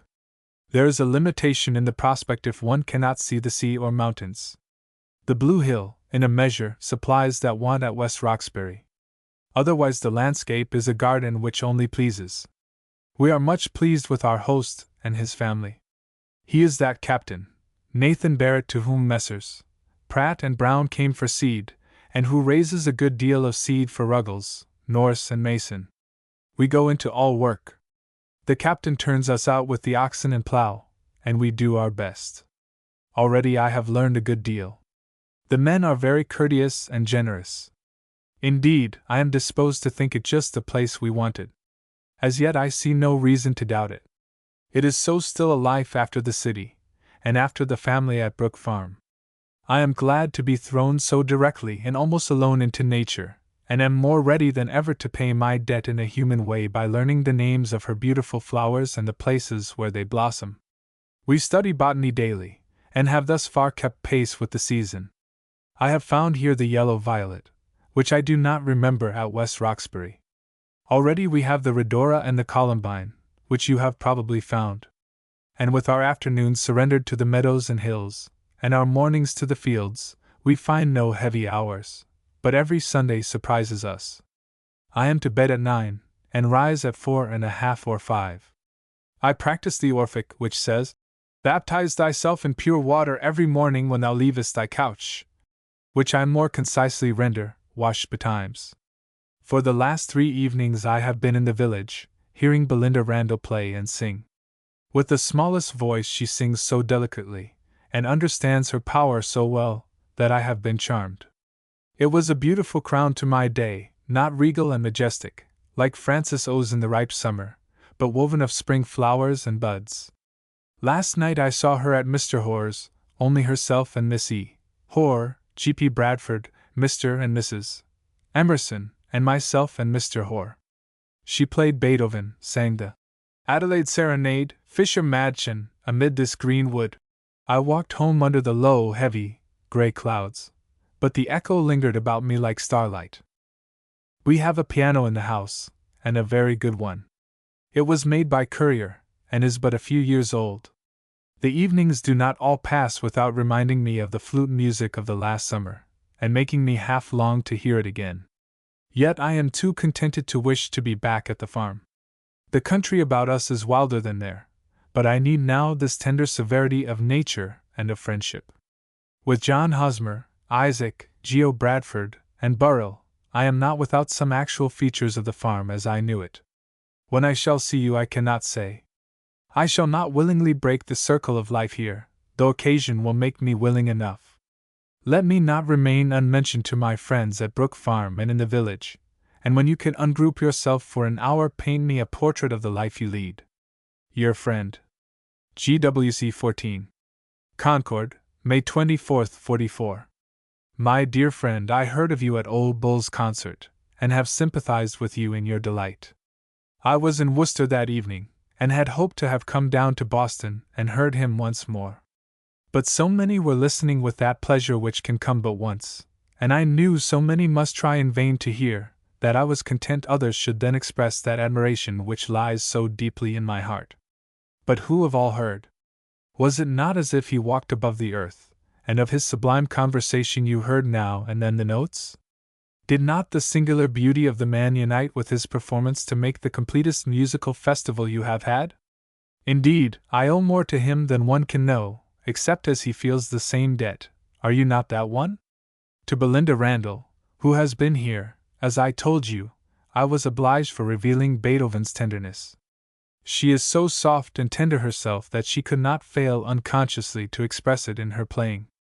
I passed some fine evenings with her. Since I had been here I had heard no music, and felt that I needed to hear some as an adequate expression of all that I felt. When she came that demand was satisfied.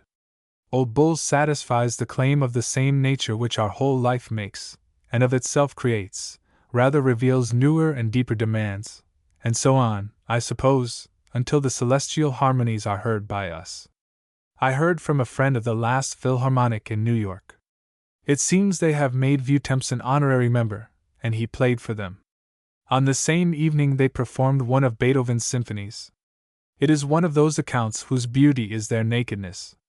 To lovers of music a bare description is as an outline to a painter which he can readily fill up and supply with the shadows and sunlight.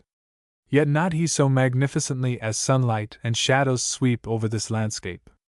It seems to me that a century of splendor has been rushing by since I have been here. The persons who make Concord famous I have hardly seen. The consciousness of their presence is like the feeling of lofty mountains whom the night and thick forests hide. Of one of them, E.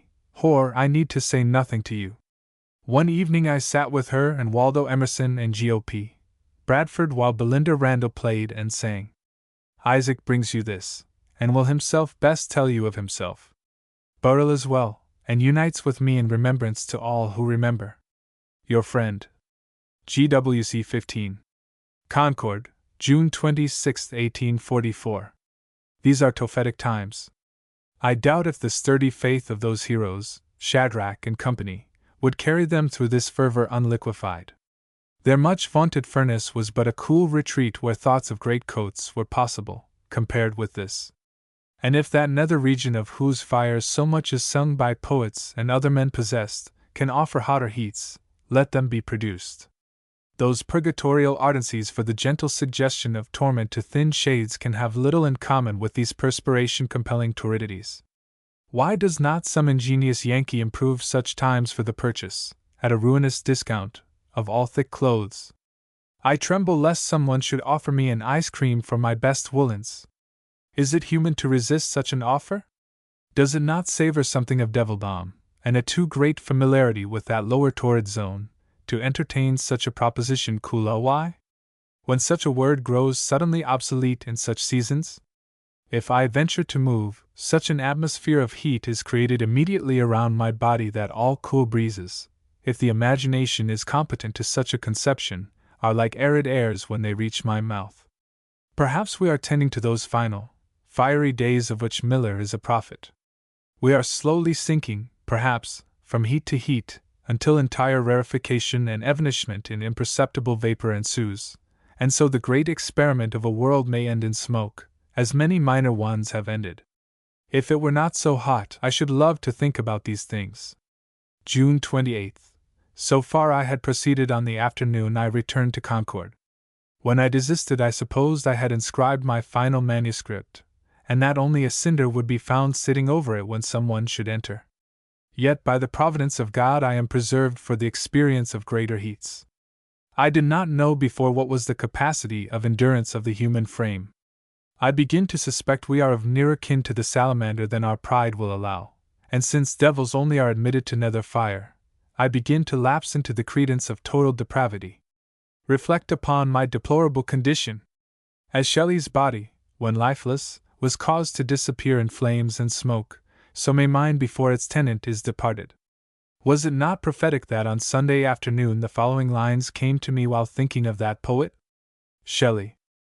A smoke that delicately curled to heaven, mingling its blueness with the infinite blue, so to the air the faded form was given, so unto fame the gentle spirit grew. And as Shelley and Keats are associated always together in my mind, immediately the muse gave me this. Keats. A youth did plight his troth to poesy. The only, were the fervent words he said, then sadly sailed across the foaming sea, and lay beneath the southern sunset dead. I was glad that once I could express what I think about those men. These will show you, but you must write your own poem upon them before you will be satisfied. Is it not so always? We cannot speak much about poets until our thought of them sings itself. The day I left you was very hot in Boston. Anna Shaw and Rose Russell passed me like beautiful spirits, one like a fresh morning, the other like an oriental night. Then I did my business, and met James Sturgis, who carried me to see his head cut in cameo by Mr. King. It is quite good, though it gives him rather a finer head than he has, but that's a good failing. I went to the Athenaeum. There I saw 1 or 2 pictures, and much paint upon canvas. Those that I liked I saw belonged to the Athenaeum, and I suppose were old objects to those who are familiar with the gallery. A face of Ophelia interested me. It was very simple and sweet. But I was so warm that I could do little more than lay upon a bench and catch dreamy glimpses of the walls. The sculpture gallery, full of white marble heads, seemed quite cool. My dear friend, I shall melt and be mailed in this letter as a spot if I do not surcease. May you be blessed with frigidity, a blessing far removed from my hope. Of course I must be warmly, nay, hotly remembered to Charles. Yours ever. GWC 16. Concord, August 7, 1844. My regret at not seeing you was only lessened by the beautiful day I passed with Mr. Hawthorne.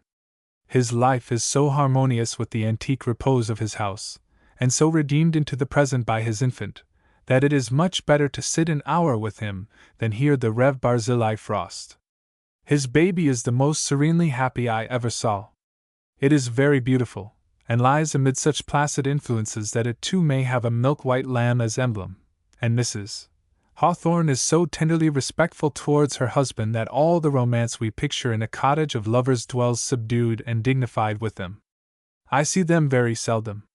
The people here who are worth knowing, I find, live very quietly and retired.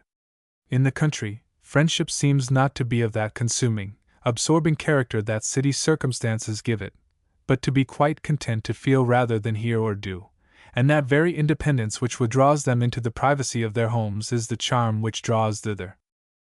Mr. Emerson read an address before the Anti-Slavery Friends last Thursday. It was very fine. Not of that cold, clear, intellectual character which so many dislike, but ardent and strong. His recent reading of the history of the cause has given him new light and warmed a fine enthusiasm. It commenced with allusions to the day, which gives the immense fortification of a fact to a great principle, and then drew in strong, bold outline the progress of British emancipation. Thence to slavery and its influence upon the holders, to the remark that this event hushed the old slander about inferior natures in the Negro, thence to the philosophy of slavery, and so through many detached thoughts to the end. It was nearly 2 hours long, but was very commanding. He looked genial and benevolent, as who should smilingly defy the world, the flesh, and the devil to ensnare him. The address will be published by the Society, and he will probably write it more fully, and chisel it into fitter grace for the public criticism. He spoke of your unfortunate call, but said you bore the sulkiness very well. George Bradford was also very sorry, and it was bad that you should come so far, with the faces of friends for a hospitable city before you, and find a mirage only, or, begging Burroughs' pardon, one house. For the last 6 weeks I have been learning what hard work is. Afternoon leisure is now remembered with the holiday which Saturday brought to the schoolboy. During the haying we have devoted all our time and faculty to the making of hay, leaving the body at night fit only to be devoted to sheets and pillows, and not to grave or even friendly epistolary intercourse. O friends! Live upon faith, say I, as I pitch into bed with the ghosts of Sunday morning resolutions of letters tickling my sides or thumping my back, and then sink into dreams where every day seems a day in the valley of Ajalon, and innumerable Joshuas command the sun and moon to stay, and universal leisure spreads over the universe like a great wind. Then comes morning and wakefulness and boots and breakfast and sides and heat and fatigue, and all my venerable Joshuas endeavor in vain to make oxen stand still, and I heartily wish them, and I back in our valley ruling the heavens and not bending sides over unseen hassocks which do sometimes bend the words of our mouths into shapes resembling oaths. Those most crooked of all speech, but therefore best and fittest for the occasional crooks of life, particularly mowing. Yet I mow and sweat and get tired very heartily, for I want to drink this cup of farming to the bottom and taste not only the morning froth but the afternoon and evening strength of dregs and bitterness, if there be any.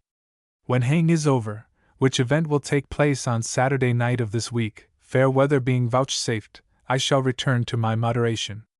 Towards the latter part of the month I shall stray away towards Providence and Newport, and sit down by the sea, and in it, too, probably. So I shall pass until harvest. Where the snows will fall upon me I cannot yet say. Say to Charles that I was sorry not to have seen him, but if persons of consequence will travel without previous annunciation, they may chance to find even the humblest of their servants not at home. I know you will write when the time comes, so I say nothing but that I am your friend ever. GWC 17. Concord, September 23, 1844. Shall we not see you on the day of the cattle show? Certainly Brook Farm will be represented, and I think you may, by this time, be farmer enough to enjoy the cattle and the plowing. Besides, as I remember a similar excursion last year at which I assisted, the splendor of the early morning, which was not yet awake when we came away from the farm, will amply repay any extraordinary effort. And still another besides. I do not want the winter to build its white, impenetrable walls between us before I have heard your voice once more. I should hope to come and look at you for one day, at least, in West Roxbury. But our captain has work, autumnal work, the end whereof is not comprehended by the unassisted human vision. Potato digging, apple picking, thrashing, the gathering of innumerable seeds, must be done before winter, and yet today is like a dispatch from December to announce that snow and ice and wind are to be just as cold this winter as they were the last. And I have had a long vacation, too. I think, on the very day after I wrote my last letter to you, as I was whetting my scythe for the last swath of the season, my hat half fell off, and suddenly raising my hand to catch it, I thrust it against the scythe and cut my thumb just upon the joint. It has healed, but I shall never find it quite as agile as formerly. I could not use the hand, my right hand, for more than a fortnight. It was like losing a sense to lose its use. After a week of inaction in Concord, I went to Rhode Island and remained 3 weeks, and am now at home a fortnight. I came back more charmed than ever with Concord, which hides under a quiet surface most precious scenes. I suppose we see more deeply into the spirit of a landscape where we have been happy. Then we behold the summer bloom. It is spring or autumn or winter to men generally. We shall remain with Captain Barrett through the winter. The spring will bring its own arrangements, or rather the conclusion of those which are formed during the winter. I suspect that our affections, like our bodies, have been transplanted to Massachusetts, and that our lives will grow in the new soil. Not at all ambitious of settling and becoming a citizen, I am very well content with the nomadic life until obedience to the law of things shall plant me in some home. And are you still at home in the farm? Rumors, whose faces I cannot fairly see, pass by me sometimes, breathing your name and others. But I have long ago turned rumor out of doors as an impostor and impertinent person, who apes the manners and appearance of its betters. I shall receive none as from you, however loudly they may shout your name, except they show your hand and seal. Autumn has already begun to leave the traces of her golden fingers upon the brakes, and occasionally upon some tall nut trees. It seems as if she were trying her skill before she comes like a wind over the landscape. She warbles a few glittering notes before the mournful, majestic death song. Dear friend, why should I send you this chip of ore out of the mine of regard which is yours in my heart? Come and dig in it. Your friend, G. W. Curtis. 18. Concord, January 12, 45. My dear friend, I have written Burrell to look at the custom house, and inquire about the method of warming by water. He replies that he has been there, but defers writing to you until he learns more about the matter. Through him I received a message from Isaac to tell you that I can procure an edition of the Beethoven sonatas, 26, I believe, for about $10. I think it highly probable that I shall pass some weeks in Providence next month, and so will defer my day with you at Brook Farm until that time, of which I will inform you. Burrell has not yet returned, and leaves me still a hermit. I am well pleased with my solitude, nor do I care much to go out of the country during the winter, but domestic circumstances make it advisable to go to Providence. There I shall have a good library at hand, which I miss a good deal here. Indeed, I think it likely that every year while my home is in the country I may perform a pilgrimage to the city for 2 or 3 months for purposes of art and literature and affection, for, as there seems in the minds of divines to be some doubt of personal identity when this mortal coil is shuffled off, I am fain to embrace my friends' coils while they are yet palpable. This idea of city visits implies a very free life, but there seems now to be no hindrance to it. When the band of phalanxes, proceeding into desert and free air, no more allow art to rendezvous in cities, I can take one of the nearest radiating railroads and rush from my solitude into the healthily peopled and cityish countrified phalanx. I am loath to forgive Fourier the unmitigated slander upon the moon. I began to suspect that was the only influence alive since the sun lights men to cheating and deviltry, and the moon recalls the sweetest remembrance and best hope. After our evening at Almira's it lighted me home with such forgiving splendor that I could have fallen on my knees in the snow, and have prayed its pardon if it would not have chilled those members. Almira I have not seen since Wednesday. She was then well, and went with me to hear Dr. Francis lecture upon Bishop Berkeley. He told the life, which is the most poetical and beautiful of any of his contemporary philosophers, and then suggested that the limits of a lecture did not permit an extended notice of his philosophy, and so gave none. Among my holiday gifts was Miss Barrett's poems. She is a woman of vigorous thought, but not very poetical thought, and throwing herself into verse involuntarily becomes honeyed and ornate, so that her verse cloys. It is not natural, quite. Tennyson's world is purple, and all his thoughts. Therefore his poetry is so, and so naturally. Wordsworth lives in a clear atmosphere of thought, and his poetry is simple and natural, but no more than Tennyson's. Pardon these critical distinctions. I make them to have them expressed, for Burrell did not see why I called Miss Barrett purple. It was because her highly colored robe was not harmonious with her native style of thought. Ben Jonson, too, I have been reading.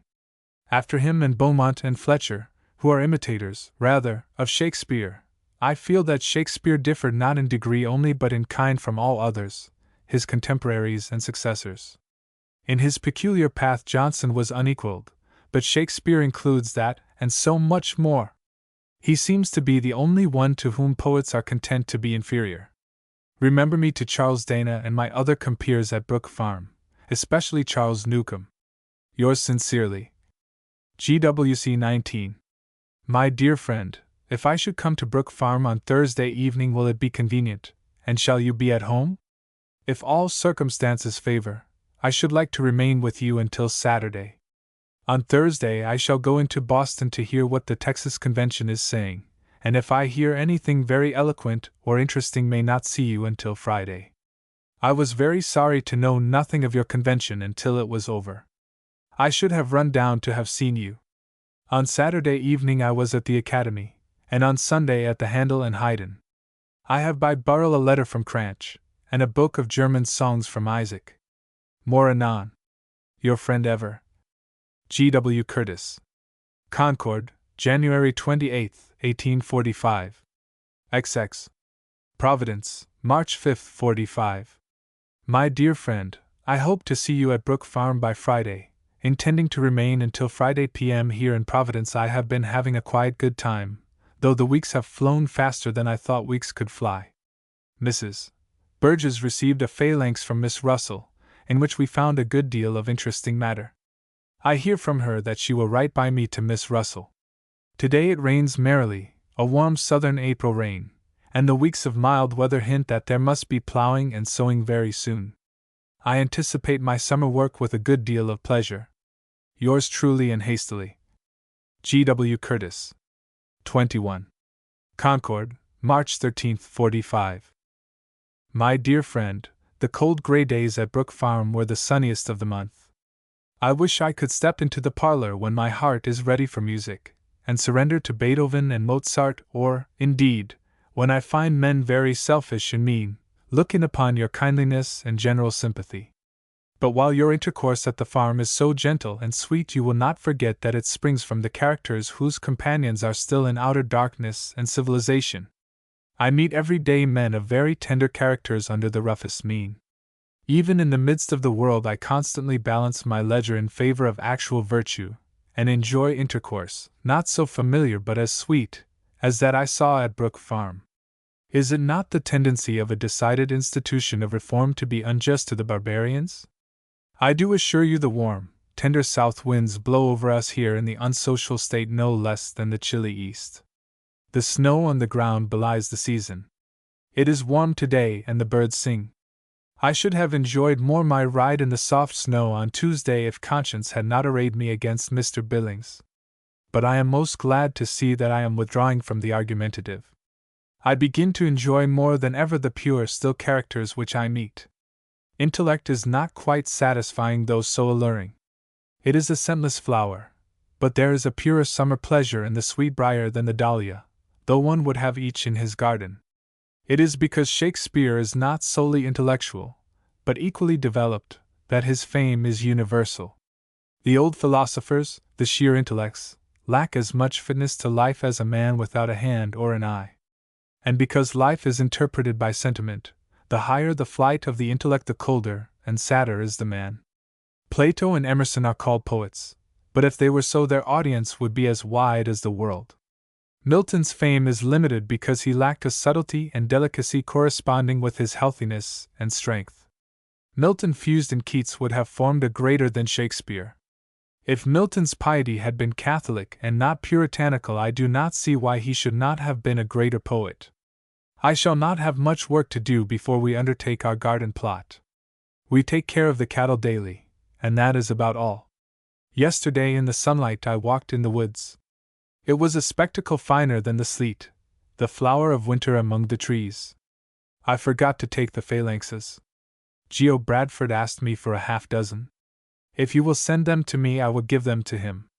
Almira says that he is now in a Brook Farm way. It is a species of chills and fever with him, as you know. Remember me to the eaglets, Dolly and her friend, Mary especially, and tell Abby Ford I have already learned the polonaise which she is practicing. I sit and play it over and over, and think I shall never tire of it. It has a peculiar charm to me, as I have never heard it except in the airy parlor. It will always float me back to that room. Will you say to Charles Newcomb that Burrell has destroyed all the churchmen? Remember me to your family and believe me, as always. GWC 22. Concord, April 22 d. 1845. Will you forgive me if I flood you with letters now while the mood of writing lasts?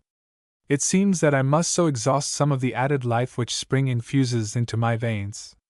The gray herbage of winter fades so slowly, so imperceptibly into the spring greenness, that I watch it with the curious eyes of a lover who sees gradual developments of deeper beauty in the face of his mistress. Do you note how every spring, sliding down from heaven with such intense life, quenches or rather subdues the remembrance of all past springs as a great gem surrounded in the ring by many small ones? And as I stood today, as if hearing the throb of the new active life in nature, for winter is more like the unchanged dead face of an intellectual person, the contrast of this steaming and heating life was suggested to me, as is always the case, and necessarily so to the perfection of the thought. The idea of day is not symmetrical except when night is implied in thought, for if one could paint a portrait of the day, it would be brightness against darkness. Why are we so troubled or moved at death, elated or depressed? It cannot give anything, nor take. Every sphere satisfies its desires by its hopes, and so seems to show that life is only an effort at equilibrium. At least it does show that to this state. There is a perpetual balance in every experience, never a permanence, as night follows day, but never survives the sunrise. Plato nor Shakespeare have drunk all this beauty, and it seems not right to become cold and callous towards it, externally, as the dead are. If they see the soul of things, do they see the form of nature without the soul, as we do now? If death mark only a general expansion of life and nature, it is no more pleasant. With greater hopes, greater desires, and after all, it is only keeping a larger set of books. There is no standard of life, as there is none of character. A flower is sometimes as pure a satisfaction as a man or the thought of an archangel. It passes into a proverb that the beggar is happier than a king, and proverbs are only the homely disguises in which wisdom roams the world. The polarity, which Emerson talks about, is the nearest approximation to the universal form of life, but this is constantly marred by a stray thought of permanence, and the confusing hint of the passive mind that we suppose the balance to be the law, and are glad to accept night with day, and cold with heat. Because there is a blindness in the spiritual eye which will not let us see the riper spirits, who are not sated but satisfied with permanency. For there, too, is a reason that we are so glad to hide in the equipoise as an eternal fact that we are surfeited with constancy. Drowning in the Mamsibut is no better than the Thames. Enjoyment today is secured by the certain prospect of sorrow tomorrow, which is not willful, but a lesson of life, and as we suppose, at last, of the central life, just as the creation at daybreak is supported and adorned in the mind by the prospective tenderness of twilight. And this balancing, so universal in this sphere, in outward if not in real life, is therefore a fact, and why not as profound as any, since there is no standard of life? Is there any law at last? Nature seems so general and yet so intensely individual. As fine harmony results from the accord of distinct tones, and each tone an infinite division of vibrations. At bottom no things are similar. Harmony is only unison, not identity. Nature is like the ocean, which bears whole forests hewn into ships laden with treasure, but no bottom is found to support all the weight, only a drop resting upon a drop forever. The elephant that bore the earth stood upon a tortoise, who fortunately could keep his feet in his shell, and so had no need to stand anywhere. The spring day looks very inscrutably upon all such wandering fancies. Her beauty is very inexorable, yet fascinating beyond resistance. It is not regal and composing and self-finding as is the mellowed summer, but an alluring splendor. It is a bud in inner, as well as outer, expression, and not yet a satisfying flower. Yet in the young days of June is sometimes seen the sereneness of autumn. After the full summer it is quite plain. It is like a child with pale, consumptive hands. Yet this is a constant reference to unity, which just now seems so far off. Beauty suggests what truth only can answer and goodness realize, and the whole circle of nature offers these three only: beauty, truth, and goodness, or, again, poetry, philosophy, religion, or, more subtly, tone, color, feeling. This lies beyond words, because they are an intellectual means. Music foreshadows their interpretation, but always faintly, as it does everything, because music is revealed only enough here that we may not be surprised hereafter in some sphere. This is an intellectual sphere, but music is sentiment, so it is here an accomplishment for women, and for men of finer natures. Music is the science of spiritual form, and poetry, which is the loftiest expression of the intellectual sphere, finds its profound distinction from prose, which is the language of the vulgar, in its spiritual and sensuous rhythm, and so is music applied to the intellectual state. Nature answers questions by removing us out of inquisitiveness. It is wilfully that we are querulous in nature, and not naturally. I just now went to the door, and the still beauty of the moonlight night makes me a little ashamed of my letter.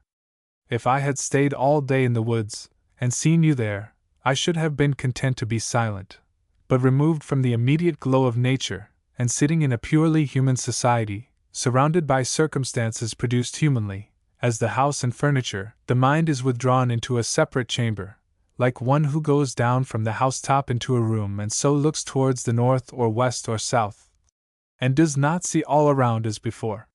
Good night, good friend. Year F. GWC 23. Concord, April 5, 1845. Judge, my unitary friend, how grateful was your letter, perfumed with flowers and moonlight, to an unfortunate up to his ears in manure and dish water. For no happier is my plight at this moment. I snatch a moment out of the week wherein the significance of that fearful word business has been revealed to me to send an echo, a reply to your good letter. Since Monday we have been moving and manuring and fretting and fuming and rushing desperately up and down turnpikes with bundles and baskets, and have arrived at the end of the week barely in order. Yesterday, in the midst, while I was escorting a huge wagon of that invaluable farming wealth, I encountered Mrs. Pratt and family making their reappearance in civilization. All Brook Farm in the Golden Age seemed to be strapped to the rear of their wagon as baggage, for Mrs. Pratt was the first lady I saw at Brook Farm, where ladyhood blossomed so fairly. Ah! My minute is over, and I must leave you to lie in wait for another evening. I have captured an evening instead, my first tolerably quiet evening in this new life, this new system of ours for a summer sojourn.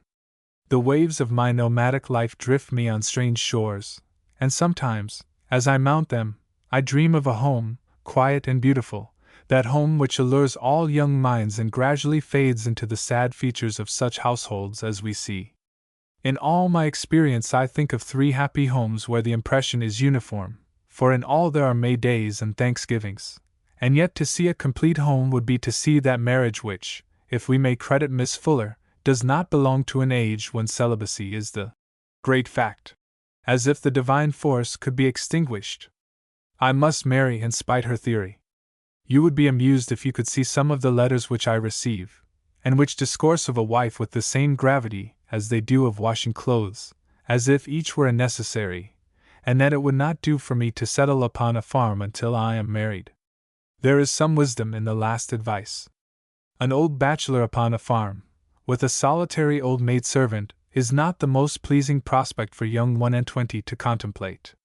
But I ignore farms and maids and prospects, saving always the natural one. Next year may find me the favorite of all 3. How gladly I would be with you on Monday, you know, but what candidate for the plough and the broom should I be after the bewilderment of that scene? I remember too well the festivals which graced the younger days to trust myself within their sphere again, save in the midst of a boundless summer leisure. And when, after these chill, moist April days, the perfect flower of summer shall bloom, I will be in its heart, and breathe the enchanted air again. The word reminds me how glad I am that the flowers were so grateful.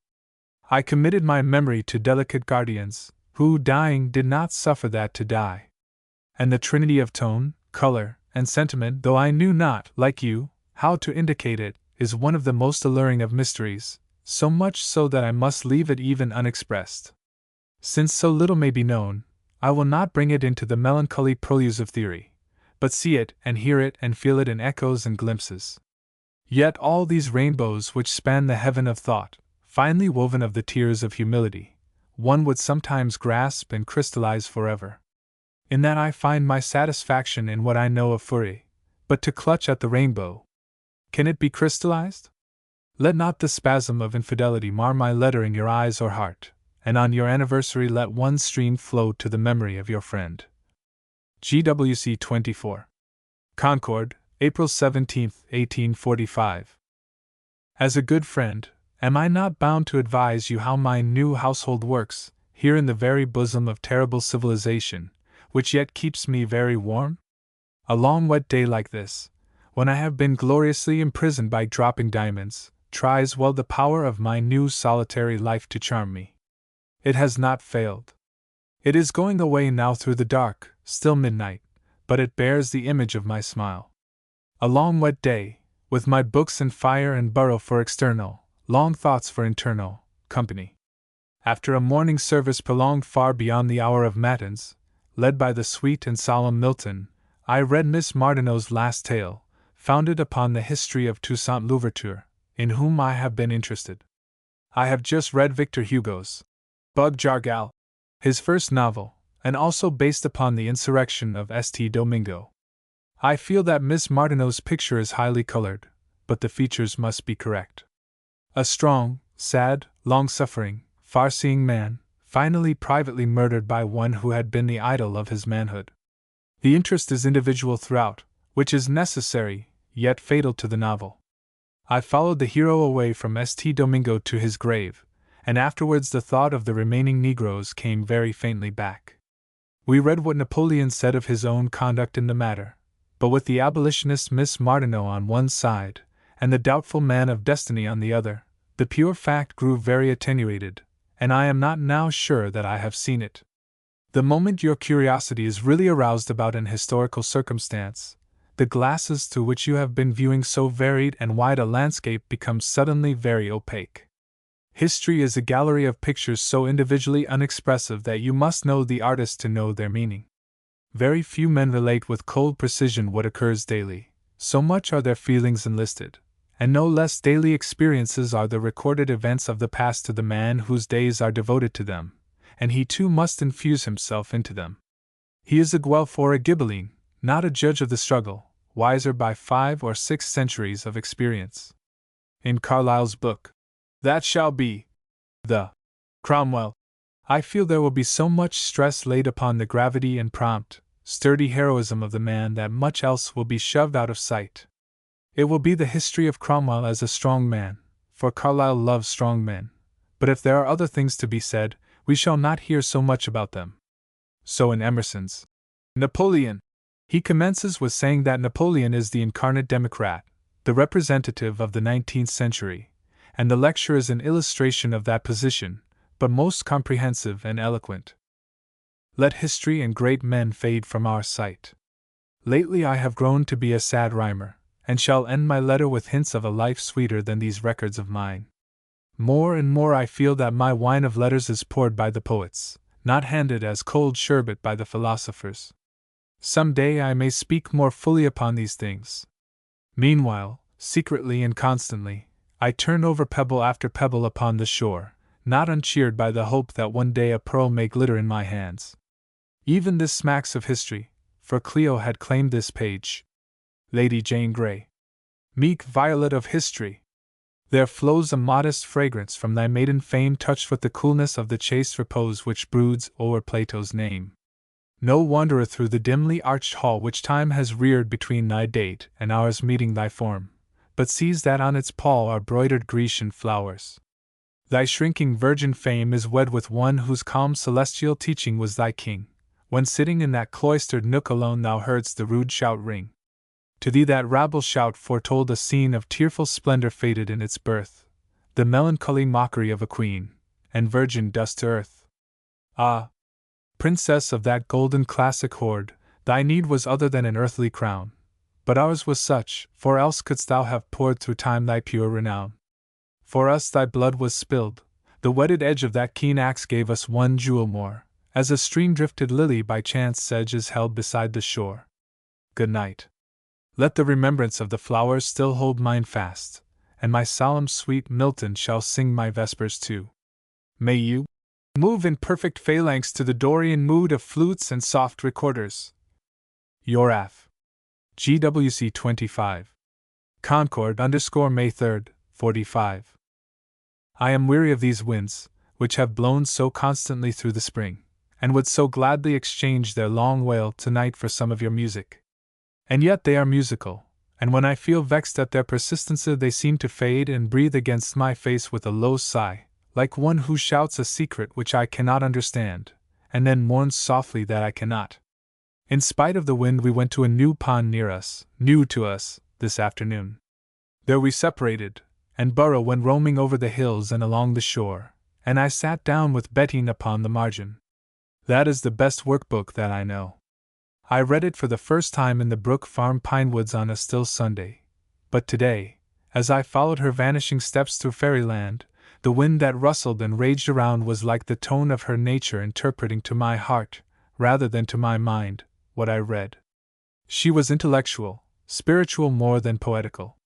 She was such a glancing, dancing, joyous, triumphant child.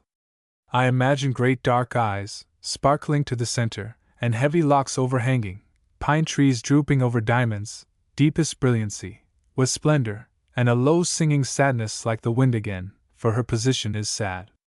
The ardent, bursting, seeking ripe girl, and the calm old man, wise and cold, not harsh. A sense of singular unfitness, a sweet briar and an oak, a feeling as if some string in the great harp had slipped from its harmony, always strikes me when I read Bettine. Will you say no youthful lover would have inspired such a gush of the tenderest and profoundest girlishness? But it was no more than the bursting out of an irrepressible fountain, and it would have flowed as clearly and sweetly through a new wood conduit of today as through the polished golden channel which lay there for it. She must love, and love the best, and if only the best had been younger, fitter. Would not the steady massiveness of Gerda's nature have been splendidly adorned by the arabesques and intricately graceful woof of Bettine's? Now it was spring flowers on an old brow, with all the sweetness, but not the freshness, of youth. The imperial Gerda, supreme in wisdom and age, smelling of violet. Ah! Though the flowers and the laughter and the dance and the sparkle are for the child, but sadly serious autumnal wreaths for the old man. But the world does the best it knows how to do with the poets, so did Gerda with his young lover. Friendly, cool, gentle, never flattering, Bettine asks him half sadly, as if for once those world-roving eyes were still, "Do I speak to you or only speak in your presence?" She answered her question by asking it. She speaks much of music. It is beauty impersonized to her. She pours out gems and flowers of words, and sketches grotesquely exquisite shapes dimly all over the landscape, coins all the beautiful fancies that crowd her brain, throws them to Gerda sparkling in the sunlight, and says, "This is music," and finds at last that music is God. That is the most orthodox pantheism. The year has piloted us into the flowery haven of May, but I lay so languidly charmed with the beauty, and looking to see if I cannot this time see the goddess whose smiles I feel, that it will be June and summer before I know it. I treat the season as I do poetry. Sometimes I dissect a line which has fascinated me, or a poem, to expose the secret. But it folds and fades and changes under my glance as a cloud at twilight, and the beauty of the spring is as elusive as the foam upon a wave. In the midst of summer, the summer that we anticipated in January seems farther off. It sinks constantly into itself. The deep solitude of rest, the murmurous silence of woods at noon, these are as real in winter as when we are melting in June. The senses will have their share. It is melancholy that a man with the stomach ache cannot enjoy Shakespeare, and that this wild, wayward, glowing, and glorious Bettine must disappear in the Frau von Arnim, wearing caps and taking snuff, and instead of these pine trees, false curls, cut from the last criminal, perhaps, and then croaking and childbearing and nursing and diapering. Things so beautiful for many, but not for her. She is not yet a woman, but belongs to us and the woods and the waters and the midnight. A child singing wonderful songs in the starlight, serenading with tender, passionate love songs the old man who waves his hand and breathes down a kiss which is chilled by the night air, and falls like a snowflake into her hot bosom, not as a star upon her brow. We had some May baskets left for us by unknown hands upon May Day. The flowers drooped over the sides, as if they would not meet my eye to tell the secret. But a group of smiling girls next morning were not so inexorable, and I thank nature for such almoners of her gifts. These beautiful tributes are touching if one is serious. They are hung upon our wall, which is adorned with the Urania and sketches from Michelangelo, and 1 or 2 drawings of Burrell's. Mrs. Brown, Mrs. Emerson's sister, wishes Charles Newcomb to return some letters he has about little Waldo's death. Will you speak to him and say that Mrs. Brown will like them by the first opportunity? I hope my name is down as a subscriber to the paper. When shall we see it? Mr. Emerson read us a part of your letter. Here is another of the unconscionable epistles. Not to mention answering, it is too audacious to demand that they shall be read. Every year. GWC 26. Concord, May 31st, 45, Saturday morning. My dear friend, Mr. Hosmer just tells me that he is going to Brook Farm, and I must say a word of regret that I could not come at this time, as Mr. Ripley, whom I saw in Boston, asked me to do. I have no doubt that the essence of all good things which are said, I shall gather from you some day, somehow. I send my subscription to the Harbinger. Almira is well, and would send you love and flowers if she knew that Mr. Hosmer was going. I am fairly launched in Consuelo, which I must read as fast as I can, for Mr. Hedge is to take it to Maine. Already it interests me as a new life, and if I could, I would have it developing all summer, but I must feed upon the remembrance. Will you say to Mr. Keith, the postmaster at West Roxbury, that we have dispatched sundry messages to Messrs. Greeley and McElrath to have our Tribune come to Concord and not to West Roxbury, and that today, upon receipt of his note, we have written a very concise letter upon that subject to the publishers. Tell Mrs. Ripley that she must not fail to come this summer. And how soon are you coming to have a vacation in civilization? Not a day or 2 in winter, but a week for summer rambles. Give my love to the Airy, for I believe all my friends are there save Miss Russell, and forgiving me for using you so unsparingly with messages, believe me always. GWC. If Geo Wells is or shall be at Brook Farm, tell him that Almira and the rest of the Concordians are waiting to see him. 27. Concord, June 24, 1845. My dear friend, I finished Consuelo some time since, though I have not yet read the Countess.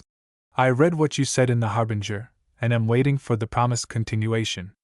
Meanwhile you shall hear something of the impression she made upon me.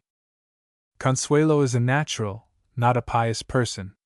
She lives in the world like a flower, not like a flame, and though you feel that nothing is beyond her, since beauty and fidelity comprehend all, yet she does not directly suggest those personal relations with the invisible which a saint always does.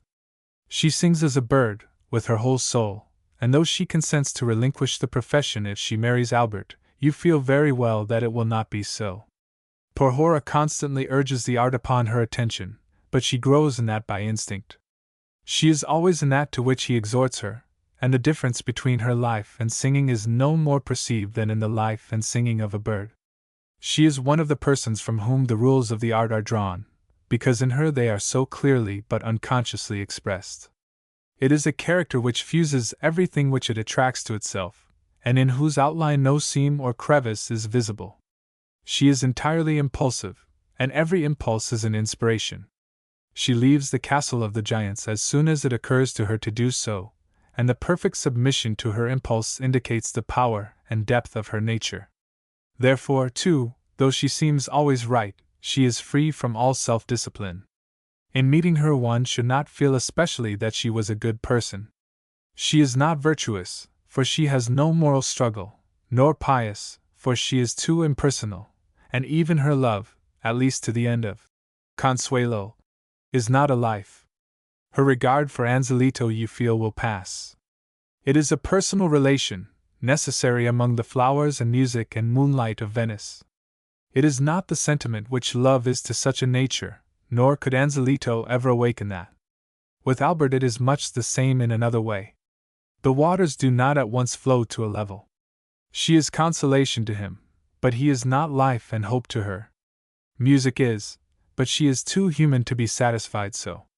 A character like hers is always seeking for its completeness the strengthening sympathy of love, although its relations are very far from personal. Thus she seems as if she ought to love Albert, and that she will at last. Her life is too self-poised and true to allow you a moment's anxiety. The waves of circumstance roll and break at her feet, and she walks queen-like over the waters. The characters are grouped around her as friends or courtiers, and so she preserves the unity of the book as the figures of Jesus in the old paintings. It is the memoirs of the court of Queen Consuelo.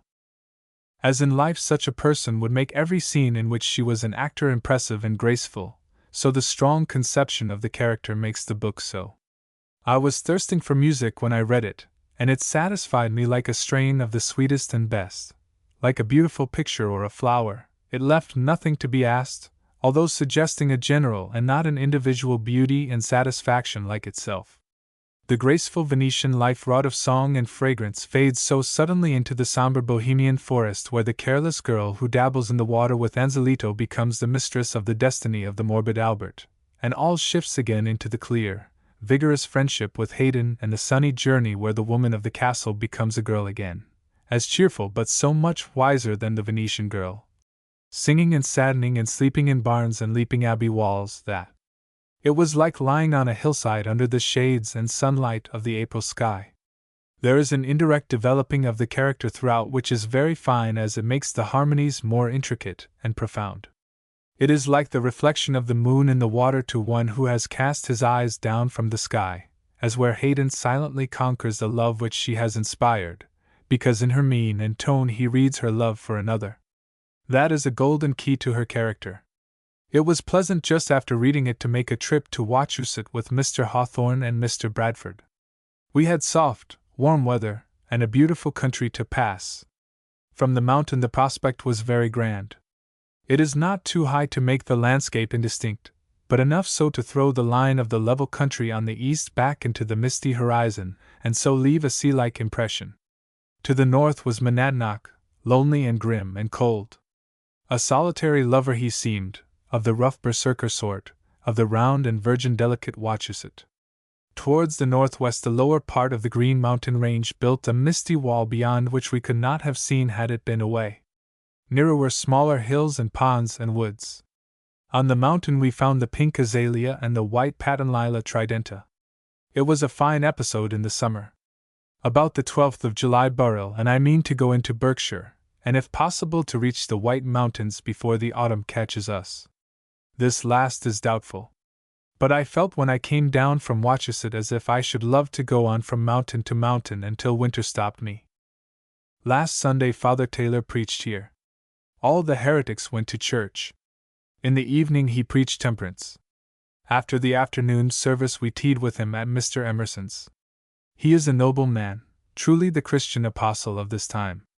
It is impossible to pin him anywhere. He is like the horizon, wide around, but impossible to seize. I know no man who thrills so with life to the very tips, nor is there any one whose eloquence is so thrilling to me. I have found that one of the best things of living in Concord is that we have here the types of classes of men, and in society generally only the members of the class. The types are magnetic to each other, and draw each into their vicinity. The lonely life pleases as much as ever. If I sometimes say inwardly that such is not the natural state of man, I contrive to quiet myself by the assurance that such is the best state for bachelors. What disembodied comforter of Job suggests such things? Your friend, G.W.C. P.S. If you loved someone ardently who wonderfully resembled personally someone you hated ardently, what would you do? It is not my case, but a question some evil genius whispered to make me perspire in these torrid days. 28. Concord, September 14, 1845. My dear friend, I returned last week from a long and beautiful visit to the mountains, among which I had never been before. I went in the middle of July to Berkshire, and returned home for 2 or 3 days to set off for the White Hills, and back again through the length of Berkshire. In all about 7 weeks. The gardens served us very well. We had weeded so faithfully that weeds did not trouble us, and Burrell stayed in Concord a part of the time I was in New Hampshire. When I first came towards the mountains it was twilight, and they looked very cold and grim, their outline traced against the sky, and seemingly made of some other material than earth or sky, too dense for the one and too ethereal for the other. But when I came to them in broad day, they had lost their terror, as any other night phantom would have done. When I could scale them with my eye, and stand upon their highest peak, I seemed to have subdued them. But as I retreated, and looked back, they resumed their twilight majesty, and I could not realize I had been so proud among them. Yet, after all, they did not command me as the sea does. The charm of that is not robbed by being in it or upon it. All night and all day its murmur sounds an infinite bass to all that is done and said, and in the night, when you awake, it holds you still in thrall. Like the song of the locust in a summer noon, which fills the air with music and intensifies the heat, so the sound of the sea constantly draws thought and life to its depth and sweetness. Among the hills I was haunted with the vague desire of some corresponding sound. They were like a dumb Apollo, a thunderless Jupiter.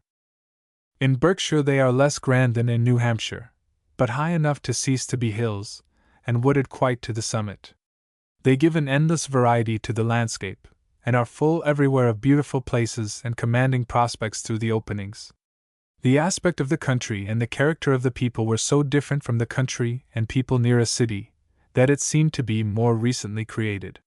Frank Parley is there in Stockbridge, and seems to be very happy.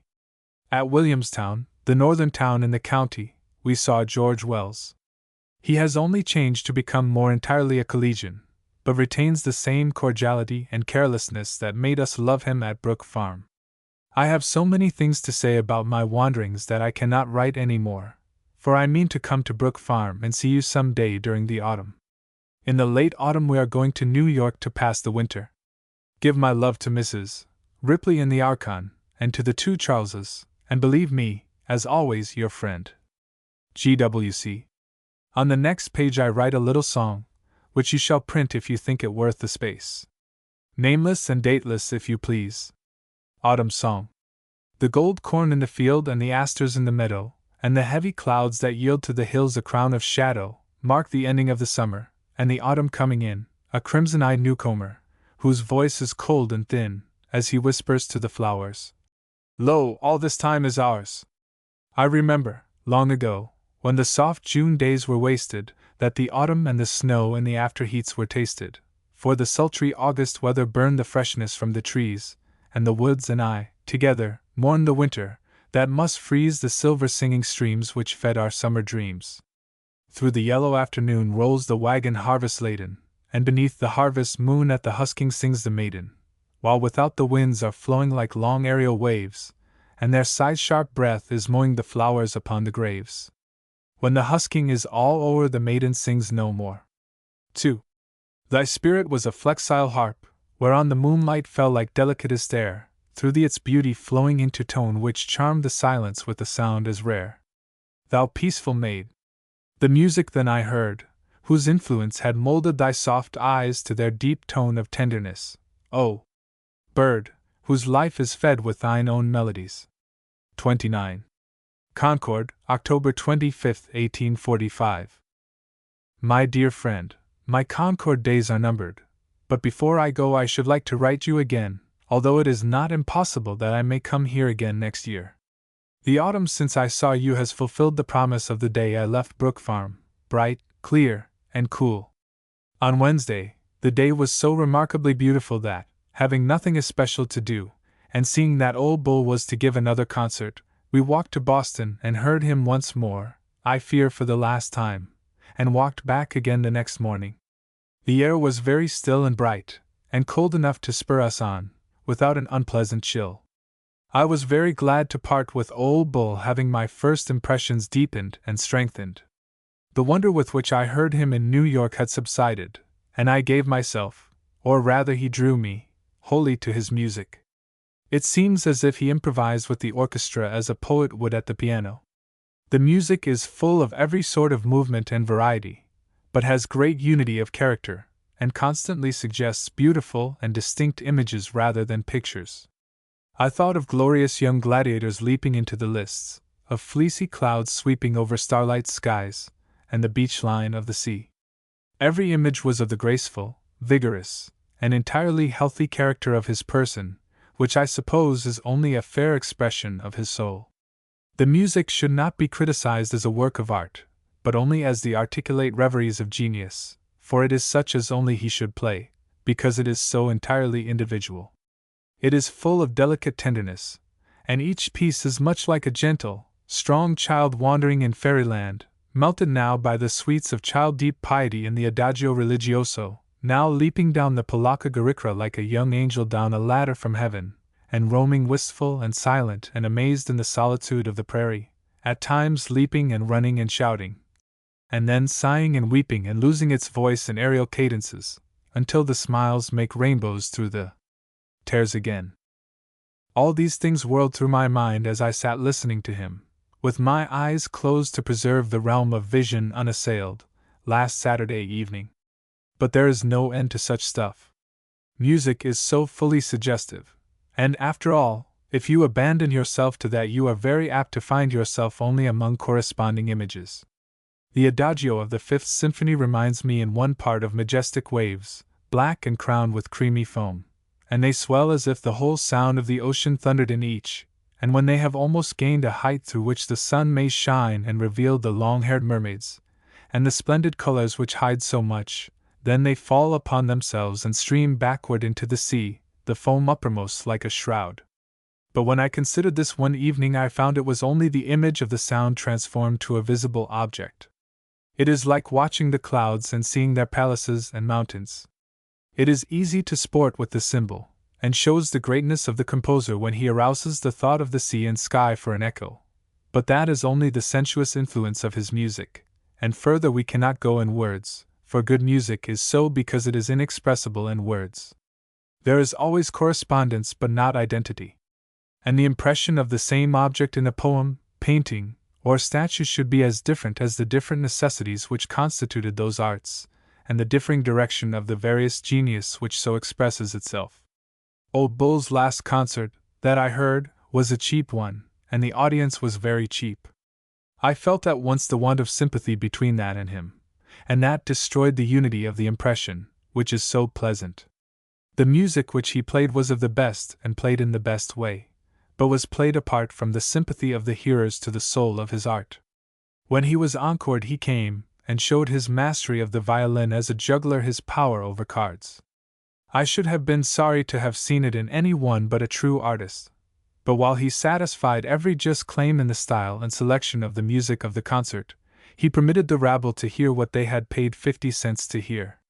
He could not be accused of lowering or pampering the popular taste, for the music that he played was elevating, and the gymnastics not music at all. I was glad to see Mrs. Ripley last Monday, and to hear from her the result of your Sunday meeting. I was a little skeptical, because I think permanent forms of worship spring from a very deep piety, and the pious persons whom I know I could count on my hands. Such themes are too good for heel taps to a letter, and I shall wait the issue of your movement with a great deal of interest. Give my love to Mrs. Ripley, and tell her I hope the whole winter will not pass without my hearing from her. I feel sorry to go from Concord, which we shall do in about a fortnight, for it is a quiet place, full of good people and pleasant spots. But I have found the same everywhere, so. Tomorrow to fresh woods and pastures new. Your friend, GWC XXX. New York, December 22, 1845. A Merry Christmas and Happy New Year to you, if you are still alive, for since smallpox has joined your phalanx I am not sure but his ambition for the supreme power has swept you all away. Yet every Saturday's harbinger is a missive from Brook Farm which tells of other things than the cosmogonies, etc., of which it ostensibly discourses. I shall be glad to smuggle myself in for a share of the commendation bestowed upon those who have increased your list with the new volume, but my New York friends are pale at Greeley's Tribune, and would christen your sheet an omen ill, instead of harbinger. Individually I am grateful for your article upon de Meyer. It gives me an idea of his exhilarating impression, which I had dimly supposed from what I heard of him. I wait eagerly for his reappearance here, and cannot discover why he tarries so long in Boston. Privately, I have heard very much good music since I have been here, mainly Mendelssohn and Spar, with singing of Schubert, and Adelaide, etc. Publicly, I have heard Huber, the German opera, and Mendelssohn's St. Paul, a rich, melodious oratorio, squeezing the utmost drop from the power of the orchestra, and uniform at a point of the most luminous delicacy, refinement, and grace. I miss the heavy choruses of the Handel and Haydn, for, particularly, Stone Him to Death, and Lovely Are the Messengers, and Oh, Be Gracious, Ye Immortals, are magnificent. From what I have heard, I prefer Mendelssohn to Spar, as being the most original and luxuriant genius, although I hear that I shall not maintain that opinion when I have heard Spar more. Rossini and Donizetti are the musical gods here. Now and then you meet a person who really loves what is better, but in mixed societies and at all concerts, particularly in fashionable circles, where music is a fashion now, the merest exercises for the voice and the fingers elicit the most rapturous bravos and tapping of white gloves. Last evening I was at one of my musical friends, who, with another girl, plays the symphonies, etc., and is a most wonderful performer. She has the grand piano which Miss Surdy owned.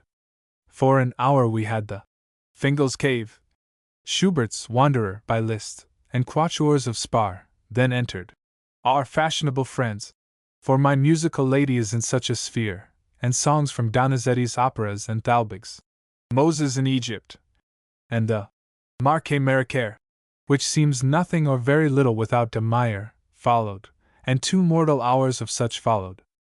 I am always a little angry that my friends don't do something better on such occasions, but why cast pearls before swine? Yet I have no right to complain. They willingly play good music when they have good listeners. Literature I serve quite faithfully. I have read the Aminta, and am deep in hell. In German I am reading the second part of Faust, with scraps from Novalis. English reading is Swedenborg and Festus, and Cromwell, with dips into the dramatists. I am sorry such good men have no better reader at this present, but trust they find some somewhere. The weather is vile. We are pinched with nipping airs which do not remain clear and steady, but unbend themselves in a dirty slush called snow in the papers. And just now I have no business to write you a letter, for I am torn every way by longings and doubts, not at all of a moral nature. This copy of verses, written last summer, is somewhat harmonious with my present mood, and shall be printed if you approve. I have seen Cranch several times, and his pictures. Some I like very much, but they have his faults. I went with him to the Art Union Gallery the other day, and some beautiful landscapes that I saw of his and others made my heart babble of green fields to itself for some days afterwards. One does not fully realize the value of art until he is in the city, as away from home you realize the worth of a mother's portrait. A great charm of a picture gallery is the perfect stillness which belongs to the paintings, and which they suggest. My overcoat seemed superfluous, for I was full of sultry noontide feeling, gathered not from any special picture, but the atmosphere of so many portraits of trees and waters and hills. In New York I feel how life is a glorious opportunity wasted. A halo seems forever to float over our heads everywhere, even on the tips of the hair, which might crown us with glory and honor, but no man is yet crowned. The richest and grandest music of the world is hitherto in a minor key. But, indeed, every sigh is a waste of so much energy that I try to turn my stone towards the erection of the infinite temple without grieving that it was not long since built. I used to despise justice as a shabby virtue, but now it seems to me the only lack. We are unjust in our treatment, and in our opinion of persons. In the first we are too sweet, in the last too severe. For we eternally measure men by a standard suggested by our individuality, instead of sympathizing so fully that we stretch them on their own line. But here of all places there can be no sham. If we are not just in our own thought we cannot pretend to be, since only we are the persons concerned, and no man ever cheated himself. I should be very glad to hear from you, for, knowing how busy you are, I have learned to value your letters. Remember me most kindly to Mrs. Ripley, and believe me always your friend, G.W.C. Dirge. Time laid within an early grave those hopes, so delicate and sweet, I wondered not I could not save, but that they did sooner fleet. Life has its fading summer dream, its hope is crowned with one full hour, and yet its best deserving seem buds all unworthy such a flower. How well that happy hour is bought by an afterlife of sorrow! The golden sunset yields a thought which adorns the dreary morrow. We meet no more as we have met. Thy heart made music once with mine, which now is still, and we forget the art that made our youth divine. One glance reached beauty, nevermore it wears a luster as at first. We come again, the harvest o'er to no new flowering can be nursed. 31. N.Y., April 12, 1846. My dear friend, I meant to have given you some verses when you were here as you asked, but I forgot it. Now I send this.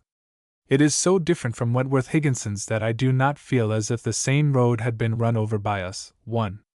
And as each phalanx will be a center of innumerable railroads in the age of harmony, why not its paper of paper railroads now? This was written in Concord some time since. Footnote 1. This refers to a poem by T.W. Higginson with the same title, which had been printed in the Harbinger a few weeks previously. Since you went, I have done little but study French and Italian. We meet Cranch, and his wife, of course, 3 times a week at that, and I drop into his studio now and then. Today I was there, and he was hard at work upon a sunset composition, which he hopes to finish for the exhibition of the Boston Athenaeum. He has sent the large landscape, the summer shower, and the old mill with the bridge and ducks to the National Academy, which exhibition opens this week.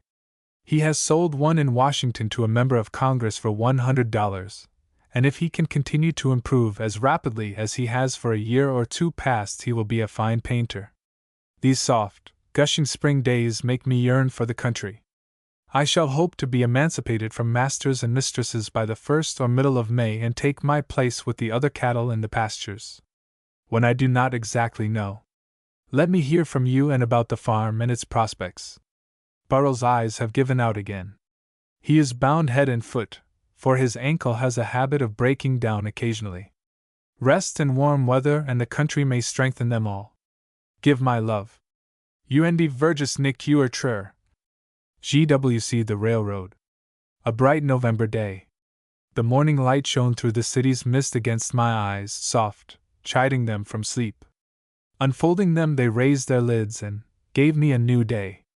A day not freshly breaking on the fields, and waking with a morning kiss the streams that slept beneath the vapor, but on streets, piles of great majesty and human skill, stone veins where human passion swiftly runs. Thereon I gazed with tenderness and awe, remembering the heavy debt I owed to the dim arches of the dingy bricks, which sternly smiled upon my youngest years and gravely greeted now, as through the crowd by all unknown and knowing none, I passed. The warning whistle thrilled the misty air, and stately forth we rode into the morn, subduing airy distance silently.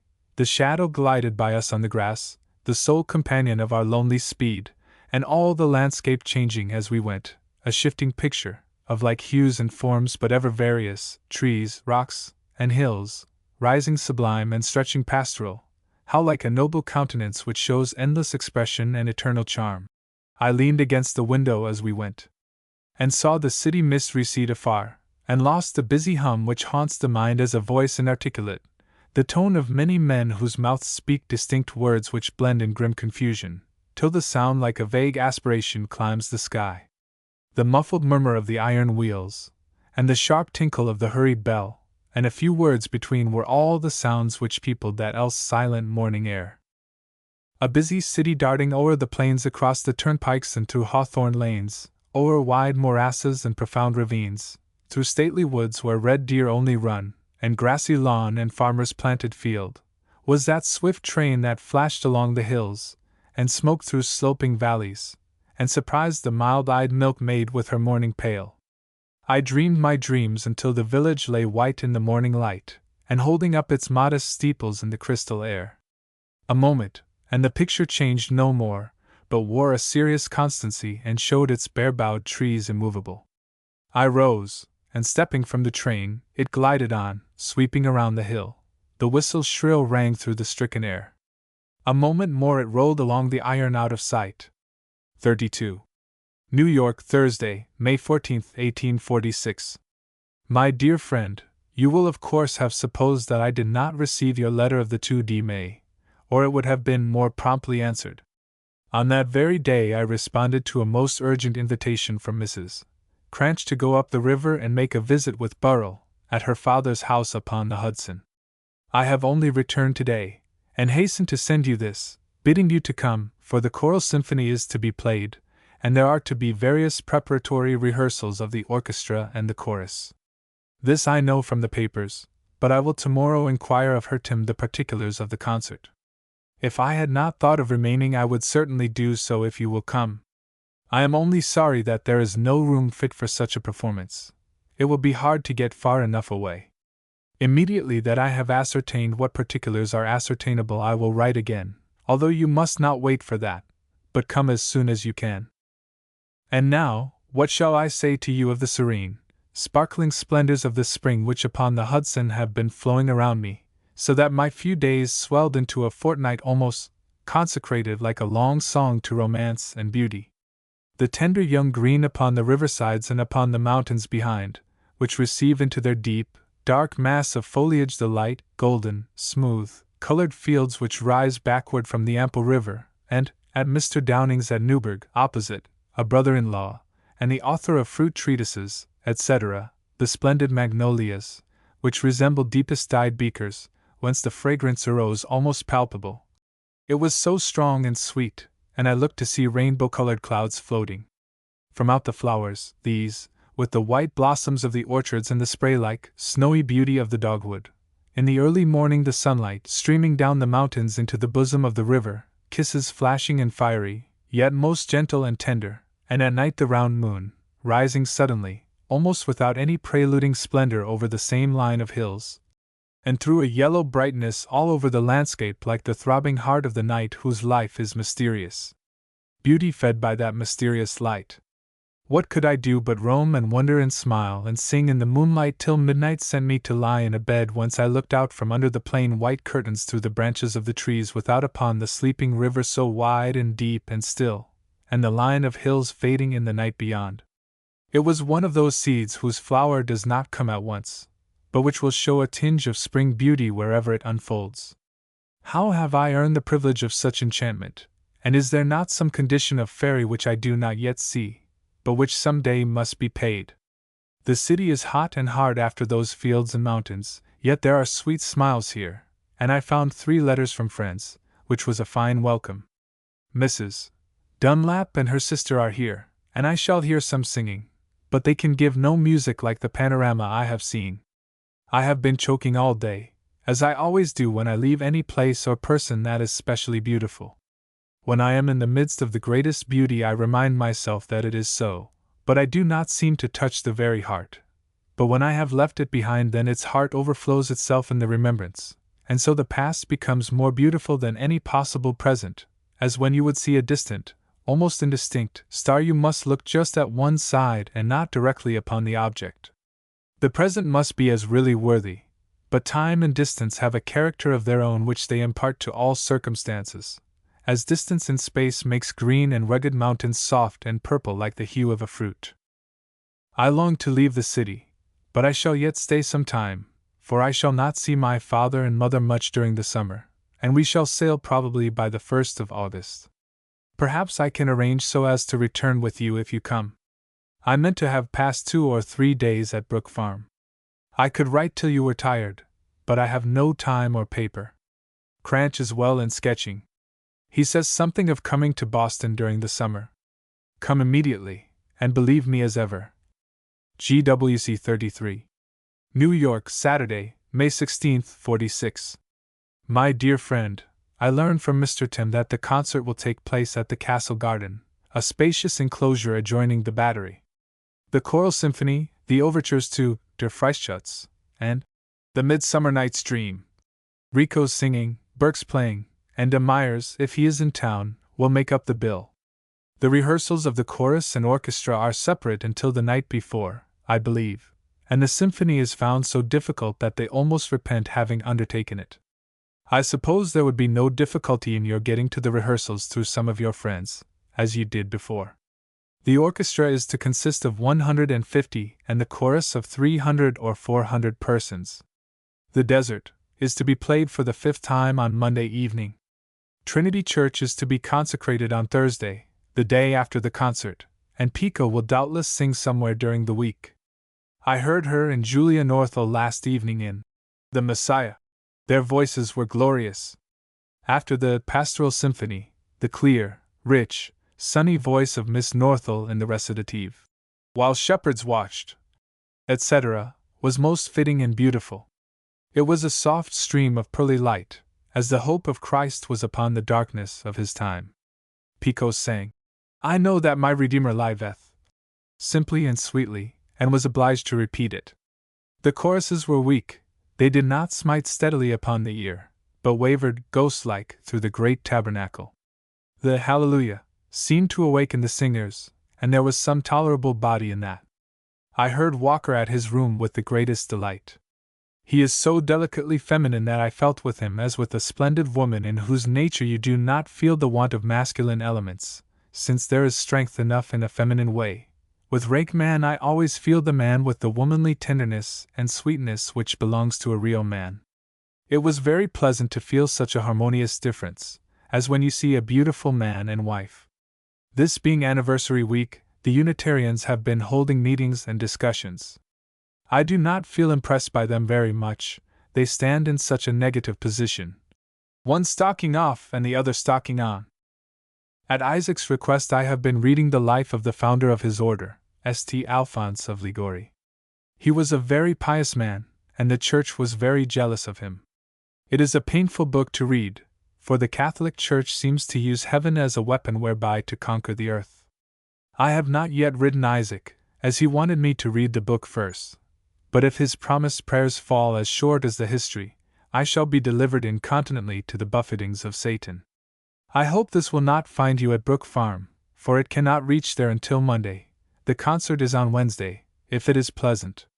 Charles Newcomb and his mother are here.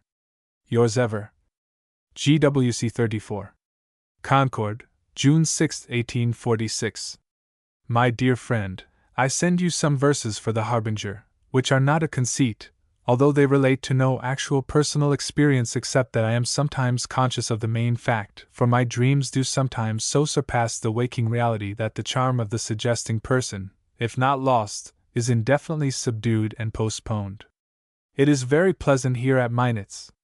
The family are still, the household goes smoothly on, and we live in a house 150 years old, under a tree of apparently almost equal age and looking across a green meadow to a clump of pines and birches beyond. The scenery in Concord is very gentle but pleasant.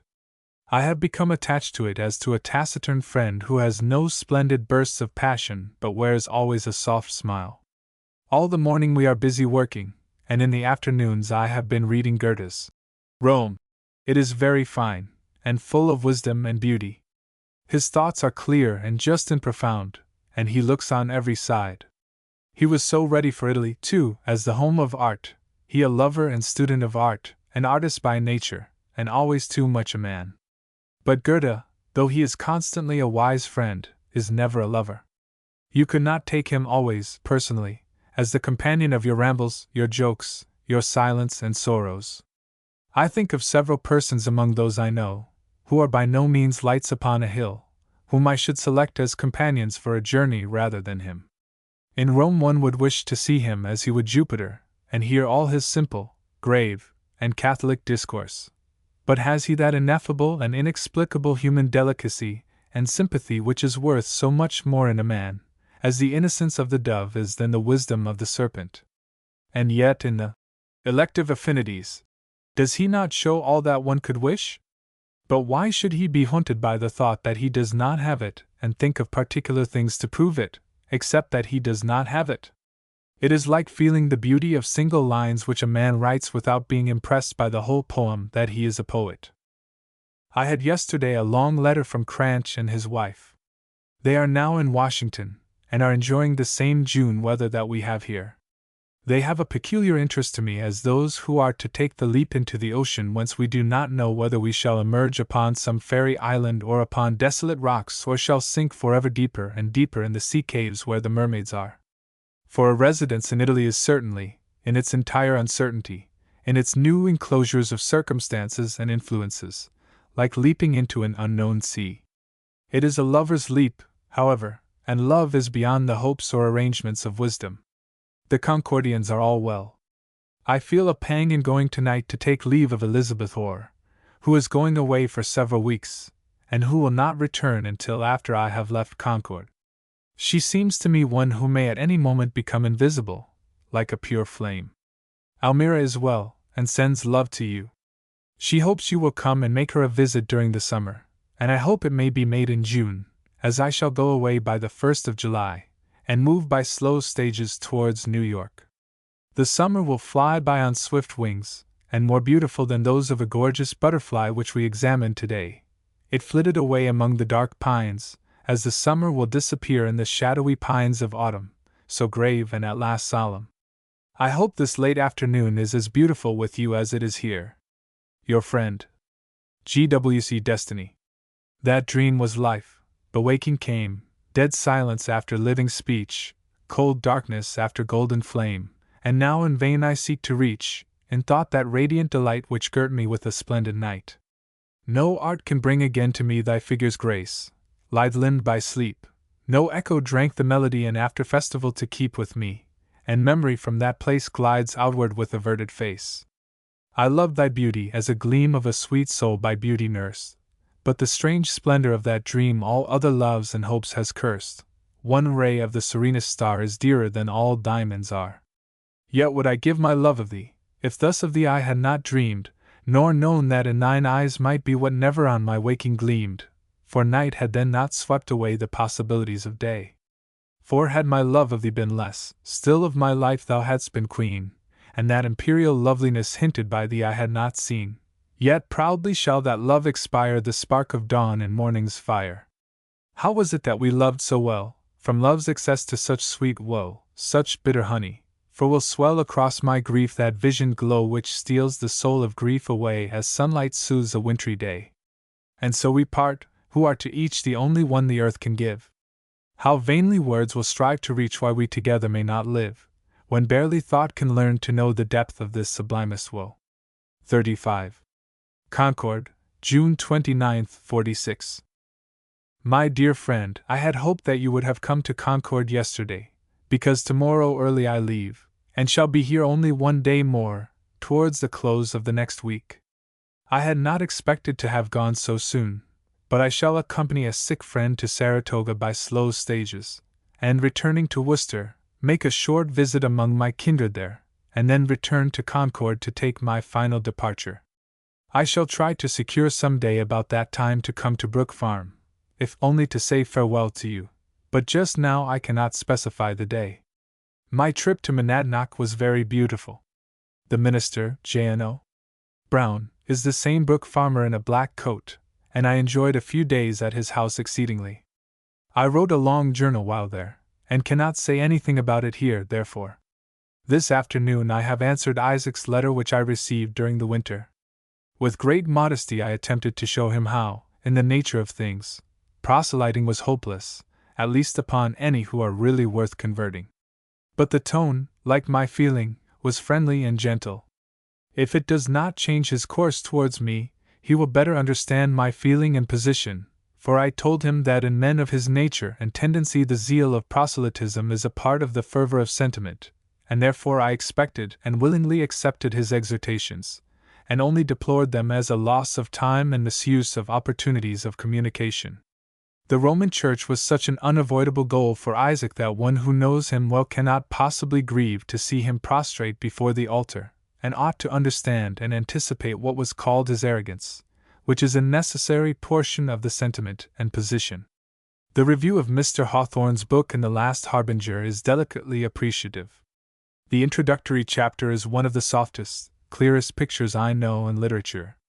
His feeling is so deep, and so unexaggerated, that it is a profoundly subtle interpreter of life to him, and the pensiveness which throws such a mellow somberness upon his imagination is only the pensiveness which is the shadow of extreme beauty. There is no companion superior to him in genial sympathy with human feeling. He seems to me no less a successful man than Mr. Emerson, although at the opposite end of the village. For a week or two, if you write, continue to address me at Concord, and believe me, in constant unitary feeling. Your friend, GWC 36. Concord, July 14, 46, Sunday night. My dear friend, I have just returned from Almira's, who sends her love, and will be very happy to see you. I have written Mr. Hawthorne to go to Monadnock with me this week, but I suppose his duties will prevent. If I go, I shall probably return before Sunday, as that is John Brown's working day, and we shall stay with him. The night was glorious as I came from Almira's. The late summer twilight held the stars at bay, and in the meadows the fireflies were flitting everywhere. Suddenly in the north, directly before me, began the flashings of the aurora, piles of splendor, a celestial colonnade to the invisible palace. It is a fitting close for a day so soft and beautiful. We took a long sauntering walk this morning and found the mountain laurel, which is very rare here. I have been busy all my afternoons reading Roman history. Niebuhr and Arnold are fine historians. They are such wise, sincere men and scholars. I sit at the western door of the barn, looking across a meadow and ryefield to a group of pines beyond. My eye fixes upon some point in the landscape which constantly grows more beautiful, winning my eyes from the rest, until they gradually slide along, finding each as pleasant until the whole has a separate and individual beauty like a fall whose expressions you know intimately. It is a summer of summers, as Lizzie Curzon writes me, and I am glad that my last hours in my own country will be so consecrated by beauty in my memory. Burrow goes again to the Hudson to see Mr. Downing on Thursday. He will remain a week, I suppose, and go again to New York in August, when I sail. Let me have my answer in person, for so short and poor a letter does not deserve the exclusive attention of writing. Remember me kindly to all at Brook Farm, to W.M. Channing particularly if he is there. Your friend ever, GWC 37. Concord, July 13, 1846. My dear friend, it is a miserable piece of business to say my farewell to this blank sheet and send it to you, instead of having you say goodbye to my blank face. But unless you can come to Ida's on Wednesday or Thursday, it must be so. A sudden trip to Saratoga has deranged my plans. Will you now send my copy of the Harbinger to Almira? We have been too happy together in times past and mean to be so much more, here or somewhere, that we will not be very serious in our farewells, for we have been as far apart since I left you as we shall be when you are at Brook Farm and I at Palmyra. So goodbye, whether for 2 or 3 years, or an indefinite period. When we see each other again we shall meet, for our friendship has been of a fine gold which the moth and rust of years cannot corrupt. Will you give my love and say goodbye to Mr. and Mrs. Ripley and my other friends with you? And remember, as he deserves, your friend, GWC 38. Milton Hill, midnight, July 16, 46. My dear friend, I could not come this evening, and shall only have time in the morning to go to Boston and take the cars, so we must part so. I will copy some of my verses for you if I can steal the time, and write you from Europe if David Jones permits me to arrive. I must say good-bye and good night in some lines of Burns's which haunt me at this time, though they have no appropriateness, but they have a speechless woe of farewell, like a wailing wind. Had we never loved S.A. kindly, had we never loved S.A. blindly, never met or never parted, we had never been broken-hearted. Your friend, GWC. I shall write you again. Will you give this to J.N.O. Cheever? I have no wafer. 39. Fort Hamilton, Long Island, July 30th, 46. My dear friend, it is very shabby, but I have been so unexpectedly and constantly separated from my manuscripts that I cannot copy, as I hoped, some of my verses. I have but one more day on land, and more than I can well do in it. Could you hear how the sea moans and roars in the moonlight at this moment, it would be a siren's song to draw you far away. I strained my eyes over the water as one struggles to comprehend the end of life, but the beauty of the future lies unseen and untouched. God bless you always, my dear friend, and do not fail to write me often. Affably, your friend. GWCXL. Rome, November 22 d. 1846. My dear friend, Italy is no fable, and the wonderful depth of purity in the air and blue in the sky constantly makes real all the hopes of our American imagination. Sometimes the sky is an intensely blue and distant arch, and sometimes it melts into sunlight and lies pale and rare and delicate upon the eye, so that one feels that he is breathing the sky and moving in it. The memory of a week is full of pictures of this atmospheric beauty. I looked from a lofty balcony at the Vatican upon broad gardens lustrously green with evergreen and box and orange trees, in whose dusk gleamed the large planets of golden fruit. Palms, and the rich, rounding tuft of Italian pines, and the solemn shafts of cypresses, stood beside fountains which spouted rainbows into the air, which was silver clear and transparent, and on which the outline of the landscape was drawn as vividly as a flame against the sky at night. Beside me rose floating into the air the dome of St. Peter's, which is not a nucleus of the city, like the Duomo of Florence, but a crown more majestic and imposing as the spectator is farther removed. I had come to this balcony and its realm of sunny silence through the proper palace of the Apollo, and the Laocoon, and Raphael's Transfiguration, and Stance. The Vatican is a wilderness of art and association, and in the allotted 3 hours I could only wander through the stately labyrinth and arrange the rooms, but not their contents, in my mind, but could not escape the Apollo, which stands alone in a small cabinet opening upon a garden and fountain. It was greater to me than the Venus de Medici at Florence, although it has taught me better to appreciate that when I see it again. It is cold and pure and vast, the imagination of a man in the divine mind, given to marble because flesh was too recreant a material. The air of the statue is proudly commanding, with disdain that is not human, and a quiet consciousness of power. It does not resemble any figure we see of a man who has drawn a bow, but the ideal of a man in action. Like the Venus, it shows how entire was the possible abstraction of the old sculptors into a region of pure form as an expression of what was beyond human passion, with which color seems to correspond. Deities are properly the subject of sculpture because of color.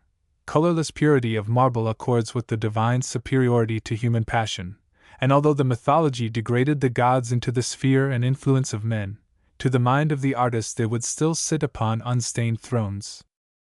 This was one day. Upon another I stepped from a lovely road upon the Aventine into an old garden where, at the end of a long, lofty, and narrow alley of trimmed evergreens, stood the dome of St. Peter's filling the vista against an afternoon sky. In these mossy and silent old places, the trees and plants seemed to have sucked their vigor from the sun and soil of many long-gone centuries, and to remain ghosts of themselves and hoary reminiscences of their day in the soft splendor of modern light. Italy itself is that garden wherein everything hands you to the past, and stands dim-eyed towards the future. It is a vast university, endowed by the past with the choicest treasures of art, to which come crowds from all nations, as lovers and dreamers and students, who may be won to live among relics so dear, but who mostly return to stand as interpreters of the beauty they have seen. Therefore, Italy is a theme which cannot grow old, as love and beauty cannot. Every book should be a work of art, and Italy, like the Madonna, should have a fresh beauty in the hands of every new artist. It is no longer interesting, statistically, for the names and numbers have been told often enough, but the impression which it leaves upon the mind of men of character and taste is the picture which should be novel and interesting. But it is the relics of the summer prime of the Rome of distant scholars and lovers, and the art which shines with an Indian summer softness in the autumn of its decay, that rule here yet, for the imperial days have breathed a spirit into the air which broods over the city still. Although it is a modern capital, with noise and dirt and smells and nobility and fashionable drives, and walks and shops, and the red splendor of lacquered cardinals, and the triple-crowned pope, and the arches which rise over modern chapels and of which they are built, and the ruined forum and aqueducts and baths and walls, are the decayed features of what was once greatest in this world, and which rules it from its grave. My first view of old Rome was in the moonlight. We passed through the silent Forum, not on the level of the ancient city, which recoils from modern footsteps and goes downward towards the dust of those who made it famous, but by the ruined temples and columns whose rent seams were shaped anew into graceful perfection by the magical light, by the wilderness of the ruined Caesar's palace, until we looked wonderingly into the intricacy of arch and corridor and column of which was built the arch-temple of paganism, the Colosseum. The moonlight silvered the broad spaces of scornful silence, as if fate mused mournfully upon the work it must needs do. Grass and flowers in their luxuriant prime waved where the heads of Roman beauties nodded in theirs, and yet how true to the instincts of their nature were the Romans, who nourished by their recreations the stern will which had won the world for them. And since literature and art and science depend in a certain measure for their development and perfection upon a strong government, the same Roman beauty, in dooming to a bloody death before her eyes the man upon whose life depended other and faraway beauties and loves, may have breathed a sweeter strain into the song of the poet. The popes have not refrained from obtruding a cross and shrines upon this defenseless ruin. They would not render unto Caesar the things which were his, and although they are shocking at first, the magnificence of silence and decay soon swallows them, and they appear no more except as emblems of modern Rome lost in the broad desolation of the imperial city. One cannot see the present pope without a hope for Italy. I first saw him at High Mass, with the cardinals, in the palace chapel. The College of Cardinals resembled a political and not a religious body, which, although the council of government, it ought to resemble upon religious occasions. When the Pope entered, they kissed his hand through his mantle.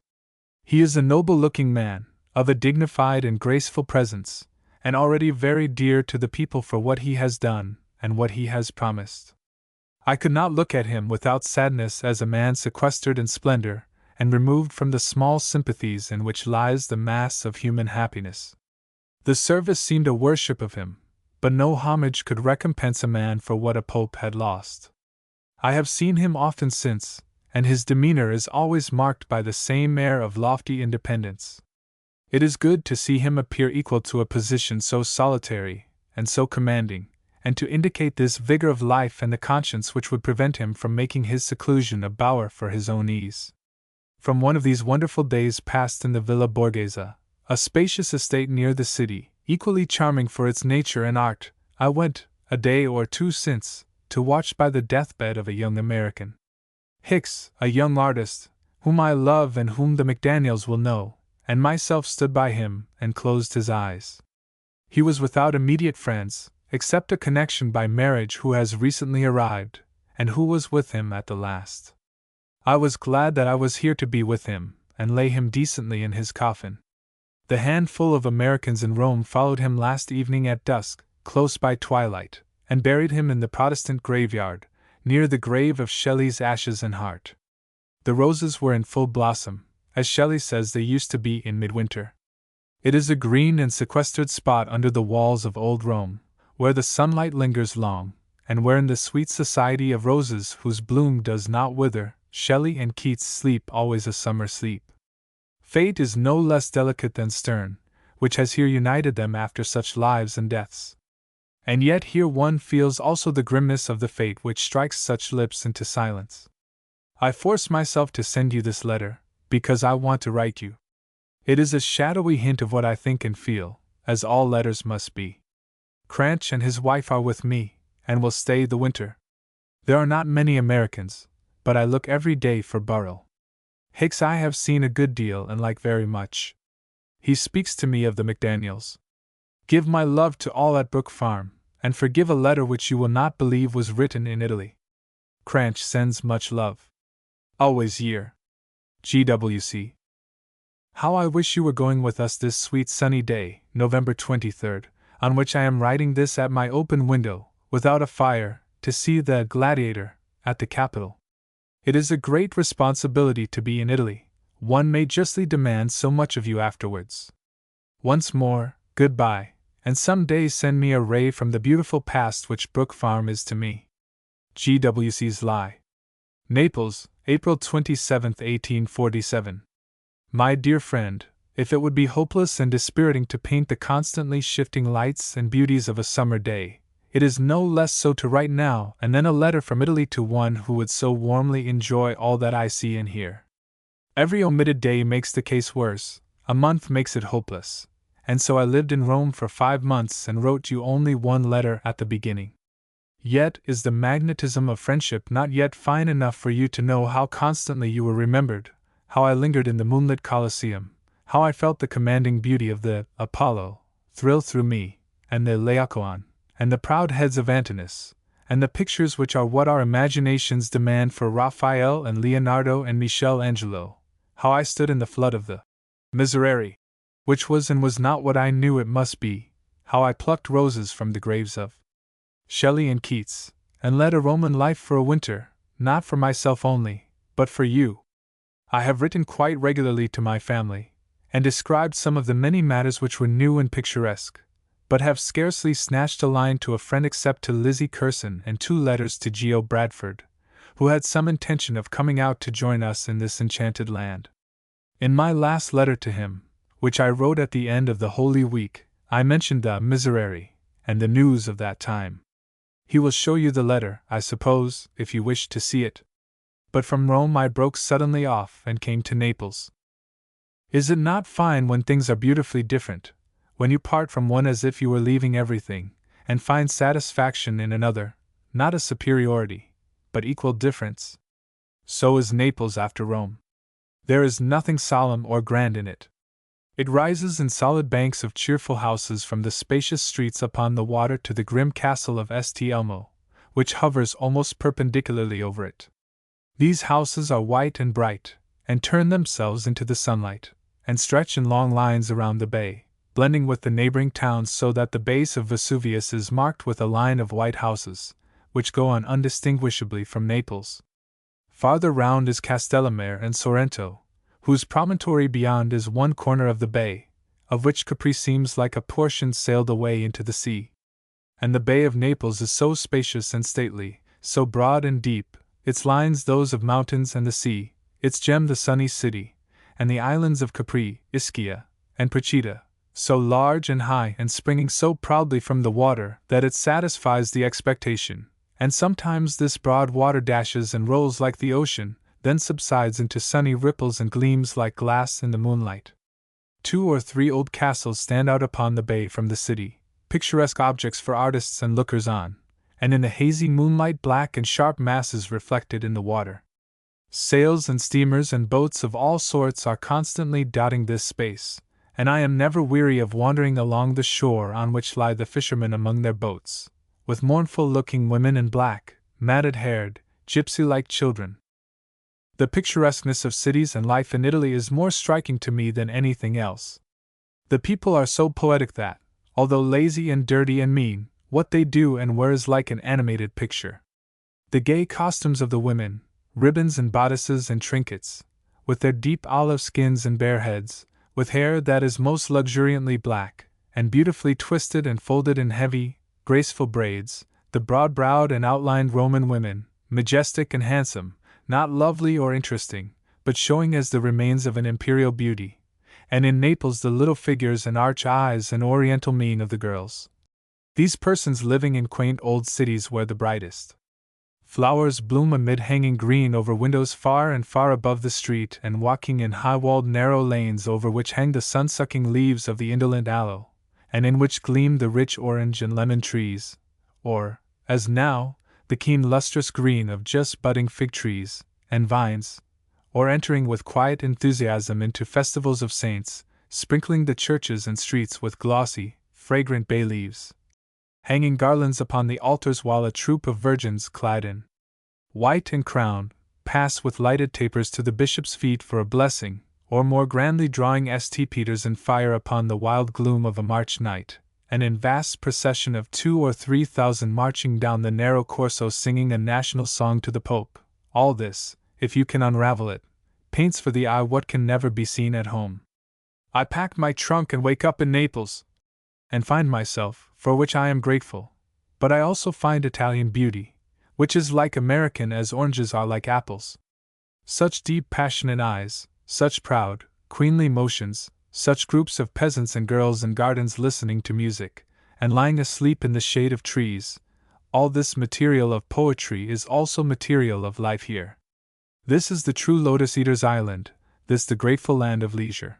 Here people walk slowly and eat slowly and ride slowly, and I must say, think slowly. But that also is corn to my mill. I find some sympathy with the happy guy of Emerson's book, for there is no public opinion in Italy. A man feels that he stands alone and enjoys all the joys and sorrows of that consciousness and that position. Your room is your castle.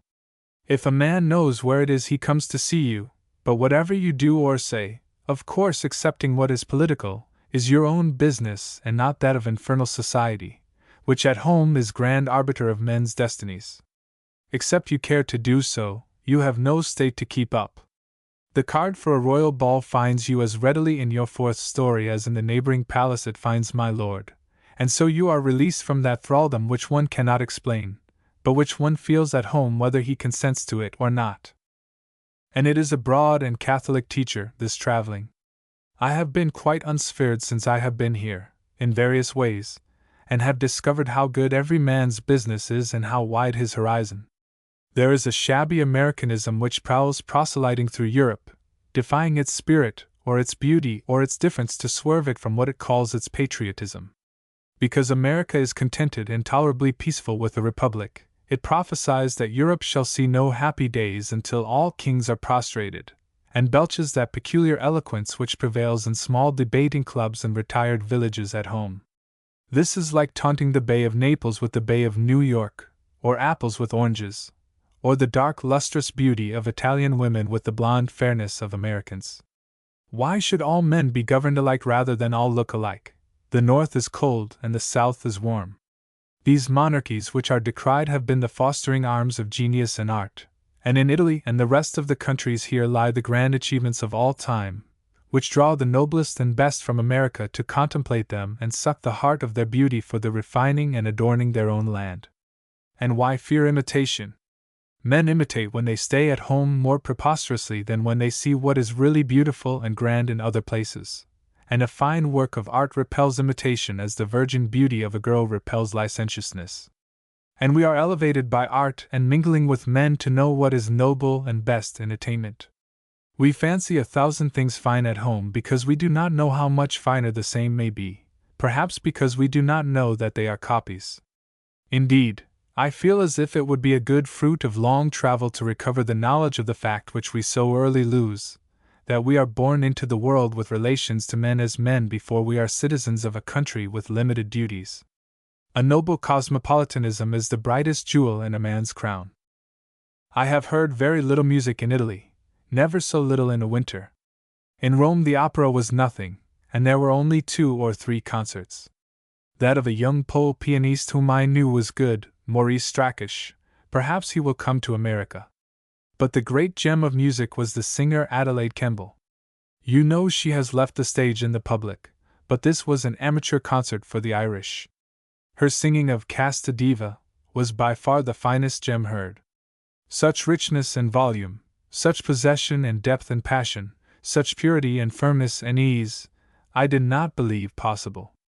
Although a single song in a concert, it seemed to embrace the whole spirit of the opera. She sang also the Moon Song from Der Freischütz, simply and exquisitely, also in a trio of Mozarts and a barcarolle, all of which showed the same genius. I do not see that she lacks anything, for although not beautiful, her face is flexible and really grand when she is excited.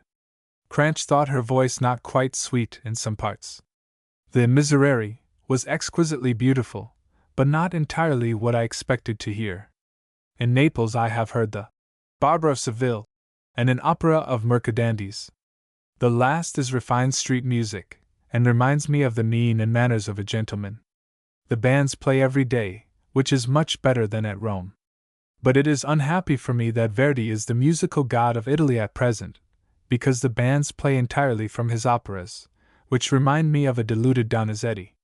He has brought out a new opera, Macbeth, within the month, at Florence. On the 3rd evening he was called out 38 times. The young men escorted him home in triumph, and the next night various princes and nobles presented him with a golden crown. I have heard various rumors of Brook Farm, none agreeable. I feel as if my letter might not find you there, but what can you be doing anywhere else? I have received no letter from you, no direct news from Brook Farm, except through Lizzie Curzon and Geo Bradford. But it floats on in my mind, a sort of Flying Dutchman in these unknown seas of life and experience, full of an old beauty and melody. I know how your time is used, and am not surprised at any length of silence. We go into the beautiful country about us for a fortnight, to Salerno, Sorrento, Paestum, and Capri, afterwards Rome again.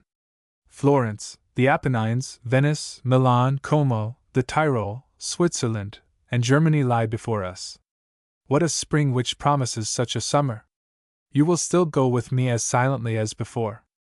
At this moment I raise my eyes to Vesuvius, which is opposite my window, and the blue bay beneath. I can see the line of the Mediterranean blending with the sky, and remember that you are at the other side. I write as if Brook Farm still was there, and am more than ever your friend. GWC letters of later date I. Providence, Thursday, October 10th, 50. My dear Dwight, I was very sorry not to find you the other day, but as I was only a few hours in Boston, I had no opportunity of renewing the attempt. This morning I saw a letter, I suppose from you, in the Tribune, about Jenny's Saturday concert in Boston. It reminded me to send you a most rapid criticism of mine published here yesterday. I address the paper as I do this note. This Jenny Lind singing is a matter of such lofty art in the sublimest sense, and we are so young and jejune in all art, that I cannot much wonder at the general impression. It is precisely what would be the fate of really fine pictures and poems. Huge wonder, childish delight, intoxication, delirium, and disappointment, but little of the apprehensive perception of the presence of an artist so profound and grand. I knew, of course, that you must be realizing somewhere the greatness of this gift. Now I have heard you say so, I am glad to send you a kind of echo. When shall I see you? I shall be here for a day or two more, then relapse into New York, for how long I know not. Let me have a line from you, saying that among all your virtues ye yet count memory, as does yours most rememberingly. George W. Curtis. 2. Providence, March 17, 51, Monday. I believe, dear John, that I have not yet had the grace to congratulate you upon the great change that you have recently undergone.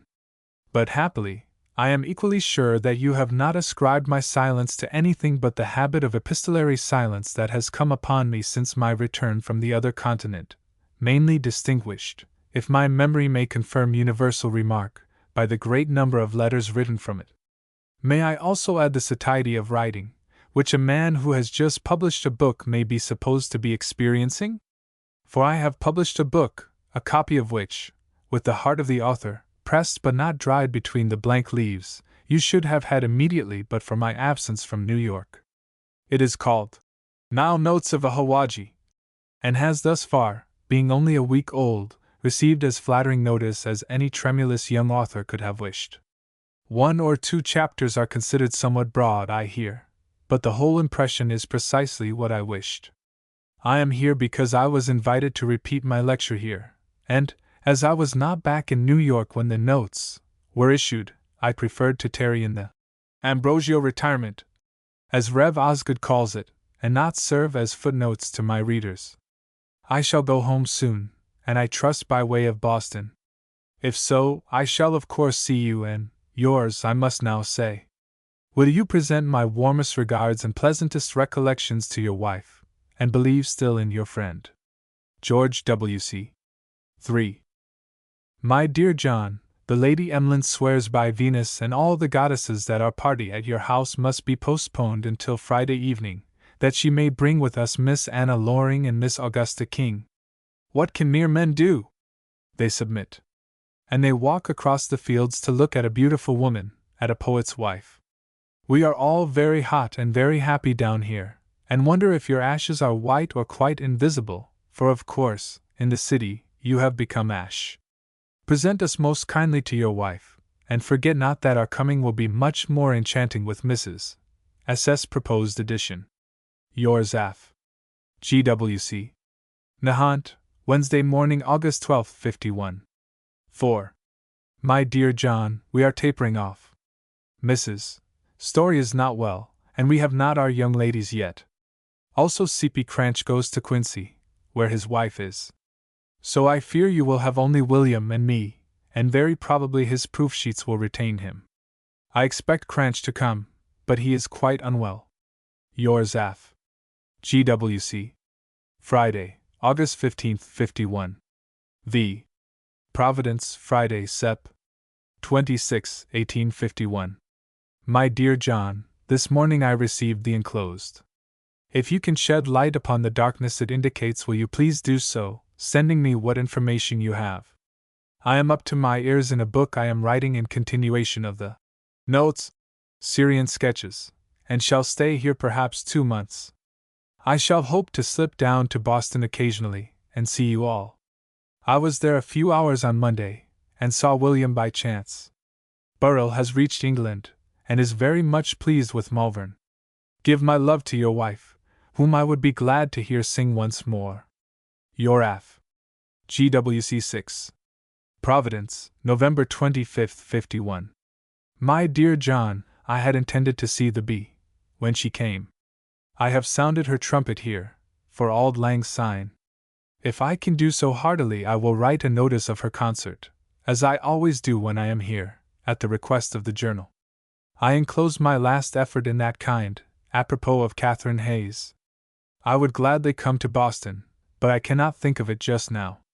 Should Jenny Lind threaten not to sing in Providence, I shall very likely run down with my cousin Anna and hear her for an evening. We are trying to have the Germania here, but for music in the general we go hang. My cousin, however, is a very accomplished player, and I enjoy with her Mendelssohn's songs and Liszt arrangements, and Don Giovanni, and each Schumann. I see Fred Rackman has returned. My book is written, but I am now very busily revising it. Hedge much prefers what I have read him to the other. He lives just across the street from me, and we have many a cigar and chat. He preaches superb sermons. Give my heartiest love and remembrances to your wife, and forget not the faithful. I have a line from the Zest of Stouffer's the other day, who is painting away for dear life. Tom Hicks ditto? The latter lives with Charles Dana. Ever your Af. GWC. I have unluckily forgotten your no, so I'll put the street, not being quite sure of that. 7. Tribune Office, NY, March 19, 52. My dear John, your most welcome letter has been received, and its contents have been submitted to the astute deliberations of the editorial conclave. We are delighted at the prospect, but we do not love the name. First, Journal of Music is too indefinite and commonplace. It will not be sufficiently distinguished from the Musical Times and the Musical World, being of the same general character. 2d. Side Glances is suspicious. It smells transcendentalism, as the French say, and of all things any aspect of a clique is to be avoided. That is the negative result of our deliberations. The positive is that you should identify your name with the paper and call the Dwight's Musical Journal, and you might add, sotto voce, a paper of art and literature. Prepend, I shall be very glad to send you a sketch of our winter doings in music, especially as I love Stephanie, although she says, I smoke, I chew, I snuff, I drink, I am altogether vicious. You shall have it Sunday morning, and I will address it to you simply at the P.O. My book is ready, is only waiting for the English publisher to move, and I have other irons heating, of which anon. I've had a long letter from W.M. Story, who is happy and busy in Rome, who wouldn't be? 8. I wish you could run on and see us all. Tom Hicks is right busy with his great portrait of the ex-governor. Indeed, we are all so busy that I have only time to remember, rarely to say, that I am your ever Af. GWC. J.S. Dwight Esq. Give my kindest regards to your wife. I wish she could sing in your paper. 9. NY, Saturday, April 24, 52. My dear John, I have been so busy in the last throes of my Syrian Hawaji, which is to be born on Tuesday, that I have not sent you an intended letter about the Philharmonic and the quartet, and I presume from today's number that you have other notes of them. I think, however, I will still send you something by Monday's mail if you will promise not to use it if you don't truly want it. There is rather a flat and barrenness just now in the world of music, but, with the Academy Exhibition, Brackett's group, and the Paul de la Roche picture we can make out something. Your paper is a triumph. It is so handsome to the eye and sweet to the mind, it is so pleasantly varied, and its sketches have such completeness of grace in themselves, that the reader is not ashamed of the pleasure it gives him and the interest he has in it, which you may have remarked is not always the case, for instance, in liking Anna Thillard's business at Niblo's, of which very little is certainly enough. I am half ashamed of myself for really enjoying what I know is so utterly artificial. Do you conceive? I just see in the National Era a long notice of you and your journal. It was not mine or the T.S. or I should have sent it to you. But you must find it. You will receive an early copy of my Syrian book, The Last of the Hawaji, who, leaving the East, becomes a mere traveler. It was a real work of love, and I hope you may have some of the pleasure in reading that I had in writing it. Give my love to your wife, and believe me always. GWC. I send you over the page a list of names of my subscribers and enclose you the funds in NY money. Enclosed were 8 subscriptions to Dwight's Journal of Music, Curtis himself taking 3 copies. X. NY, April 28, 1852. My dear John, I span out my letter so far that I had no room for pictures, but I will not forget them, and they will remain open until the middle of July. I shall be only too delighted to see Mr. Goldschmidt, and sincerely regret that I have enjoyed no such opportunity of seeing Jenny Lind until just as she is going. We are beginning to stir. White and I have both suggested one concert of the true stamp, and the Times came out against us, and we pitched back again into the Times, and the Herald and other journals have called attention to the warfare, and insist that humbug, Barnumania, and high prices shall be put down. I am going to write an article upon Jenny Lind's right to ask $3 if she thinks fit, on the principle that Dickens, Horace Vernet, and every molasses merchant acts and properly acts. Why not send your papers to the publisher of some Saturday paper to distribute with his? The difficulty is that if people are irregular in getting it, it will lose its character of steadiness, which is fatal to such a paper. Ripley agrees in this. By mail, the majority of people who haven't boxes at the P.O. get nothing at all, or only spasmodically. You will have to send it to some agent here, I am confident. Cranch is about breaking up housekeeping preparatory to his summer rustication. He is in a tight place again, as he is too apt to be, poor fellow. The fact is, art is poor pay unless you are a great artist. He fights very cheerfully, though, which is a comfort. His children are very interesting, and at his house there is a set of us who have the best of times, the most truly genial and poetic. I enclose you the funds which I so amusingly forgot, and if I can serve you by seeing any agent or other fellow dear, I shall be most happy to do it, and don't fail always to call upon me. Yours most truly and ever. GWC. Is this some right? 11. Newport, July 29, 1852. My dear John, I have been running round for 2 or 3 weeks, and have forgotten to ask you to change the address of the papers which come to me. I am charmingly situated here with Mr. and Mrs.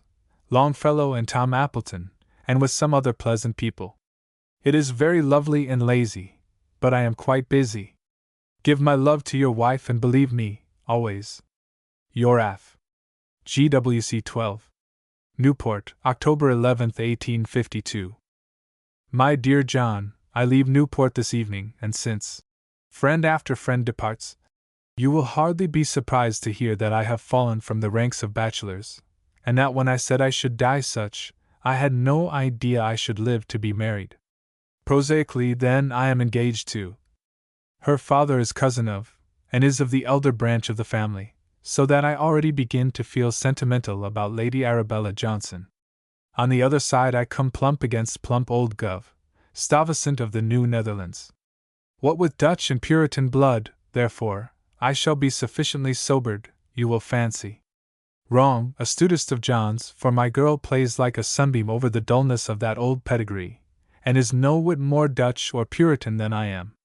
She is, in brief, 22 years old, a very, very pronounced blonde, not handsome, to common eyes, graceful and winning, not accomplished nor talented nor fond of books, gay as a bird, bright as sunshine, and has that immortal youth, that perennial freshness and sweetness which is the secret of permanent happiness.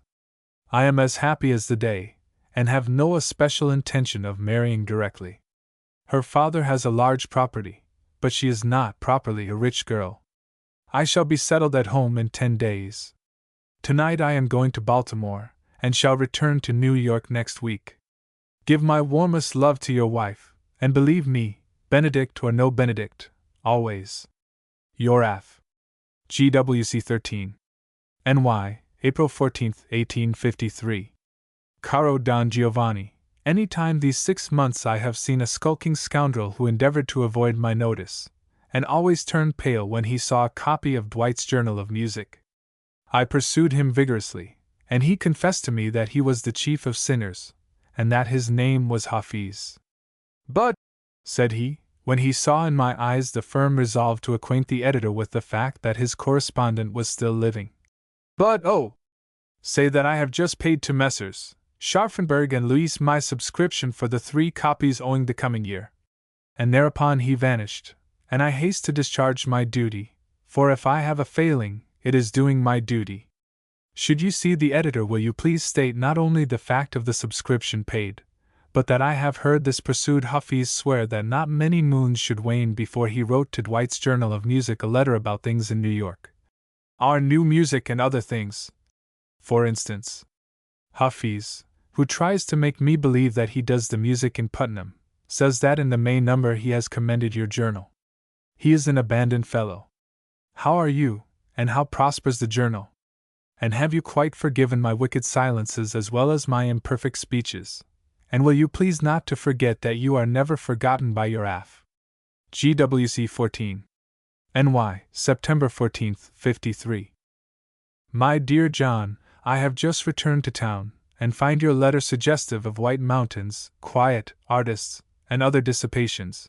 But I am just from the hills, where I have been for 6 weeks, and am ordered to the seashore to be salted. I am not quite sure whether I shall go to Newport or to Long Branch, but I infinitely prefer Newport, although I have very valued friends upon the New Jersey shore.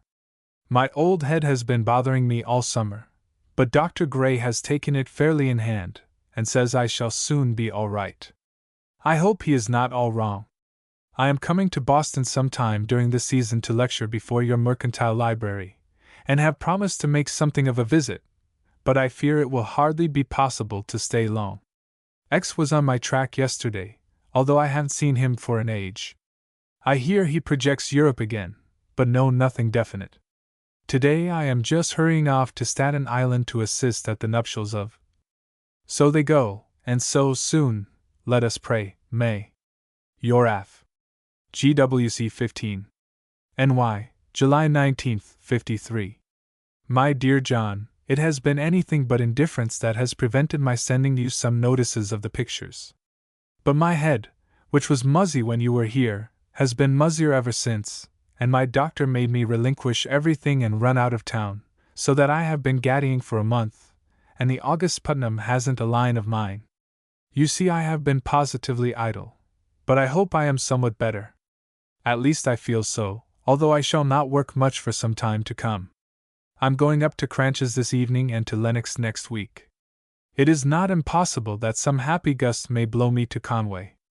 Give my kindest love to your wife, and believe me, muzzy or no muzzy. Your F. GWC 16. Home, February 9, 54.